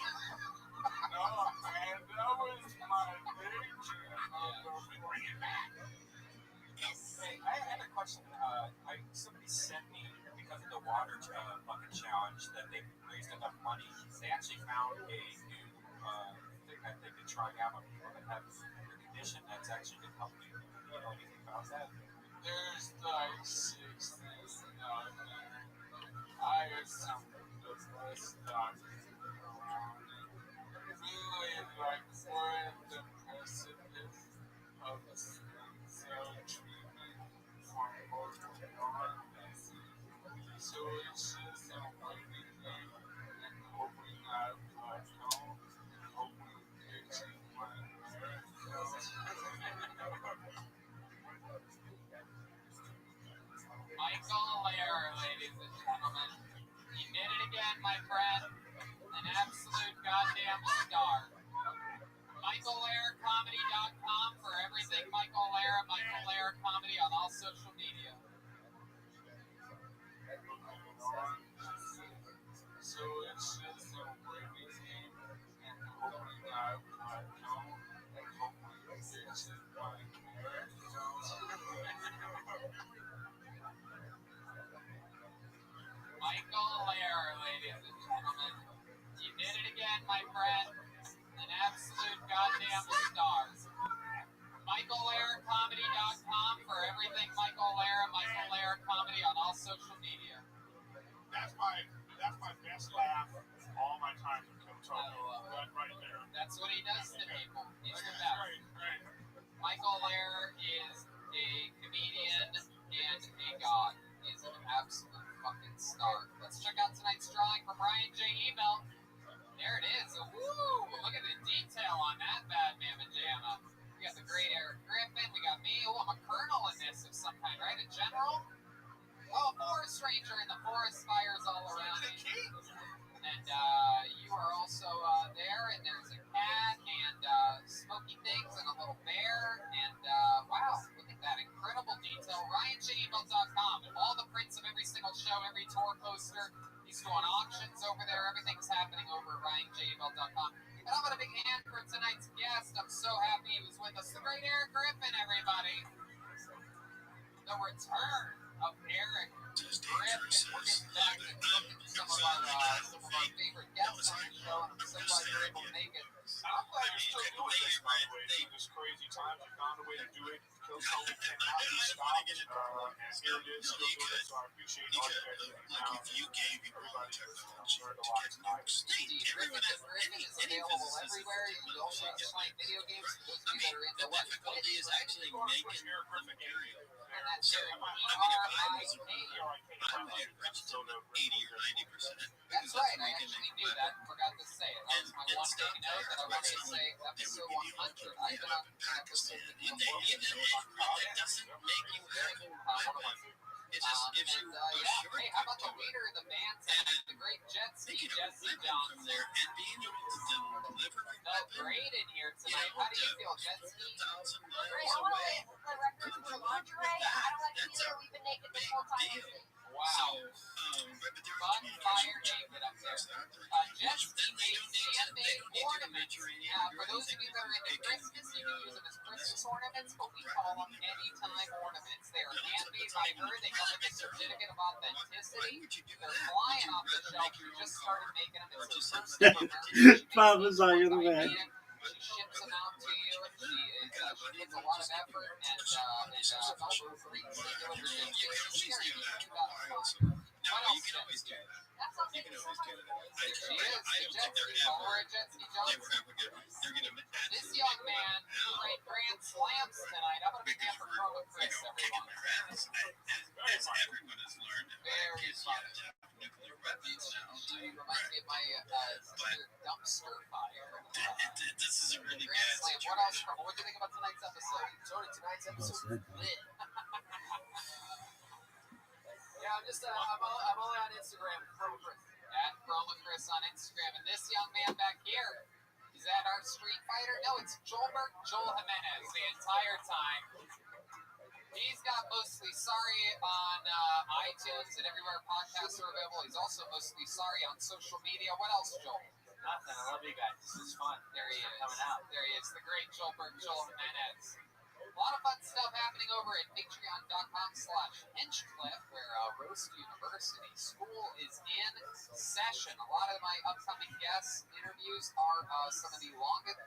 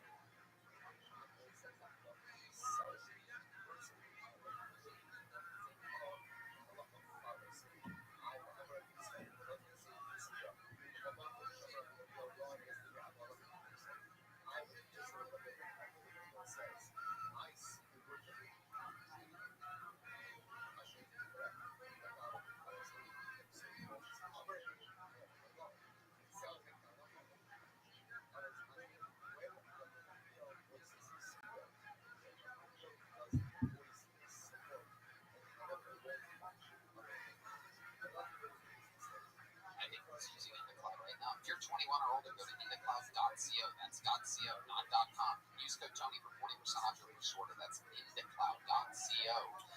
Code Tony for 40% off all month long. Shipped straightly to your door plus free shipping on orders over $50 and $30 and free gifts on qualifying orders. And don't forget to fill out the quick survey when you order to support the show. Please enjoy responsibly. Big thanks to Indacloud for supporting your 420 Comedy Nights. Please enjoy responsibly. All right, another bucket pool. Put your hands together for Katie Carter, everybody. Katie Carter. I got groomed when I was in high school. Groomed, not molested, because 20% pedophile. Yeah.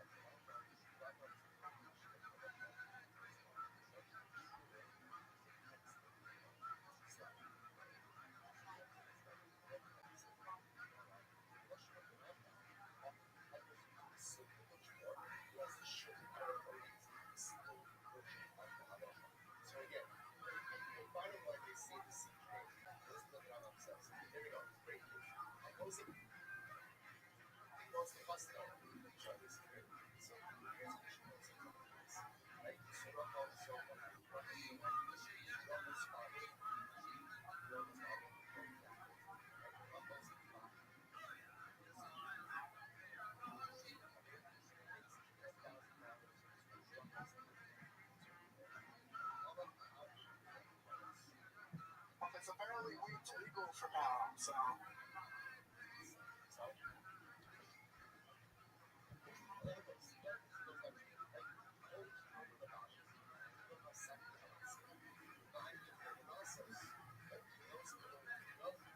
Some real moments of I really noticed it.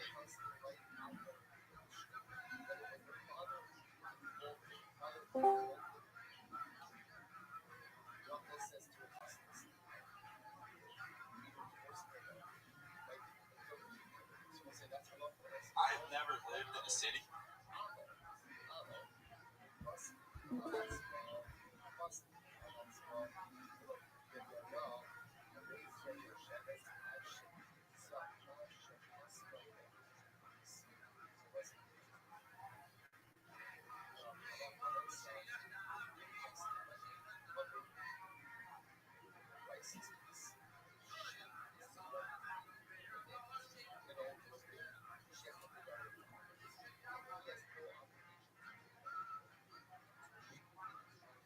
A.M. Eastern Time. That's Wednesday, April 8th at 10 a.m. Use the promo code.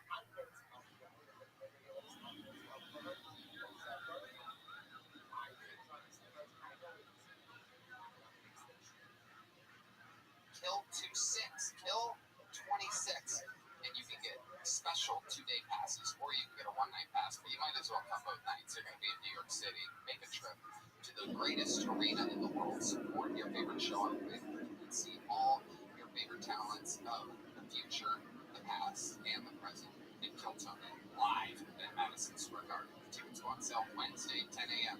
Don't mess it up.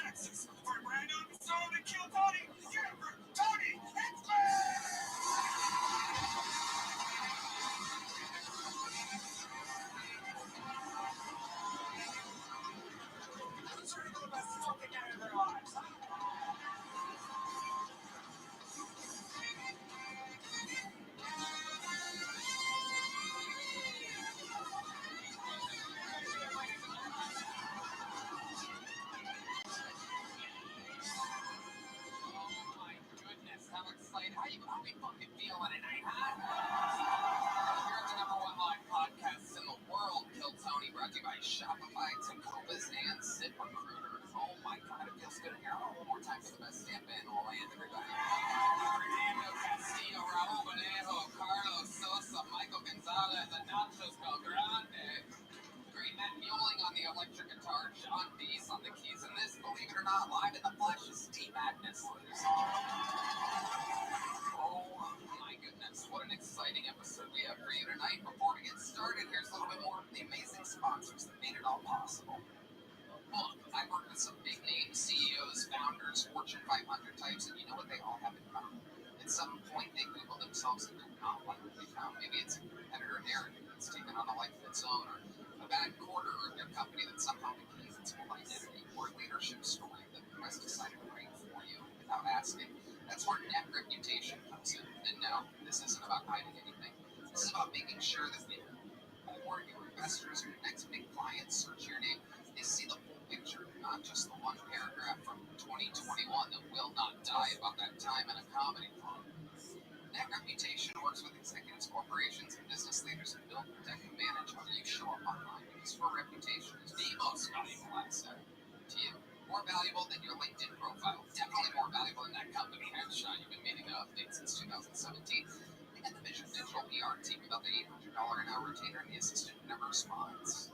If your business is serious, your online presence should be too. Visit netreputation.com, America's largest online reputation management company, because the only thing that should define your brand is you guys ready to start tonight's fucking show?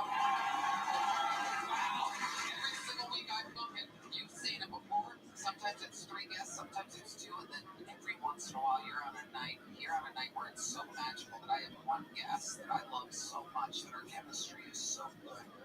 We roll with one. This is one of those nights. Ladies and gentlemen, I present to you not only one of my favorite humans in the world, a man that I consider a brotherly, fatherly, fucking super friend, but a genius who right now his new special, Take a Banana for the Ride, is on Netflix, just came out, and you will see him on the roast of Kevin Hart on May 10th. Ladies and gentlemen, my mentor and one of my best friends, the great roast master general,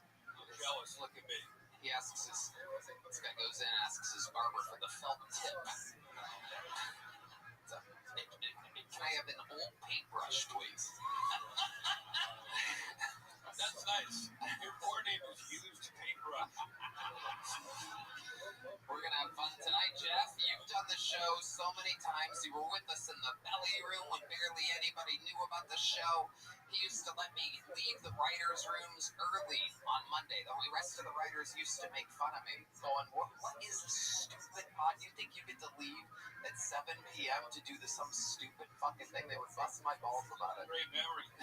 Oh, yeah, you remember it when... Tony would have to leave to go kill Cody. Yeah. And they all thought I was just trying to flake out of work early on Mondays. Back then in the belly room, there were like 80 people in the room and then another 80 watching on YouTube. Exactly. So you know how it works. We've done it all the way from the belly room of the Comedy Store to Madison Square Garden. Over 200 human beings signed up. They are packed like sardines in a dilapidated bar next door. If I pull their name out of the bucket, they get 60 seconds uninterrupted. You know their time is up and you hear the sound of a kitten. That means they have to wrap it up then, or else they bring out the angry West Hollywood bear, which rudely interrupts them, and then I conduct an interview, and they get feedback and take questions from me and the roast master general, Jeffrey Ross. Anything can happen. The whole thing is improvised. Are you guys ready to start tonight's fucking show or what? We're going to start with a bang, ladies and gentlemen. I have one of the best golden ticket winners of all time, maybe the GOAT golden ticket winner, here to get tonight's show started. The automatic machine, ladies and gentlemen, this is the one and only Martin Phillips, everybody.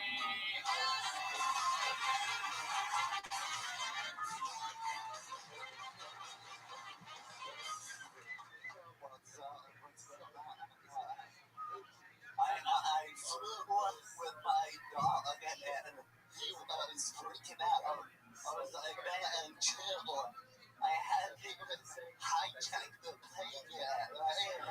You're blowing my cover, you know? I'm gonna get a new dog, get a drug dog, and use it for good, you know? Say, yeah, Sparky, let's find out where the party's at. I see these erectile dysfunction medicine commercials. It's always a guy working on his farm or fixing his truck. It's like, yeah, that's what I need the motor, but I had shit to do, you know, but when I'm around livestock, that's, you know, that's... Okay, cool. Okay, the great Martin Phillips with exactly 59 seconds. Thunder and lightning, as always. Is that true you travel with the dog? Yeah, I don't always, but it brings a story I wanted to tell. You know, I don't always travel with them, but every now and then I'll bring it. It's like a short trip. So anyway, usually I drug him the fuck out. How do you do that? Oh, well, he gets a cocktail of gabapentin and trazodone, and it works. It works. Wow. And you like break this up? You're just a special. You're just the old trusty pharmacist over here. I mean, the vet told me. I mean, I had some research. I mean, He snorts it, right? yeah, I have to shove it in his fucking nose. How long have you had this dog for? Most people with a condition of any kind, if they have a service dog, they're taking that thing around everywhere. They troll around with them. Honestly, I find it kind of annoying with my handicapped friends. I didn't even know you had a dog at all. I don't remember the dog out of bed. You made a joke about it dying. I mean, a piece of shit. I made that happen. During my time, that happens. Luckily, the dog was just tripping out on fucking pain pills or whatever. Yeah, it was chill then. But, man, usually, you know, he's like, just, you know, high as fuck, you know? What kind of dog is it? He's like a Shih Tzu mix. He's like a small guy, you know. And his legs, everything's operational, or you guys like twins? We don't have that. We don't have that in common. We're pretty, You guys don't crip walk together through the airport. He's kind of blind, so the stories go A little bit there. I love it. D-Madness laughing at your blind dog. You gotta love it. You gotta love it. Does it wear wacky light up glasses like he does? It does like I love it.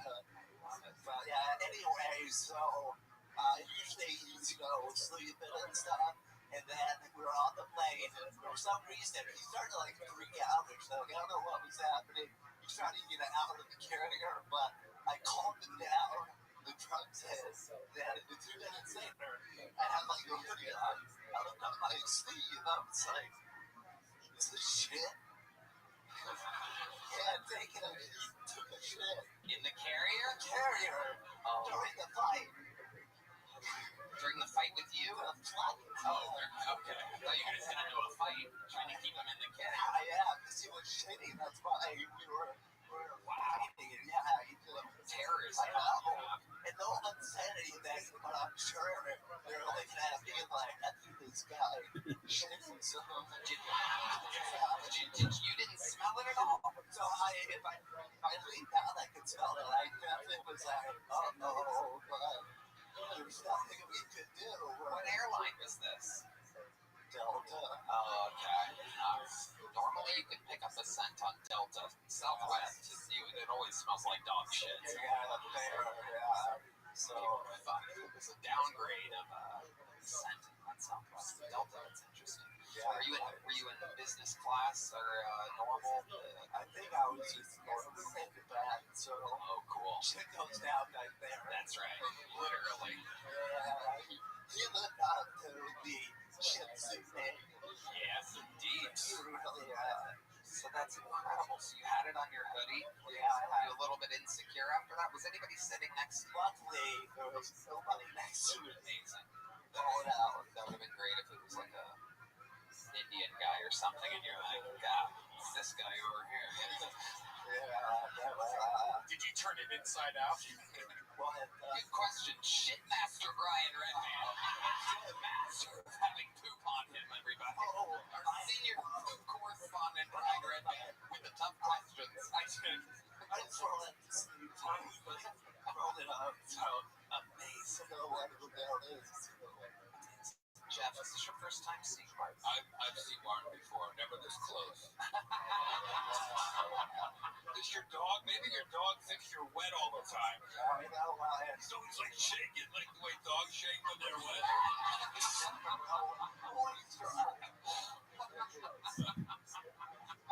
Anyway, how much money have we raised so far?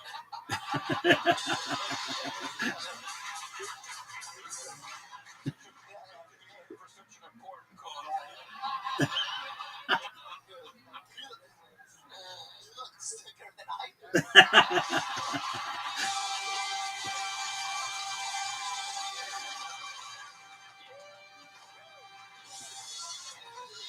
It's extra funny because I'm healthy.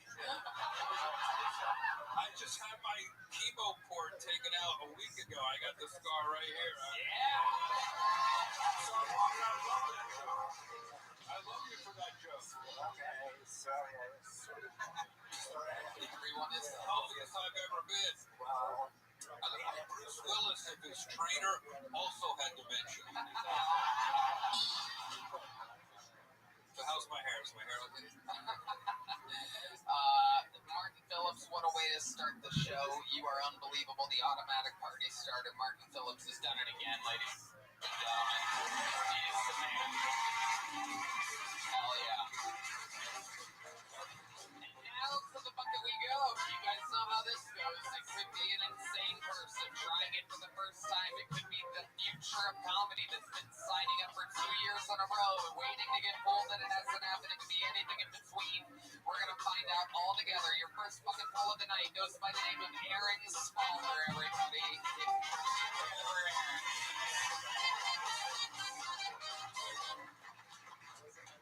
How you guys doing? Hell yeah. So, I've never lived in a city before. I've always been like a small town kind of guy. Just real simple, easy going, like normal shit. When I saw something living on the side of the road, it'd just be a little animal, something cute and fuzzy. And out here, I just got all these homeless people. When I first moved here, like, I felt bad for them. Give them $1, do what you can. I saw this one guy that just ruined it all for everybody. He was holding his sign that said cancer can't work. How are you going to use your zodiac sign as an excuse to being homeless? You're not out here because you were born in July, dude. That's insane. I'm working 3 jobs, struggling to feed myself. You just say, oh, it's 4th of July. Can you help me? Like, no, fuck you, dude. I try to look for the bright side in everything. I really do. With having the homeless people here, I think I finally found it. It's like if you're out here on 6th Street and anybody starts like shooting, and they start blasting, we got a lot of meat shields we can use.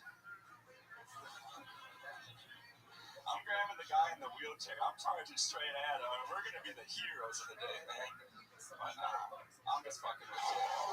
All right, there it is. See, allotted time of Aaron Smaller. Welcome to the show, Aaron. How are you? I'm doing good. How are you? Is this your first time on the show? No, third. Oh, okay. All right. Well, your look's always changing. Today you look like a full-grown Chucky doll, so it's very exciting. I'll take it. How long have you been doing stand-up? May will be 3 years. Okay, all of it here in Austin, Texas. I did 9 months in Michigan to start. Okay. Awesome. When exactly did you get here? Christmas. You got them for yourself? No, my mom, man. Your mom got them for you? Yeah. That's adorable. I didn't realize they made overalls for 6'4" crackheads or whatever you are. It's easier to get overalls that fit me than goddamn jeans, man. And they're cheap. Overalls are cheaper than jeans? Yeah. Isn't that an incredible fun fact? All that extra fabric. But I guess when nobody wants them, it kind of makes sense. It's kind of supply and demand or something like that.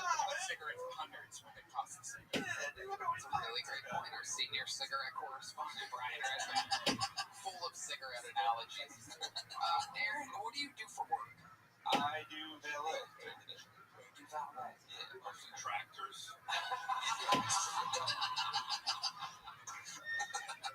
John Deere. Amazing. Aaron, how long have you been valeting for? A year and 3 or 4 months, I think. What's the craziest thing you've seen valeting? Easiest thing you can think of. There's got to be something wrong. You're trying to keep the job. Got in your car, there's something sitting on the passenger seat. Just a lot of shitty dog in a carrier, perhaps, or something like that. No, somebody has left their kid in the back seat. And I was like, oh shit, like baby. Like I started driving off and How much did you get for it? Not enough. I'm still working there. I noticed that you call it a baby. That means like it's like an extremely young child in a carrier. Less than 6 months, yeah. Like it's not, yeah. Wow. How far did you make it until you realized there was a baby in the back? Halfway around the block. Oh my god. Was it a dad or a mom? Both. Oh my god. It's the family, man. Holy shit. Yeah, it was weird. Wow. And how did they react? Did you realize before leaving the car, or did someone call you? Oh, yeah, so no, every now and then somebody leaves the car, something in the car, and there's the bike lane. So you gotta like watch that mirror real heavy. Look in the mirror for the bike lane. I see, oh shit.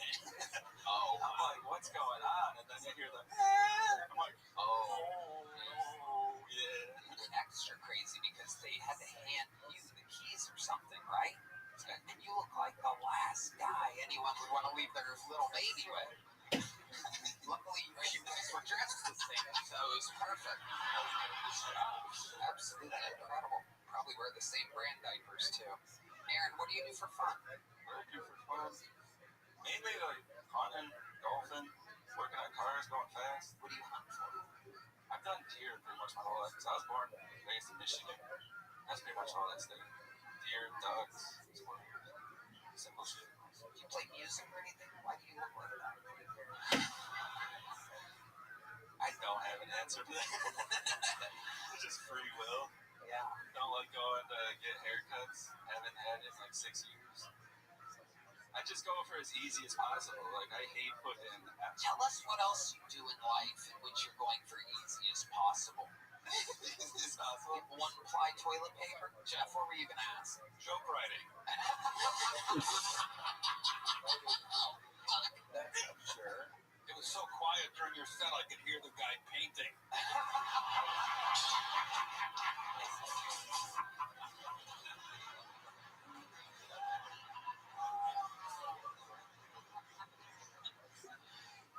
What other shortcuts in life do you take? You don't get haircuts? Come on, there must be more. your laundry? Oh, shit, once every other week. Okay. Yeah, I just have like all like those pack T-shirts, so they all look the exact same. You don't have to try it all. Give us another example, though. I kind of gave you that one. Give us another example of a shortcut in life. You know what it is. See, some people, they can get pulled out of the bucket during this interview part. They don't want to. They don't want to give us anything good to work with. They want to look cool so they can show perhaps future girlfriends their amazing appearance on Kill Tony. Well, you might as well get that out of the way. So, like, what is it? A shortcut? I don't wear boxers ever. Wow. So there's just nothing going on underneath there. So those are true overalls. Yeah, 6 years, yeah. Oh my God. What'd you say? Somebody say 6 years? Yeah, I haven't had boxers in 6 years. Wow. There was some Haircut, how long? 6 years. What happened 6 years ago?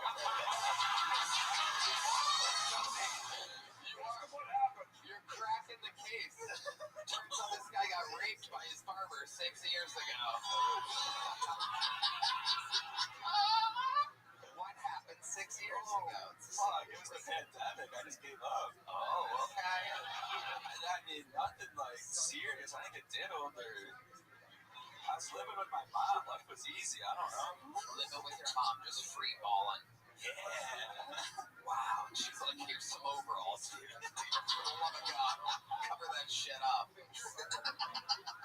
Wow. That's incredible. What's your living situation like? 3 roommates. 3 roommates. How many bedrooms? 4. How many bathrooms? 4. Wow. Look at you. Oh, It's yeah. absolutely shocking. Yeah, we all got our own bathroom, own shower, own shitter. Yeah. We all share the same pair of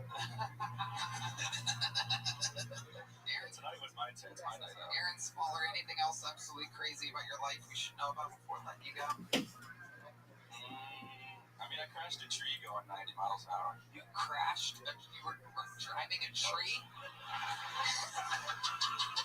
Yeah, dude. It's like a, in a car into a tree, yeah. Wow. Okay, can I take a guess that this was 6 years ago? No, it was, that would make sense, but no, that was 2016 or 17. Wow. And where this was in Michigan? Oh, yeah. And why were you going 90 miles an hour? Because I had this job where I was like, I was their part, that was an auto shop, and I was their parts bitch, so I'd have to run around and pick stuff up. And I got too high, and I missed all my turns, and they were on the phone just screaming at me, like, you got 7 minutes, if you don't pick this up, you're fired, yada yada. I was on a dirt road and just floored it. And then there was like a cross, and this lady pulled out, stopped, and then just stayed there. So I just either kill her or the tree. Right. You decided to kill the tree. Yeah. Amazing. Let me ask you this. Did you end up getting fired from that job immediately? No. Wow. So they were going to fire you for being late, but running into a tree saved you. Yeah. Amazing. Yeah. It seems like the story of your life, Aaron. No, it is something. There you go. Well, here's a little joke, buddy. I almost made it into multiple pockets there. There goes Aaron Smaller. This is the bucket portion of the show. Very clearly. And here we go. We're going to keep it moving here. Oh, there she is. The lovely Heidi, everybody, has made it into the show. The one and only. Watch her show up on the line. See it all. Hi, I'm your help. To Jeff Ross, ladies and gentlemen. Remember, watch Take a Banana for the Ride out now on Netflix.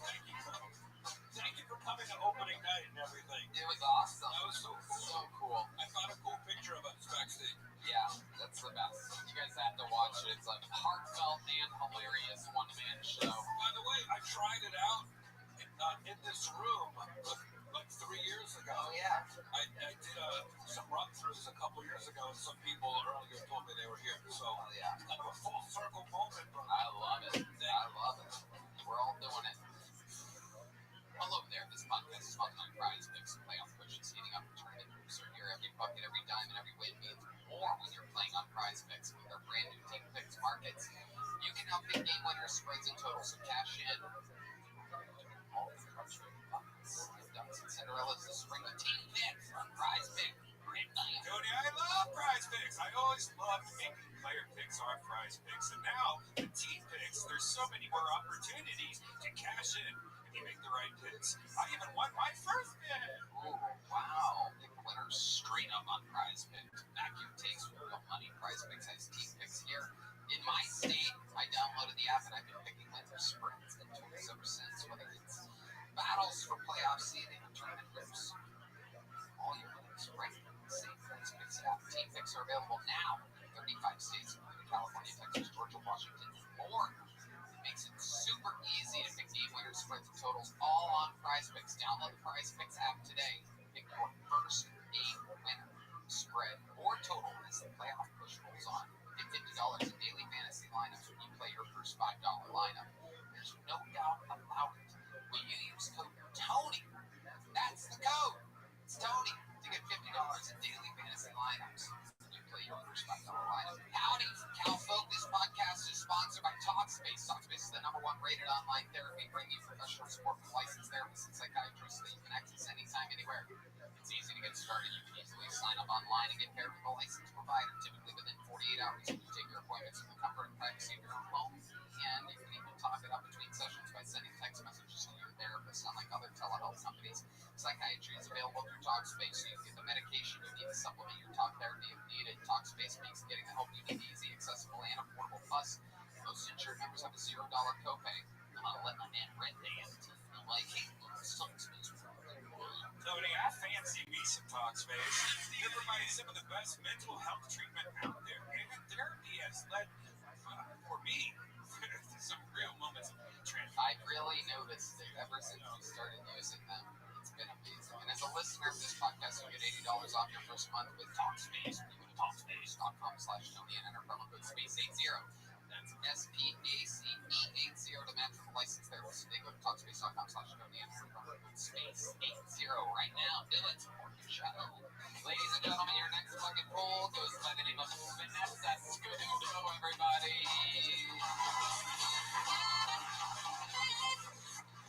What is up, Austin? I'm an older broad. You know, it's kind of obvious a little bit, right? And every day, though, I'm reminded of it. The other day, I was driving down the road and I saw a car swerving. It's broad daylight. What the fuck is going on? All of a sudden, I see the passenger. I can't bend too far, sorry.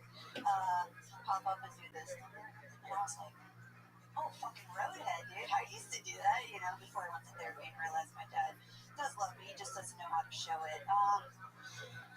What else? Ladies, titty fucking. Are you in your 30s still doing that? It's like we're playing an accordion, right? A shake weight, right? We're opening a pickle jar. Maybe I'll use my mouth if you're lucky. What else? Getting cupped in the face. That's not a facial, guys. It's not. I know in your time, probably. But what else? Why does it always smell like bleach?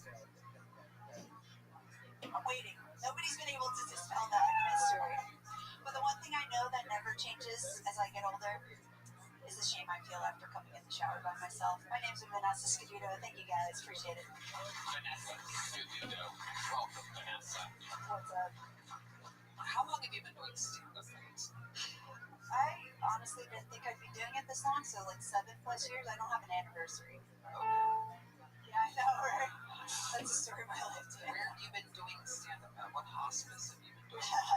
Jacksonville, Florida, believe it or not. Wow, okay. That's right. Give it up for Florida Comics. Fuck you guys, dude. We are fucking... We're the shit, dude. I don't know what you guys are talking about. Winning over the crowd with a classic fuck you guys. I know. Really turning around the momentum. Sorry about that. That's sad. So you've been doing it 7+ years. Do you get on stage a lot? I haven't in the last 4 weeks, actually. I just moved to Austin, so... Oh, congrats. What made you move to Austin, Texas? Actually, I came here for my spiritual group. I didn't come here for comedy, believe it or not. Cult. Let's talk about it.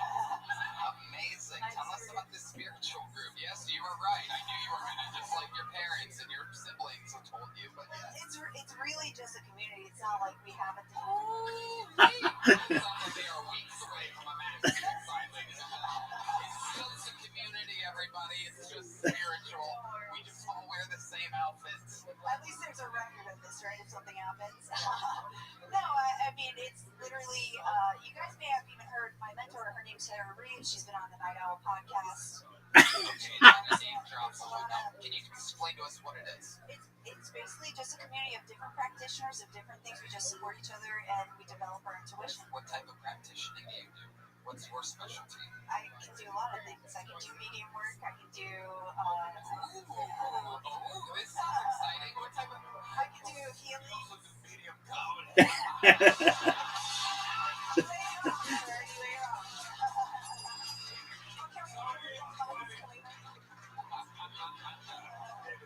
I love it. The great bumping mics. Yes. Awesome. What are you, the tennis coach for the? You know what? I honestly didn't know I was going to be here tonight. That happens. That's the risk we take signing up for the show. Told to just sign up. There you go.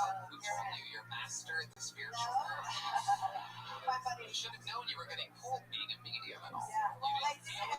Your I told them I was going to get called. I did. Oh, amazing. And Amazing how you psychics always guess. I know. We always know, right? Don't we always know?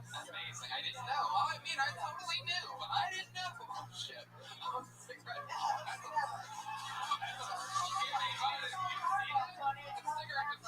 my hand into a bucket of paper. It's going to get called. I did. Oh, amazing. Amazing how you psychics always guess. I know. We always know, right? Don't we always know? Amazing. I didn't know. Oh, I mean, I totally knew, but I didn't know. Oh, shit. Oh, cigarette. Out of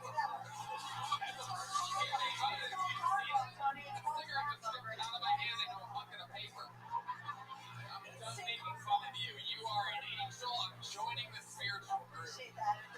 Holy shit. This show's on fire. I just want to tell you guys, every one of you guys have abilities. That's it. That I'm going to put that up there. All of you guys do. Okay, so what kind of, let's flex this medium work right now. Because we never get to do anything like It's not that. how it's done, but okay, I'll try. She's a real master improviser, you No, are. I'm not. Actually, I can't stand improv, so it's my fault. Okay. I know, I'm sorry, but it's. You're crushing it. You're great. Appreciate you. Everything is okay. So why don't you do some medium work for us? What can you tell us about anything in this room? Do you feel any energies? Kino, give me a spotlight. John Dees, give me a little medium music. Medium music, John. Here we go. I will tell you, there is something in the alley. And I think some of your doormen have seen something movement in the back. Okay. Ask them. Okay. Hold on. No sound effects during this. Ask them. I would I mean, ask him if he's seen movement in the alley. The doormen have probably seen movement, like shadows and shit, in the back alley area. You felt a presence in the alleyways. Well, it's not necessarily a presence. It could just be residue, like energy. Absolutely. There's a lot of energies in the alleyway. Let's talk about No, inside wait, this room. pass. Kino, just stick with me again. John Dees, give me fucking medium music. Okay. What's going on, dude? Dees, are you awake?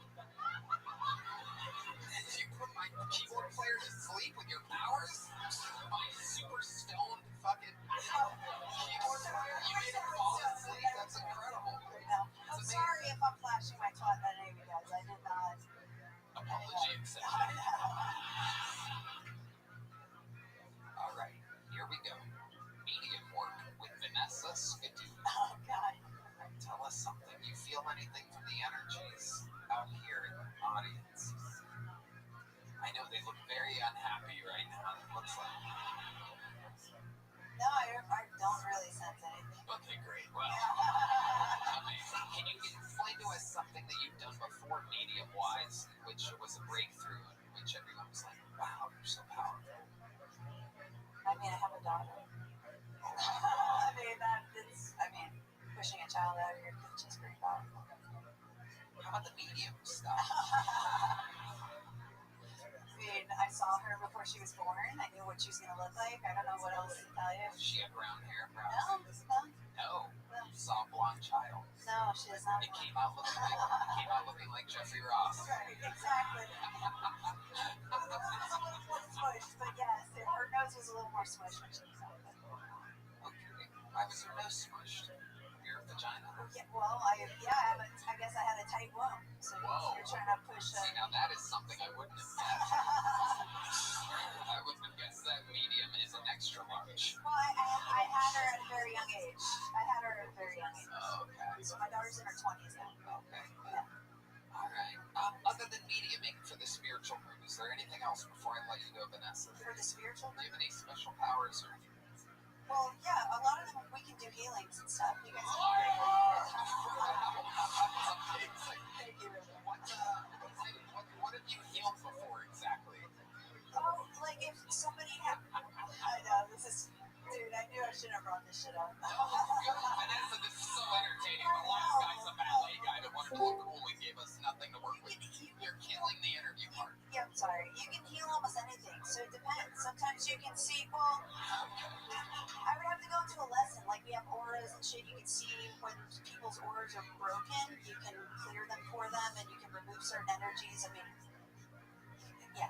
I don't know. I mean, yeah.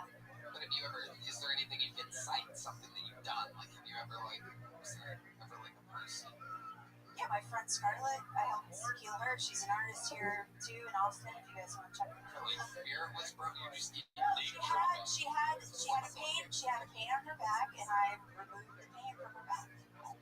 So you can do that. I mean, but you guys can do it for yourselves, too. Wow, I love how you all are mediums that have the power to heal. You do! You are divine beings, remember that. Don't like this shit. I tell you different. I love it, absolutely. Vanessa, Love you, Tony. I love you. Nutty as hell, I love it. There she goes. Vanessa Escobedo, very cool. Vanessa, you're divine being. Yes. You're divine. Thank you. Thank you, Vanessa. We love all different shapes and sizes, and She was vulnerable. yeah. If she was, yeah. Like I said, I love it. That's why I say it, so the people watching the show that want to sign up at some point are good during the interview part. All right, your next bucket pool goes by the name of Michael Hines. Everybody, put your hands together for Michael.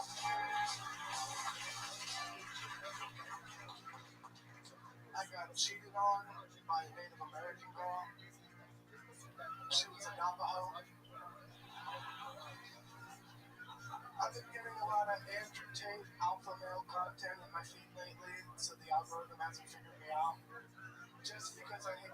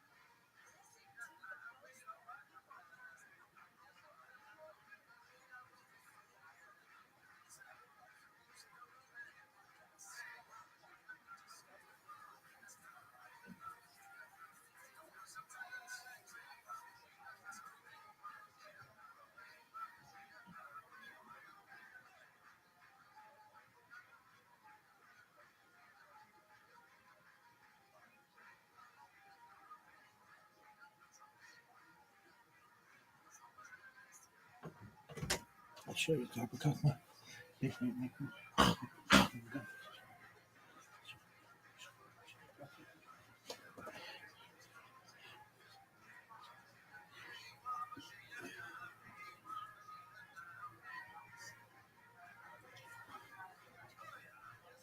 liberal doesn't mean I like conservative ones. And it's because they'll make one video making fun of some dork's pronouns, but then the next one they call themselves an Omega Sigma Alpha Male. And those are just pronouns for frat dudes, which is fucking gay. AI scammers and Indian scammers have both been evolving at a breakneck pace to compete. It's a real space race to see who can act human first. And it's impressive the Indians are keeping up with the digital war because they're fighting a physical war with Pakistan, World War II. Are you familiar?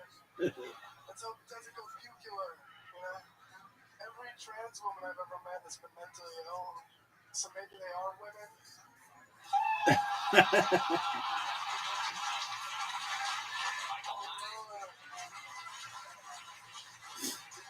Hines from Strong This Mount. Yes, sir. I love it. You've been on this show before. I remember you, Michael, always funny. Yes, sir. What have we talked about in your other interviews? Last time we talked about me sleeping with a torta at the Nar Bar. Ooh, that's right. Yeah, torta. You don't know about this. Sandwich. One way it is. It's also a very thick Latina. Torta. Very thick. Heck yeah. Has that happened again since the last time? No, things have been bad. I need to find a new apartment. They won't let me sign my lease again.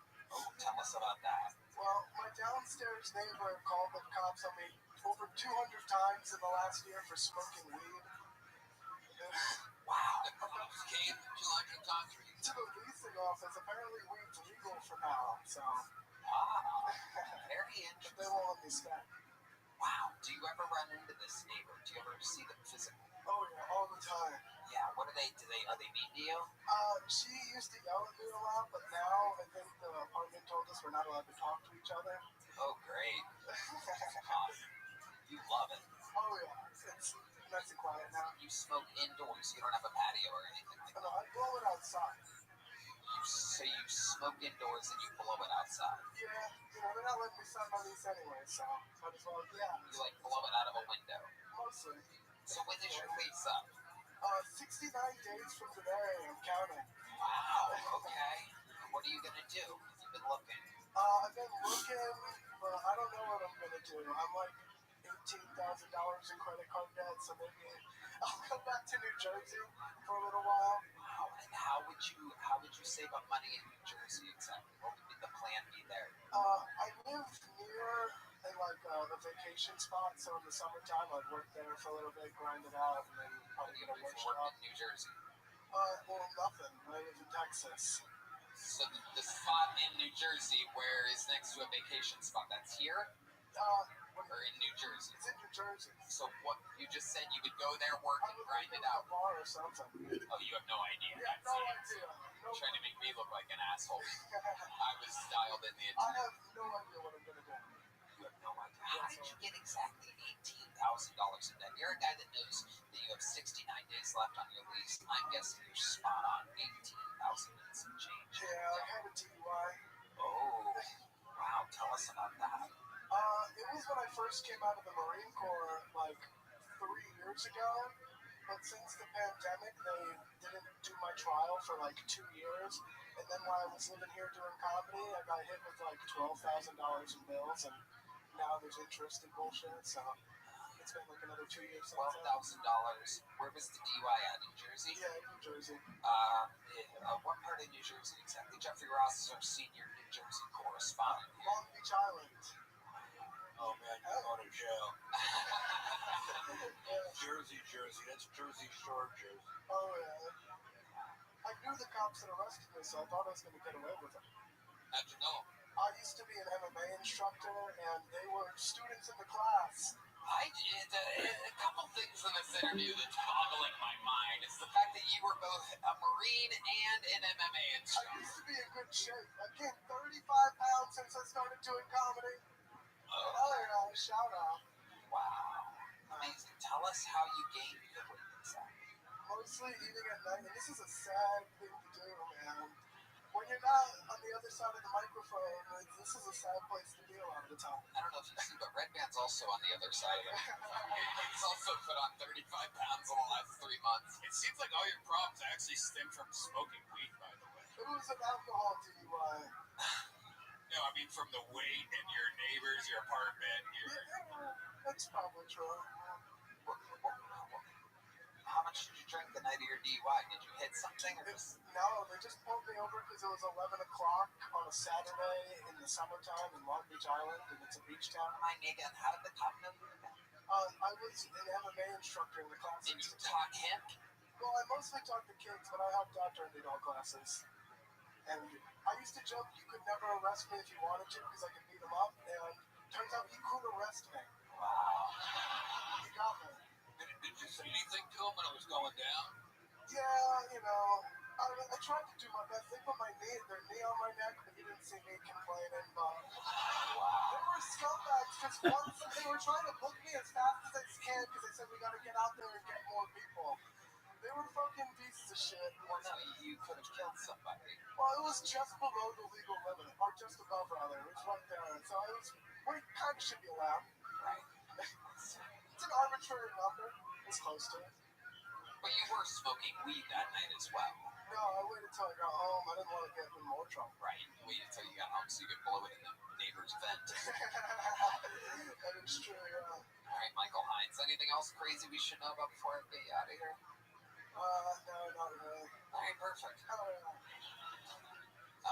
on, who knows what people dedicate their lives to be comedians. This fucking guy was an in-shape MMA instructor. Probably got tons of, chicks and had a great life. Figure like I have to express myself on. Yeah, I know. Come on, at least give me a big joke book. I did well.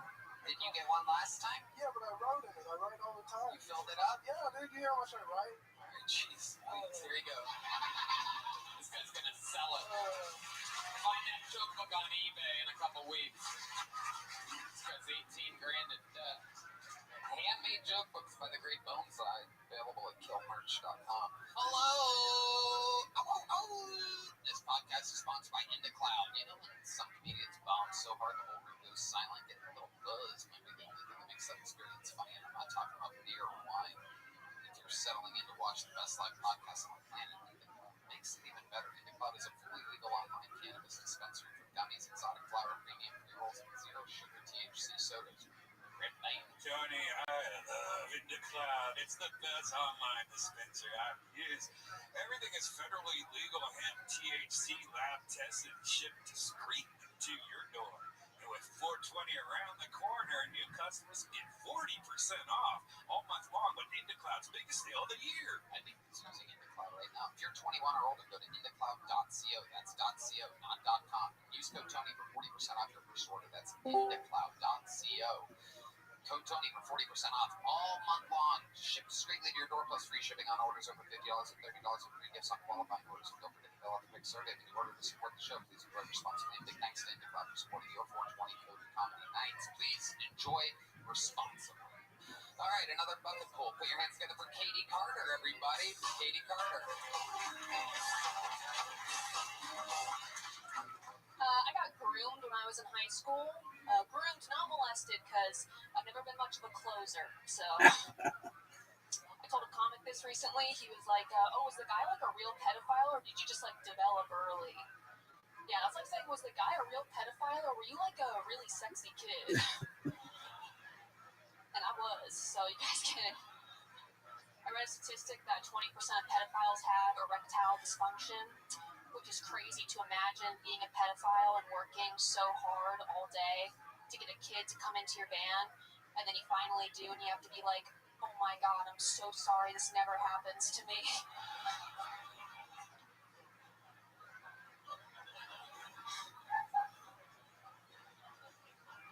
Please don't tell your parents about this part specifically. This shit's humiliating.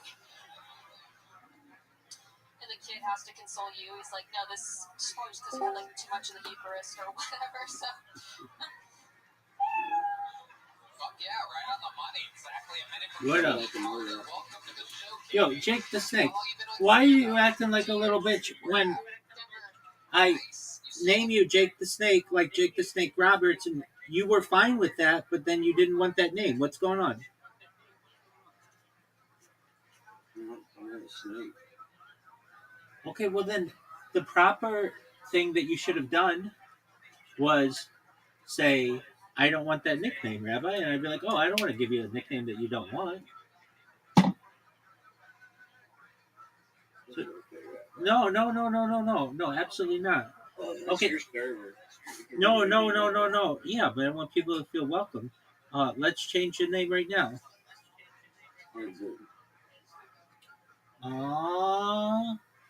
Okay. With that new genuine mother.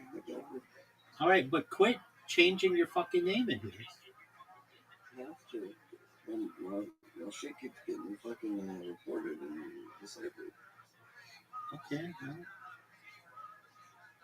that doesn't necessarily mean that you have to change it in here, does it?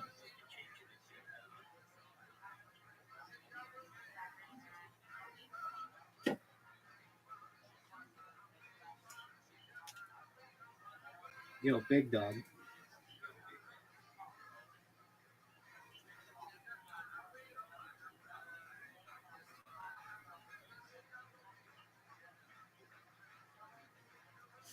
Are you gonna speak or no? It's fine if you don't.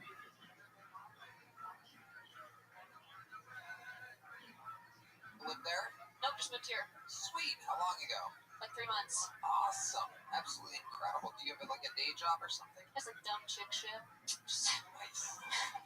Not OnlyFans. I have like a marketing job, but it's boring. It's comedy is the real goal. Okay. Yeah. Very cool. And you get on stage a lot around Austin? There's a lot. Yeah, I'm trying to get like 6 or 7 nights a week. Cool. Yeah. Amazing. What do you do like for hobbies? You know, more dumb chick shit, I guess. I just, yeah, like running and fucking jerking off on stage. Yeah. Love that. Incredible. Redman, I thought you'd like that. Yeah. Give you some material for later. You're definitely doing the secret show on Thursday, so congratulations. Let me be the first to tell you. I'll still let him do it at the end and everything. It'll be great. You'll be real surprised. That's why I did the show. It's just incredible. Jeff Ross, what were you gonna do? I like that all your jokes were like connected, like you weren't doing random shit. Thanks. Hey. Yeah. Bars love. Yeah. Appreciate it. Stayed on topic, stayed in the pocket. Incredible. Katie, what else is going on in life? Just moved here. It's cool. You guys have a pretty crazy homeless situation here. It's a lot different than Denver. It's cool. Yeah, it is a little, again, it's very concentrated here. Yeah. Well, it's different. Like in Denver, if someone like asks you like to give them something from a gas station, you're like legally required by Joe Biden to do it, you know? But here, you can just say no and fucking shoot them, so it's awesome. It is very awesome. We take full advantage of that. So he's like, there's only homeless people right here in this neighborhood, not in my 18th floor. Yeah, it's like it's only in certain places. I do. Not in my hot tub. Although there probably has been homeless people in your house. Hey, we have some wild nights here in Austin, no doubt about it. Maggie has to wash off every once in a while. The lovely Maggie, available at 5th and the alleyway between Oasis and Rio Grande. No, it kind of is though. I mean that. Like there's like a 4 or 5 block stretch. Yeah, and they know, it's like the tourists. It's kind of like Hollywood and Highland in LA or all of New York City. You know what I mean? This is the worst plug for the mothership. Well, it is true. There was a psychotic liberal mayor, I guess, like 6 years ago that built a homeless shelter right here on 6th Street, 7th Street, and wherever the creek and the cave is. So, like, kind of in the middle of all the comedy clubs, there's just homeless people. And then there's homeless comedians. There's comedians that have 4 bedrooms, whatever. What's your living situation? You live by yourself? You just under an underpass on Hydronaut. No, yeah, I live alone. It's super cool. Thinking about doing H here soon, so we'll see. Doing what? Heroin. Oh, nice. Very good. So you have like a normal girl setup. You have like that fluffy white plain comforter and like. Yeah. Yep. Redman's gonna think about it later. Oh yeah, he's thinking about it right now. Oh, he's got something to say. Look at this. What kind of posters are on your walls? Posters. Yeah, they have posters. You can tell this guy fantasizes about a lot of 12-year-olds over here. Art. Yeah, My Little Pony. Yeah. Do you have any art? Do I have any art? Yeah, do you have art hanging on your walls? Honestly, right now, no. It's kind of sociopathic, but so sorry. I can put up some Hello Kitty posters if you want. That would help you finish or whatever. You just have like one of those like stand-up mirrors that you got off Amazon. Yeah. It's one from Target that makes you have body smart. Yeah, keeps me going. Yeah, even. Absolutely incredible. Jeffrey Roth. Tony has like Tom Brady quotes hanging up in his house. I love that you think that Theodore Roosevelt quote is a Tom Brady quote. Because I get it, the man of the arena, man. I wanted to make it funny. It's inspiring. It's very inspiring. Every few months, Tony sends me the great Theodore Roosevelt poem. It is true. It is true. It's inspiring. It really is. You ever had Tachi? Oh my God. Redman, you're not allowed to, every time there's a pretty girl on, you're not allowed to ask them disgusting questions like that. It's wrong and it doesn't represent what the show is to you. I doubt you. Wait, what is that? No, it's not. It's a television brand. Anyway, Katie Carter. Wait, tell me on the secret show later. What kind of car do you have? What kind of car do I drive? What kind of car do you think I drive? Kia. Okay, think about posting? That's fair. No, I drive a Hyundai Elantra. That was the next guess. That's basically slightly better than a Kia. Think I'm poor, Tony? I mean, probably. Yeah. Very likely. Timmy No Brakes Jack. They actually call me Timmy No Tits. It's my nickname around here. Hell yeah. That's unfortunate. Katie, you are a true comedian. I see nothing but wild success in your future. Redman? Okay. Pretend like you're thinking about it. Here's the secret show. You did it. Awesome.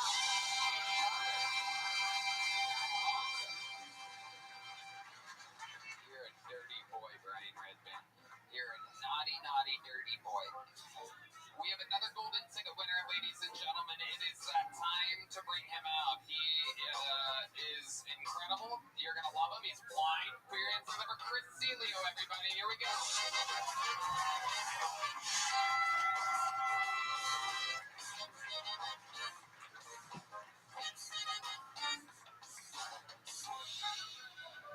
Shit, is she even hot?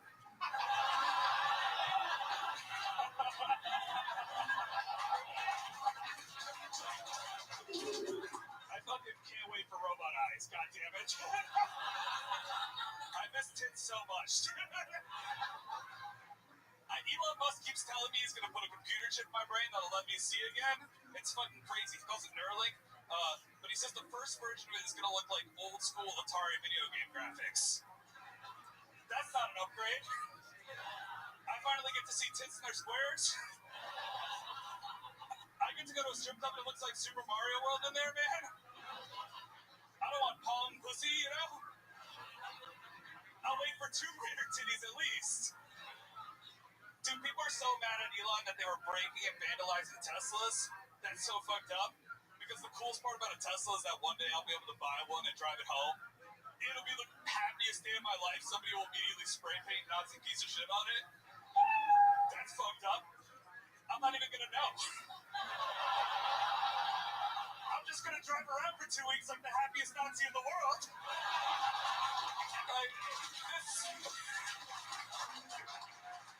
this smiling skinhead piece of shit. Blaring Kanye West out my speakers like I didn't even know there was a problem, dude. Fuck yeah. A true golden ticket winner, Chris Celio, has done it again. Another brand new minute.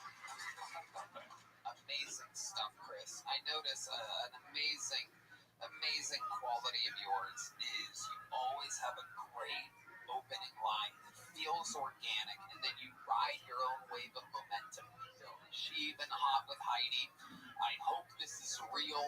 This is what you said your first appearance on the show, and immediately I fell in love with you. Because obviously you could be anywhere, and there could be a bunch of people pranking you. But it's just so darn funny. For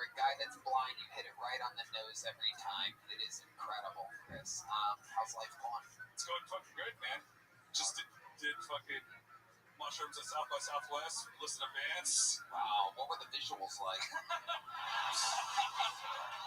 God, I wish, dude. Give me one color. I would love anything right now, dude. It's as black as D. Yeah. Incredible. Amazing. Amazing. So what was the band? When you took mushrooms and you saw or heard what? I do say I saw a thing all the time. We just popped around random spots. Like, I didn't even know. I was just like, this is the best band I've ever seen, dude. Yeah. Don't know their name at all. Amazing. Amazing. That was at a festival, would you say? South by Southwest, just like random bars around town. That was cool. Very cool. Very cool. A lady just was dancing with me and just was like, here, I'll put you in a better spot. And then just put me right next to a speaker. And it almost killed me. I was like, holy shit, you're gonna ruin my life. Amazing. I can't handle that. Amazing, Chris. Tell us more about what it's like being blind in this crazy world that we're living in.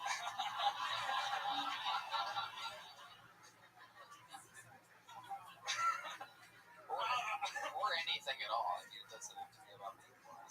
No. It's good. It's like, it's a lot of fun. I was dancing with this girl at this last festival that I didn't even know was there. And then she started trying to take off my sunglasses. Oh, shit. And I was like, no. You don't want to see those in the drugs you're on.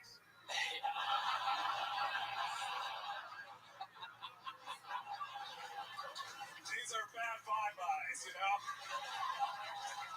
Amazing. Chris, how do you know when you're done wiping? God damn it, dude.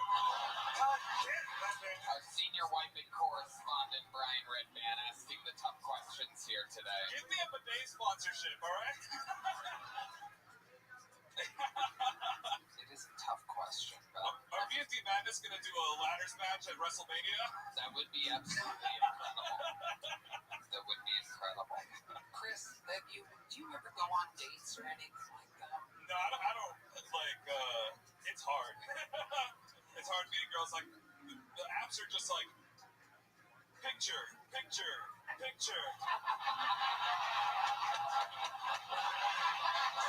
Yeah. They don't like read me their bios. Girls' bios suck. It's like Puerto Rican flag, Mexican flag. It's like they're listing their dog breed.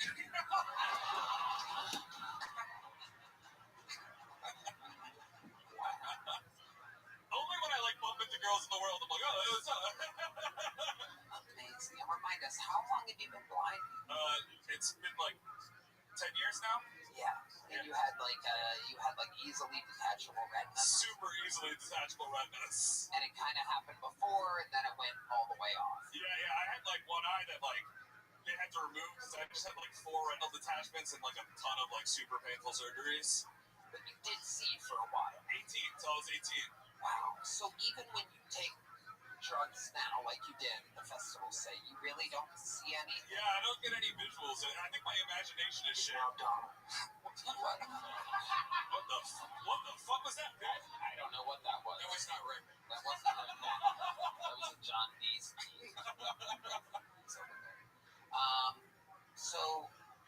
So there's no visuals, but you only have your memory before 18. Yeah, like I can still see in my dreams, you know? That's interesting. Yeah, but it's all shit I saw before I went blind. So it's like every night my dreams are the world's shittiest 90s sitcom. It's like Blind Meets World. Or like Fresh Prince of Blindness. That one's weird. I'm black. Can you take us through? Can you, for example, just like take us through like the most recent dream? Doesn't have to necessarily be funny, but the 90s sitcom. What is like the most recent dream that you remember? I'll have like stand-up dreams about like, you know, doing comedy, and every time it'll just be like me doing comedy, and then I think back when I wake up and I'm like, that was my lunchroom. Whoa, you hear that? It really is a 90s sitcom. It didn't work as good as I thought it would. Yeah, I'll just be like running away from like monsters, and it's just like a hallway that I knew from fucking 10 years ago. Damn, that's incredible, Chris. All right. Well, anything else crazy we should know about before we let you go, Chris? No, thank you guys so much. You guys rule, dude. Thank you so much. Hold on, Chris Celio, you are the fucking man. Yeah. Hold on. Yeah. Fucking Jeff Ross is here. Hold on, dude. I didn't even get to talk to Jeff Ross. Yeah, let's talk with Jeff Ross. What's he hiding from me? Why is he hiding from me? Jeff Ross, you look like The one guy who can't roast me. I love it. No, dude, you sound like a Sesame Street Semite. I think I get it. Yeah. Chris, what's your last name? Cilio? I'm going to remember you. How long have you been doing stand-up? Like 10 years. So about the time this happened to you, you decided I need to channel it into something artistic. Yeah. I was like figuring out what I want to do. Like I was like first semester of college, and when I went blind, so obviously I dropped out of that. And then I was like, what can I do? And I was just listening to all you guys on podcasts, and I was like, I'd always wanted to be a stand-up, and I was like, this seems like something I could do with minimal effort. You know, like just being a microphone seems like a perfect amount of work for me. You know? Yeah. But your came out, your minute was like killer. That wasn't the first time you did that minute. It was the first time you did it here. You've been working. Yeah, I work. I can feel that, and I think you're a really good joke writer. Thank you so much. And I was wondering what color your shirt is. God damn it, dude. A test I will always fail. You're awesome. Give it up for Chris. Chris Celio, ladies and gentlemen. Golden ticket winner. Has done it again. Absolutely incredible. You guys having fun out there? If anybody wants to dry paintbrush his autograph, he's going to the restroom right now. The lucky hallway has a chance. All right, your next fucking bull goes by the name of Michael Scott, everybody. We're going to keep it moving with the skylines of Michael Scott. Here he is.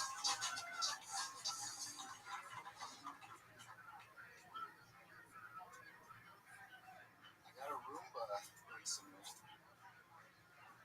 He's black. He cleans my house. It's a sweet deal. What is the black base model for every object that's supposed to improve our lives? Why is it always black? I gave mine a pair of white gloves and a bow tie. I push clean on him, and he goes up and down the halls.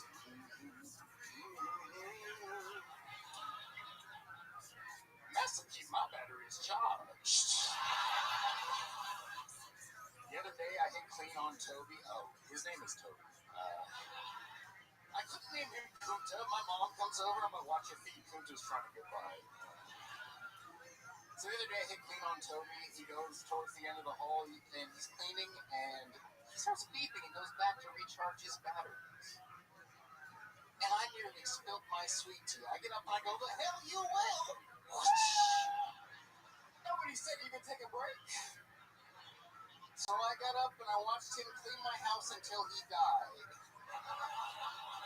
And when he died, I bought a new one at an auction for 3/5 the price of one of those black ones. Wow, Michael Scott pushing it to the limit of time with an incredibly racist set that only you can do. Only me. Amazing. You can get away with it. Incredible. Remind us all, Michael, how long you been on stand-up? 9 years, 4 months. 9 years, 4 months. Amazing. And most of that here in Austin. No, Bakersfield, California, a little bit in Fresno. I moved here December 30th of 23. Okay, awesome. What do you do for a day job? I got fired from one, but I still have a valet job. You're working valet too. This is the official show of valet drivers. I've gotten a lot of comics hired, like quite a few. Okay. Called Aaron McPherson earlier. He didn't get up here in time. I got him a job there. But I noticed you called a different Aaron right after, and I thought that was funny. You called a white man. Yeah, I pulled names out of him. Yeah, no, it was like, I know it wasn't you. And I don't know what happened to him. I didn't actually call him. I hand off the piece of paper, and if they're not like where they're supposed to be, then I have to pull another name. It's not like rocket science or anything crazy. I know there's a lot of conspiracies about this bucket, but it's fair. Pieces of paper. Well, there's D Madness, everybody. Your Roomba just came back.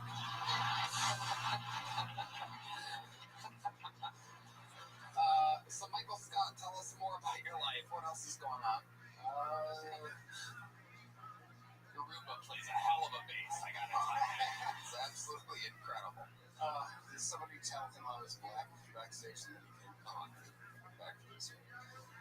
Yeah. What's going on in life? In life, You have a girlfriend? no. When's the last time you went on a date? Let's say 3 months, maybe. What happened there? Just, I mean, it was alright. You met her online or something like that on a No, dating she show? had a show, she met her, hung out, got messed up. Get drinks? And then when you went back to your place? Yeah. And then what happened? Fuck her. Oh wow, what a romantic man. Straight to insertion. Yes. I was already unbuckling as we were driving out. Amazing. And then you never talked to her again after that? No. Why is that exactly? I don't know. It just wasn't. It's a white girl. Okay, we'll give it away. It could have been anything, I don't know. I wouldn't be surprised about anything. I think you would fuck whoever would want to fuck you, am I correct? I think he's right. Yeah. Amazing stuff. And you met her at just a regular open mic. She came up to you afterwards and was like, what's up? Yeah. Okay. Yeah, I've been kind of, I don't know. I've been doing comedy and then people come up to me and talk to me afterwards. And just lately, I usually talk to nobody. Just do my thing and leave. And I'm trying to hang out and make friends. You got drunk with this girl at Shakespeare's? I was drunk before. Okay. At Shakespeare's and other places I walked around. Okay. All right, Michael, what kind of car do you drive? 2019 Chevy.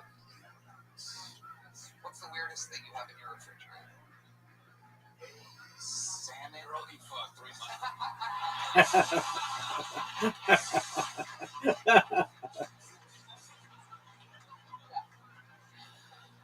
Oh my god. Wow. Yeah, she's thawing out right now. Michael, let me ask you a question that I asked another ballet driver earlier. What's the weirdest thing you've seen inside of a car that you were balleting at the time? Guns, condoms. Not in the same car, that's for sure. That's different. Nobody with guns is using condoms. No way, Jose. That'd be absolutely contradictory to life itself. One person parked their car overnight and they had a German Shepherd that they left in the car, in a crate, in the bed, strapped down. You'd come out maybe every 4 hours and check on it, but it stayed. Yeah, and it was the winter too. I was very upset about that. Was it like a Tesla that had dog mode on or anything like that? No, it was like a Dodge Ram truck. It was a German Shepherd. Perhaps it was a Jew trying to get revenge for the Holocaust. So it was a German Shepherd being kept in a crate inside of a car in a torturous situation. Perhaps it was revenge for the Holocaust. Still not getting the laugh I think it deserves. Can't really plan to do a joke like that. It has to just be served up in the air. Only have one chance at it. I guess that was my chance, and it's yet still not really connecting the way that I was hoping was for, because the Jews were held captive by the Germans in very tight quarters, very tough situation. You said it was during the winter time? Yeah. Really doesn't get much more spot on than that. Thank you. There it is. There it is, everybody. Thank you. Thank you. We only get to laugh at good Holocaust jokes while Jeff's going pee, so that was a little fun chance. I'm kidding. Michael Scott, fun times. Tremendously raised the set. That's why you're leaving here with a big joke. Michael, I'm happy on the secret show, brother. Thank you very much. Sorry.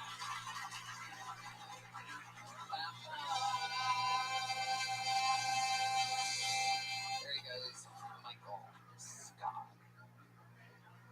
We're having a good old time here tonight. There he is. I knew it. We're right on time. I didn't want you to miss this guy. Ladies and gentlemen, your next set, your next bucket pool goes by the name of Eric Biggs, everybody. We're going to watch them all together.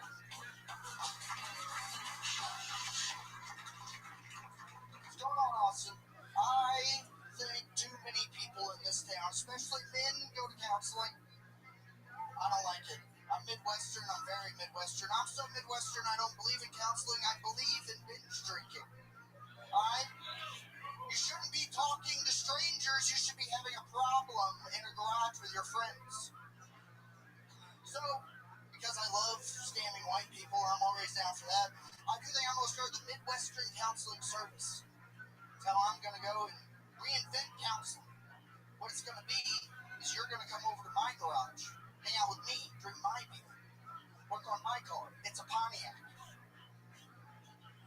You can't be sad working on a Pontiac. That's illegal, all right, guys? That's what freedom is all about. And then we're just going to talk, get drunk all night long, have a good time. And maybe as the night goes, you'll start to open up and tell me about the woes of your life. Then you'll look me in the eyes and be like, yeah, I got hard when Dad died. I'll look you dead in the eyes, I'll turn up the radio and say, shut up, pussy. We'll move on. All right, I've been Eric Biggs. Okay. Is it okay if I go to the bathroom? That's fair. That's fair. Eric Biggs. I see why Jay didn't let you talk in all those movies. Yeah. It's a pro. I kept trying. He said no. Wow. Eric, how long have you been attempting stand-up comedy? 6 years of attempting, Tony. God damn, 6 years. What happened here? That's just a new minute, a tough minute? Yeah, I don't know. It's been kind of working. I've been trying it around, but it did not work. All right, it did not work. 6 years where at? Mostly Missouri. I started off in Columbia, Missouri. And then where else have you been? Been here ever since then. Been down here about 3 years. 3 years. Okay, here's what I'm gonna do. Because Eric, I'm telling you, I see it. Dude, look, you're built like a snowman. I am. You have a beautiful round head. You have a round body. It's built like a snow globe. I think Except for I've never ever carried my mouth, all right? I think they don't have it in it. That's their nose. That's the nose there.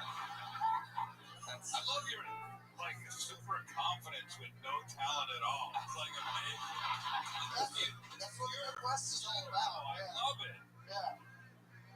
What do you do for a living, Eric? I'm an insurance salesman. It's the only thing that can be worse than sucking at comedy, you know? Yeah. You do this, you do that all day, and you go, you know what? I can eat shit on the stage in front of people. That can't be anywhere. I just think that Pontiac thing, for some reason, did you write that in Missouri? No, I wrote that down here. All right. I'm really sorry. He gave me an out. He said to take it. I still, and I might be wrong, but Eric, there's something behind those eyes. I think you can do better than that. I'm going to give you one more minute to a totally different minute. You got it, right? You've been doing this 6 years. You must have a second minute. Whatever you think your best minute is, because I'm positive this is the only time that you've been in front of millions of viewers right now. No, it's better than where this was going. Yeah, that's fair. That's fair. Yeah. What are some of your bits? And we'll tell you. What are your? I got some stuff about marriage. Have you been married? Yes, sir. I'm married right now. You know what? Just get right into it. Ladies and gentlemen, one more time, we're going to start the clock. 1 minute from Eric Biggs, everybody. Yeah, I just celebrated my 1-year wedding anniversary. Yes, it's very nice. It's nice knowing you can still trick white women into making bad decisions. Like, my wife looked me dead in the eyes and said her lower credit score sounds great. Who doesn't want to live in a house that has wheels on it? That sounds fun, you know? The worst part about it is I got married young, so you get a lot of bad advice when you ever get married young. Like, have you ever just been about to black out at a bar? You just have some old guy sit next to you and he goes, don't do it. Don't get fucking married. She'll fucking take everything. You just gotta look at him and go, I live in a trailer. I have nothing. Nothing can be taken. You can't split shit in half. Yeah, perfect. It was better. That was better than your first minute. Makes me wonder if I gave you another minute, if that would be better. So you live in a trailer.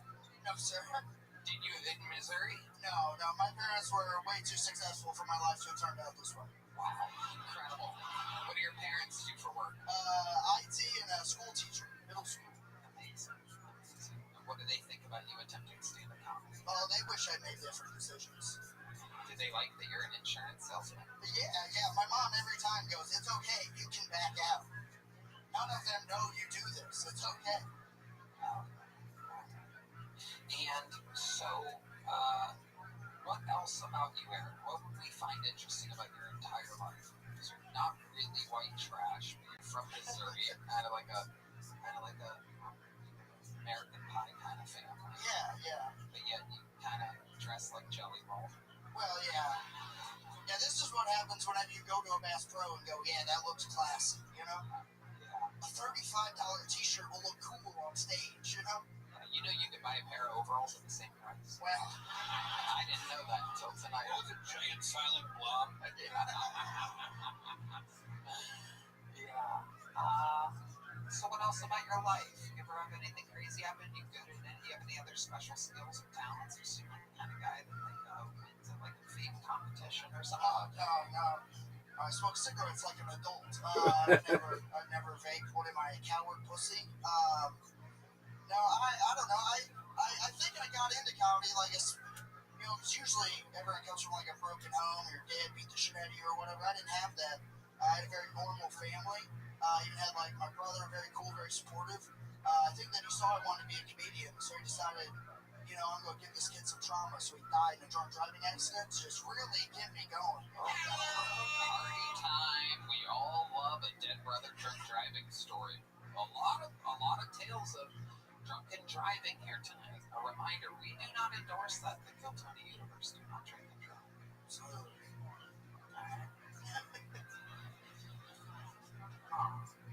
You eat and drive? Yeah. Seems that would be equally as dangerous. You know, it's a problem. Got blocked out a couple times.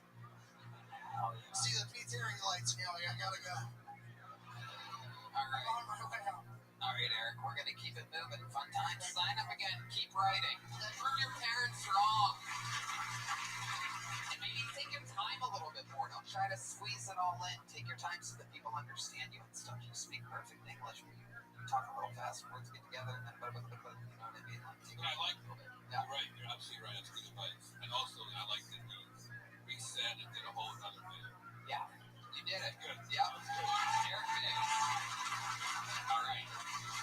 Oh my goodness. This is one of those special moments where someone very talented signed up for the show. Ladies and gentlemen, this guy, I grew up in comedy with him. We were door guys together at the Comedy Store. He's been a paid regular at the Comedy Store longer than I have. Ladies and gentlemen, it's a very cerebral palsy episode of Kill Tony. We already had Martin Phillips, but this is the OG from the Comedy Store. Now lives in Austin. One of the funniest people out there. Make some noise for Davey Wester, everybody. Davey Wester, make some noise for my body. You guys have had rednecks and cerebral palsy people. You've never had it blended together, you fucking cocksuckers. Some of you assholes are gonna ask me how to spell it, but I don't know shit about cerebral palsy, so I'll just make up shit. They'll be like, what is cerebral palsy? I'll tell you, superpowers a large tallywhacker, cocksucker. That's people, you know, like when people ask me how to spell it, because everybody's inquisitive as fuck. Does it look like I ever want to fucking spell a bee ever in my lifetime? I went to alternative high school. We had law mowing as a course, fucking dickhead, because they knew I was gonna fucking go to court sometime in my life. I don't know, man. Like, some of you have jobs that you dream about hitting a telephone pole. As you go to work, you're like, man, I got 6 days of PTO, and I could just take this fucking light pole right now. If I have to talk to Hal one more time about his mental health, fuck him. Keep going, Davey. Just keep going for a bit. Keep going. Yeah, I'm gonna keep going. Just keep going. You know how you know it's a shitty job? When they tell you it's like your family. I avoid my family. My uncle is King Quicker that steals kid bikes on Tuesday. Alright? If you ever talk to my uncle with a Batman RV and be like, hey Dave, why don't you get your life together? He'll tell you he's fighting capitalism. And I think Batman lost it because he's fucking homeless. And that's just...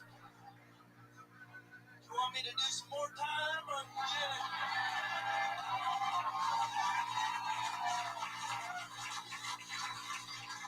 don't know, man. Like, where I grew up, people didn't really know I had cerebral palsy because I'm from a town where people watch parallel parking. And, yeah.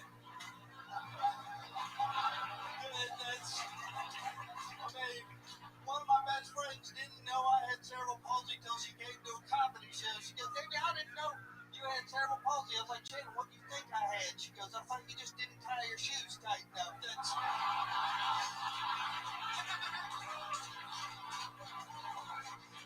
Hey, you killed tonight, man. Oh, my God. What's up, Paul? I love it. See you, my man. Good to see you. This is what I love about this show, is that sometimes you pull out someone that's a real white trash, not like the fucking asshole fucking with the bath pro. I heard that little fucker. I wanted to find him, Tony. Don't take my 77 Fleetwood away from me, you son of a bitch. Like, I feel like cerebral palsy is like number 8 on the list of shit that's fucked up about you. Like, it's not even a... Yeah, I mean, right? Yeah, there's a lot of fucked up shit about me right now. That's why I'm on probation right now. You are? Yeah, well, so, I decided to get, I was up in Minnesota and I went to go sit in my car because I was a little drunk. And then I had 9 cops arrest me. And like, when you're getting arrested, you don't have the pocket button in your head because I had a pocket full of mushrooms in my pocket. And I decided I was going to eat them right in front of the fucking cop. If I'm going to detox, I'm going in there high. That's... Might as well enjoy it. Yeah. It's a master class, wow. Davey West.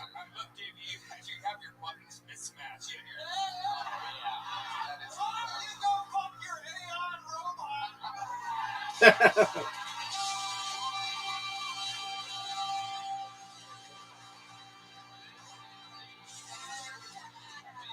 She's Korean, you racist. Can you give me 2 golden tickets? Because Ari Matty, if I get that, he'll take me to the wellness clinic and fucking help me out. Like, I won't have cerebral palsy anymore. I'd just be a downsy son of a bitch. I don't think there's enough stem cells in the world to balance you out, baby. No, I get you. I like seeing blind people. I don't trust you, but... Davey, you are on fire. What I love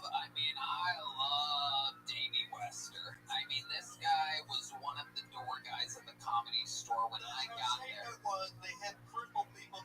Yeah, exactly. It's a testament to the times. This Comedy Store in 2007 was a dark, dark place with a lot of very pessimistic, negative people. And you were roommates with a lot of them. And you fucking... Oh, please don't. You want to talk about cocaine? Okay.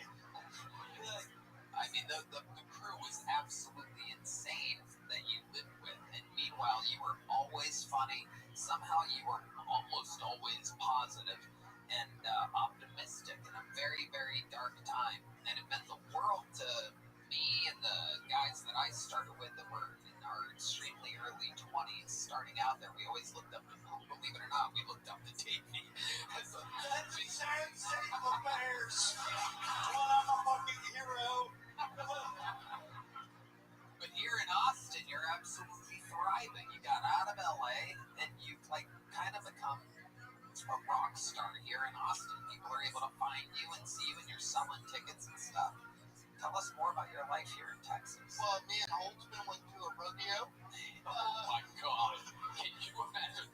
Even if there weren't bulls there, I would go to the rodeo just to see what you and Holtzman were doing together. Well, it started... What did go wrong? That's like OJ and Cosby sharing a cell together. Yeah, well, he went to the wrong place. He thought my apartment was this abortion clinic. And then he, I don't know, it was just crazy. Holtzman bought a bunch of shit, yelled at me a bunch. He told me he yelled at me for not having a handicap placard that I carry around. He thought he was gonna get good parking. Yeah, That's why he brought you. Oh my God. Bring it. He goes, everywhere we went, he goes, I have a handicap. I have a handicap.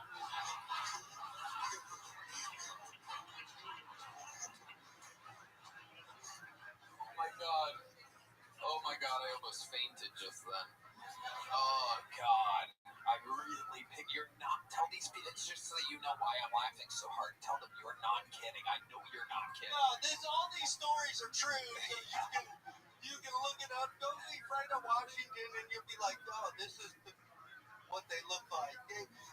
Just so you understand, Drew Mickens is from my area too. Yes, that is true. Anytime I see somebody, then I've blown a few people's minds like this. I'll be like, where are you from? They're like, the state of Washington. And if I notice that their eyes are ever not aligned, like if they have one eye here and one eye there, I'll be like, you're from near Euphrates? And they're like, how do you know that? It always blows their minds. They just have to keep an eye on offset eyes from Washington. Yeah, you just have to, you have to understand there's a nuclear plant, okay? Yeah. I love it, Davey. I mean, you are just one of my favorite types of stories because, you know, you're not an actor, you're not a writer, you're not a this, you're not a sketch, you're not trying all these things. You're a fucking pure stand-up comedian, the kind of guy that I just love to drink with and hang out with, whatever, you know what I mean? So, eat mushrooms? Well, maybe. I don't think I could eat mushrooms with you, Davey. I'm highly sensitive already. The buttons thing alone would fuck me up the entire time. First thing I would do is I'd be like, Davey, get over here. Let me fix this for you. Take off his clothes. I got a pair of overalls. It was very cheap. No, I tried the overall thing. That didn't really work out for me. What happened? Well, yeah, when you don't button those correctly, everything comes out. Yeah, and I'm fine with that. Davey, if you're in town, I would love to have you on the Secret Show Thursday. You are the fucking man, Davey Webster, and now the world knows about it. So cool that you signed up for this show.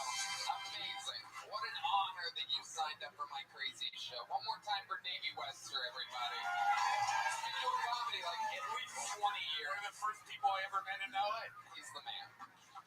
He's the man. The original fucking cerebral palsy, fucking super powerful comedian. Cleanser Heidi. Yeah, the sage of the room. To get your penises out from inside of you after staring at Davey Webster for 10 minutes. Here's the lovely Heidi here to reset your testosterone levels, everybody. Go to HeidiRegina.com. It's all good. Oh, you got it. Okay. There's a 50-50 shot on it. How about one more time for the lovely Heidi, everybody? All right, back to the bucket we go. Ladies and gentlemen, your next bucket poll goes by the name of Victoria Lang. Victoria Lang, our third female of the night. So I'm a pole dancer, and when I say that, a lot of people think that means stripper, and I'm not. But if I was, I would have a really cool name, like Miss Honey Bun.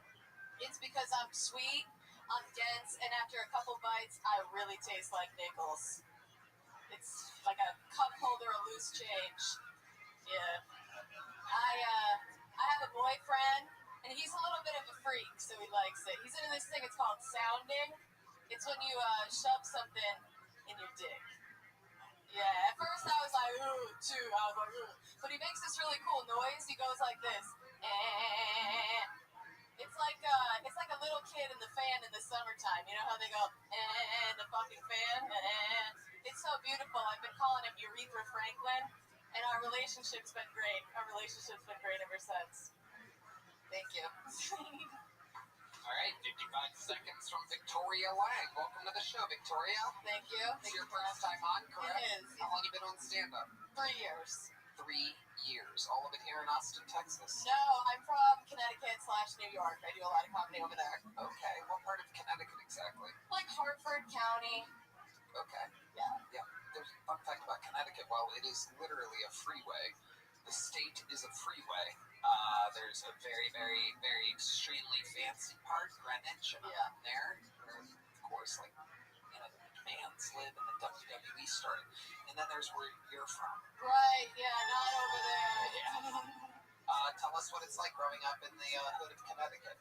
It's the shit. It's got a lot of stuff going on over there. I mean, I would say we have the best comedy, I think, in that part of Connecticut. There are a lot more. In Connecticut, you have the best part.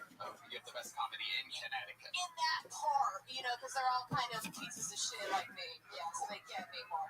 When you call yourself a piece of shit, what do you mean? What are some shitty things about you? Some shitty things about me? Other than your nickel pussy. Oh, fuck. I would say that one's pretty standout. I'm kind of like I'm a little bit of a hater, self-admittedly, and I say a lot of things and I regret it immediately. I go, I regret that. When you, are you talking about like online or just like? No, in person. I'll be like, oh, that person's a fucking asshole. And then I go, oh, why did I say that? Type of thing. Wow. Yeah. Has that ever backfired on you? Yeah, everybody hates me. I'm like, Connecticut's most hated, so that's what happens. Wow, incredible. Yeah. Your boyfriend likes you. He loves me. How long have you been with him? I've been with him for 2 years, and he's a comedian as well, so he gets it. You guys live here now? No, we're just visiting. Okay. Did he sign up as well? Yes. Okay, we'll talk about that in a second. You're a pole dancer. How long have you been pole dancing? I've been pole dancing. I'm about as good as pole dancing as I am at comedy, to put it that way. Okay. Yeah. All right. So you fall a lot. Yeah, falling. Yeah. But you make it to the top of the pole and the bottom of the pole. Yeah. Because you're bipolar. You ever straddle the microphone stand? I have. Usually I'm a lot more active. I do kind of something like that, but I think Tony made me nervous. It's okay. It's all right. Don't be nervous around me. What could I possibly say about you that you haven't already thought about yourself? That's correct. Victoria, you have any special skills or talents or anything like that? Yes, I make comedy music. That's, I would say, my forte. Okay, that's your specialty. Yeah. Do you have like a song in your head that you've written that's original to you? Yeah, I do. What's it about? So I have a couple. I have one about storming the Capitol. Just do one. Okay. Great. Can't take it slow. Storming the Capitol? Yeah, and I have another one that I really love about dating while living at your parents' house. Which one do you think is the funniest? The one about dating. Okay. Do you know what chord progression that is? Is that a DGAC? It goes like this.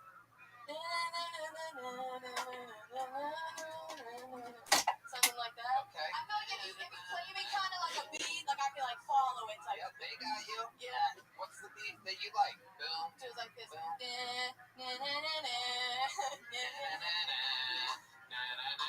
she is, ladies and gentlemen, Victoria Lang, everybody. Here we go. First spotlight, Nina. Thank you. All right, here we go. I woke up today in the pink room that I grew up in. My mom takes out the trash like she always does. I check my phone.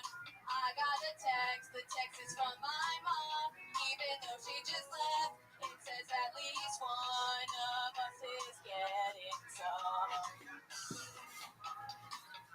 Oh my God, my mom saw the condom in the trash, but that's what happens when you're living at your mom's house. Pick it up. There is a feeling you can't hide when your mom's seen your boyfriend quite inside. But there's really nothing I can do when our economy is in the tubes. And maybe one day we'll live in a studio apartment, but till then it'll be us. And also my mom, cause this is her house. Oh, you want me to keep going? I woke up today in the blue room that I grew up in. My mom wakes me up for work like she always does. I usually text when I have a girl over, but last night was different, I guess. My mom walks in to see my dick getting sucked. Like me and my mom, we're close but not that much. she's caught me with my balls out of forest. There is a feeling you can't hide when you're rocking your dick, drugs, eating marijuana. There's really nothing I can do unless I shoot a CEO or something real. This is terrible.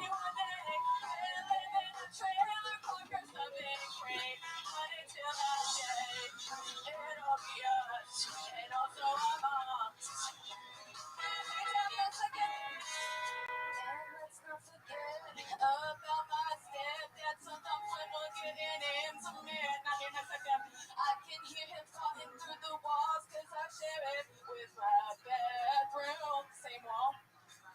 Please don't look at the stain. My 20-year-old cat died my senior year of high school. It's not that noticeable unless you look at it. Gotta walk by really fast.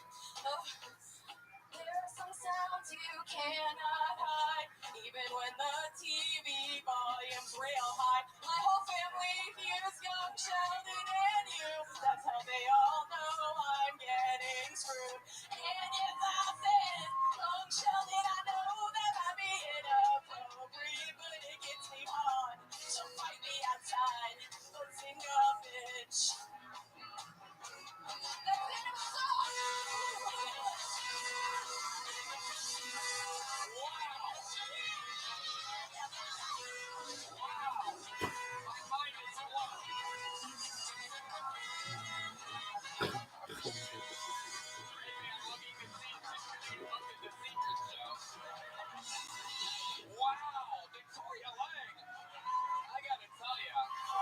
If he gives her a fucking thing, I'm gonna eat this.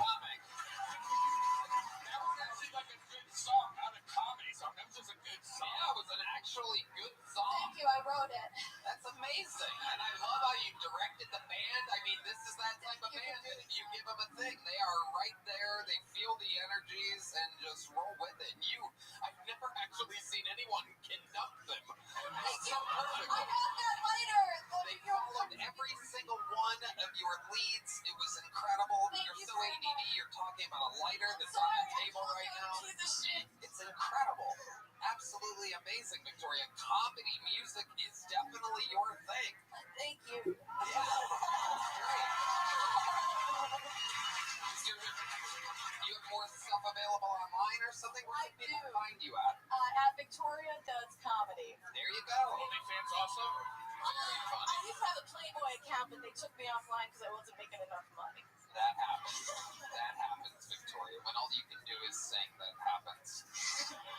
But you are very talented. You really got lost in it when you were sitting down. I was so impressed when you're commanding the band. It's like a real treat to see somebody come in and start kind of shy and exactly Jeff just said showmanship. I mean, you really came out. You know what I mean? And that was incredible. Congratulations, Victoria Lang. The set was okay, but after that amazing performance, you're leaving here with a big joke book. Here you go. Thank you so much. All right, there you go. Sure. Should I leave now? What? Or should I stay? You're gone. Oh. What the fuck? Thank you. Anything can happen here, ladies and gentlemen. This is a show filled with magic sometimes. Ladies and gentlemen, let's make it your final bucket pull of the night. Goes by the name of Eric McLaughlin, everybody.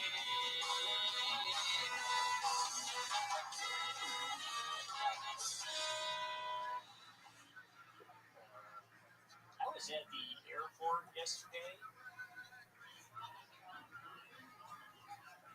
I was thinking you could just point at anybody in here and yell, "That guy has a Bahamas in this," and they kind of have to check that guy's ass, right? Wait,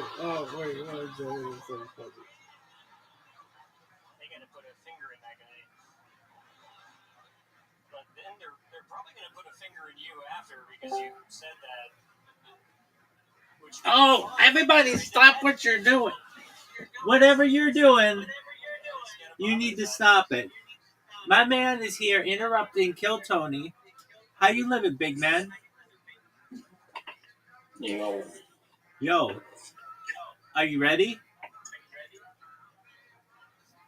I'm ready. What's tonight's theatrical performance? Sorry, what?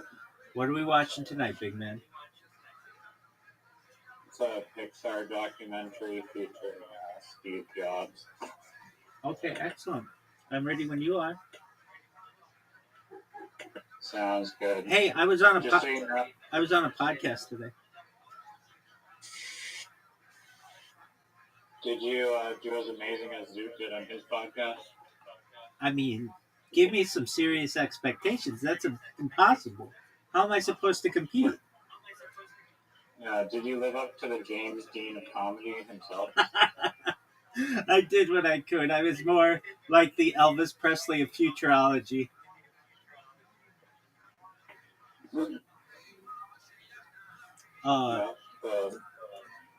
Can I tell you how it went first, really quickly?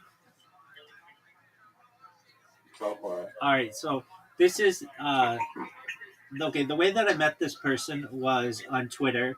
They just went online and they were like, "Hey, if you want to be on my podcast, send me an email." And so I sent him an email. He got back to me right away.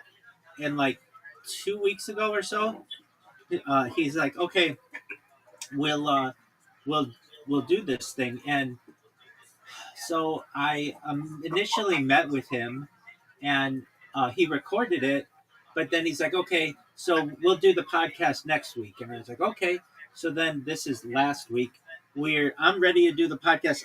I send him like a breakdown, and he's like, "I enjoyed speaking with you, and I want to have you on my show for like not just one episode, but like 5 episodes." And I was like, "Okay, that sounds great."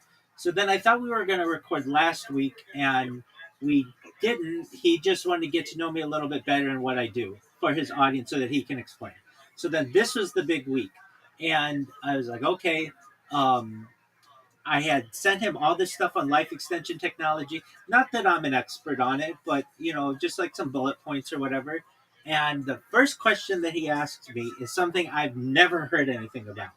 And it's like this like so he asks, so we talk about like things like well, I say like, okay, so there's like mitochondrial regeneration, and there's organ growth, and there's like mind uploading, all those things. And he's okay, a lot of that sounds like my med bed. And I'm like, Medbed? And he's like, yeah, Medbed. And I'm like, oh, okay. Medbed. He's like, yeah. So I'm like, with one hand, like doing the podcast, and the other hand, like looking up what this means. And it's some alternative theory that basically is like, perhaps very wealthy individuals are already having this type of technology being done, and it's just not available to the average person. So I did everything I could to kind of stay away from like the alternative theory route and just kept it to science, which I was able to do. And then we talked for like 20 minutes or so, which is all we had planned. And then it went well. Aside from that, like getting caught off guard, but it's not like at any point I was like, I don't know what you're talking about or anything like that. I was able to recover. And we talked about life extension, how like he's 78 years old. He's from Australia, and he's in good shape, and he's certainly mentally there. And he wants to continue to live as long as possible, and I don't want to stop him. And so we talked about that. We talked about diets, and like he's on the carnivore diet. We talked about the ketogenic diet, basically high protein, low fat, or high protein, high fat, low carbohydrates. Um, and we talked about mind uploading, which is a passion of mine, and so I thought it was a good first session.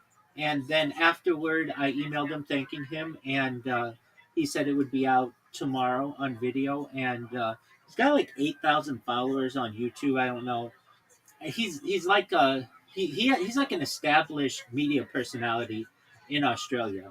He goes on Australian radio still, on Melbourne, which is like a big city, obviously.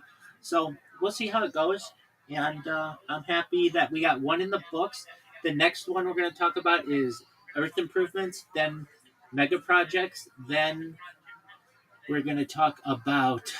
Uh,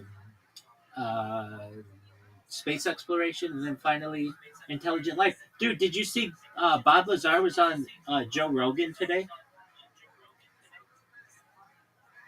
Well, first off, Or recently. congratulations on the podcast. Thank you. Send me the link for it. Oh yeah, no doubt.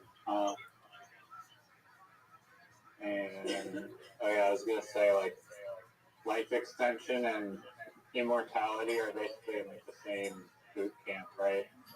Yeah, so we talked about that. Basically being able to live to be like 120, but then the potential of being able to live forever. And it's great to hear someone else say, I want to live forever. And especially being 78 years old, I'm glad that, he hasn't given up, and he's in great shape. And so he may have another few decades ahead of him. And then that type of technology really kicks in. One caveat that I stated, and that I always state when I talk about life extension technology, moving into transhumanism and perhaps mind uploading and digital immortality, there's the idea that you want to live forever, for those of us who do, within reason. Because living forever could be a punishment if you're bored or you're being punished.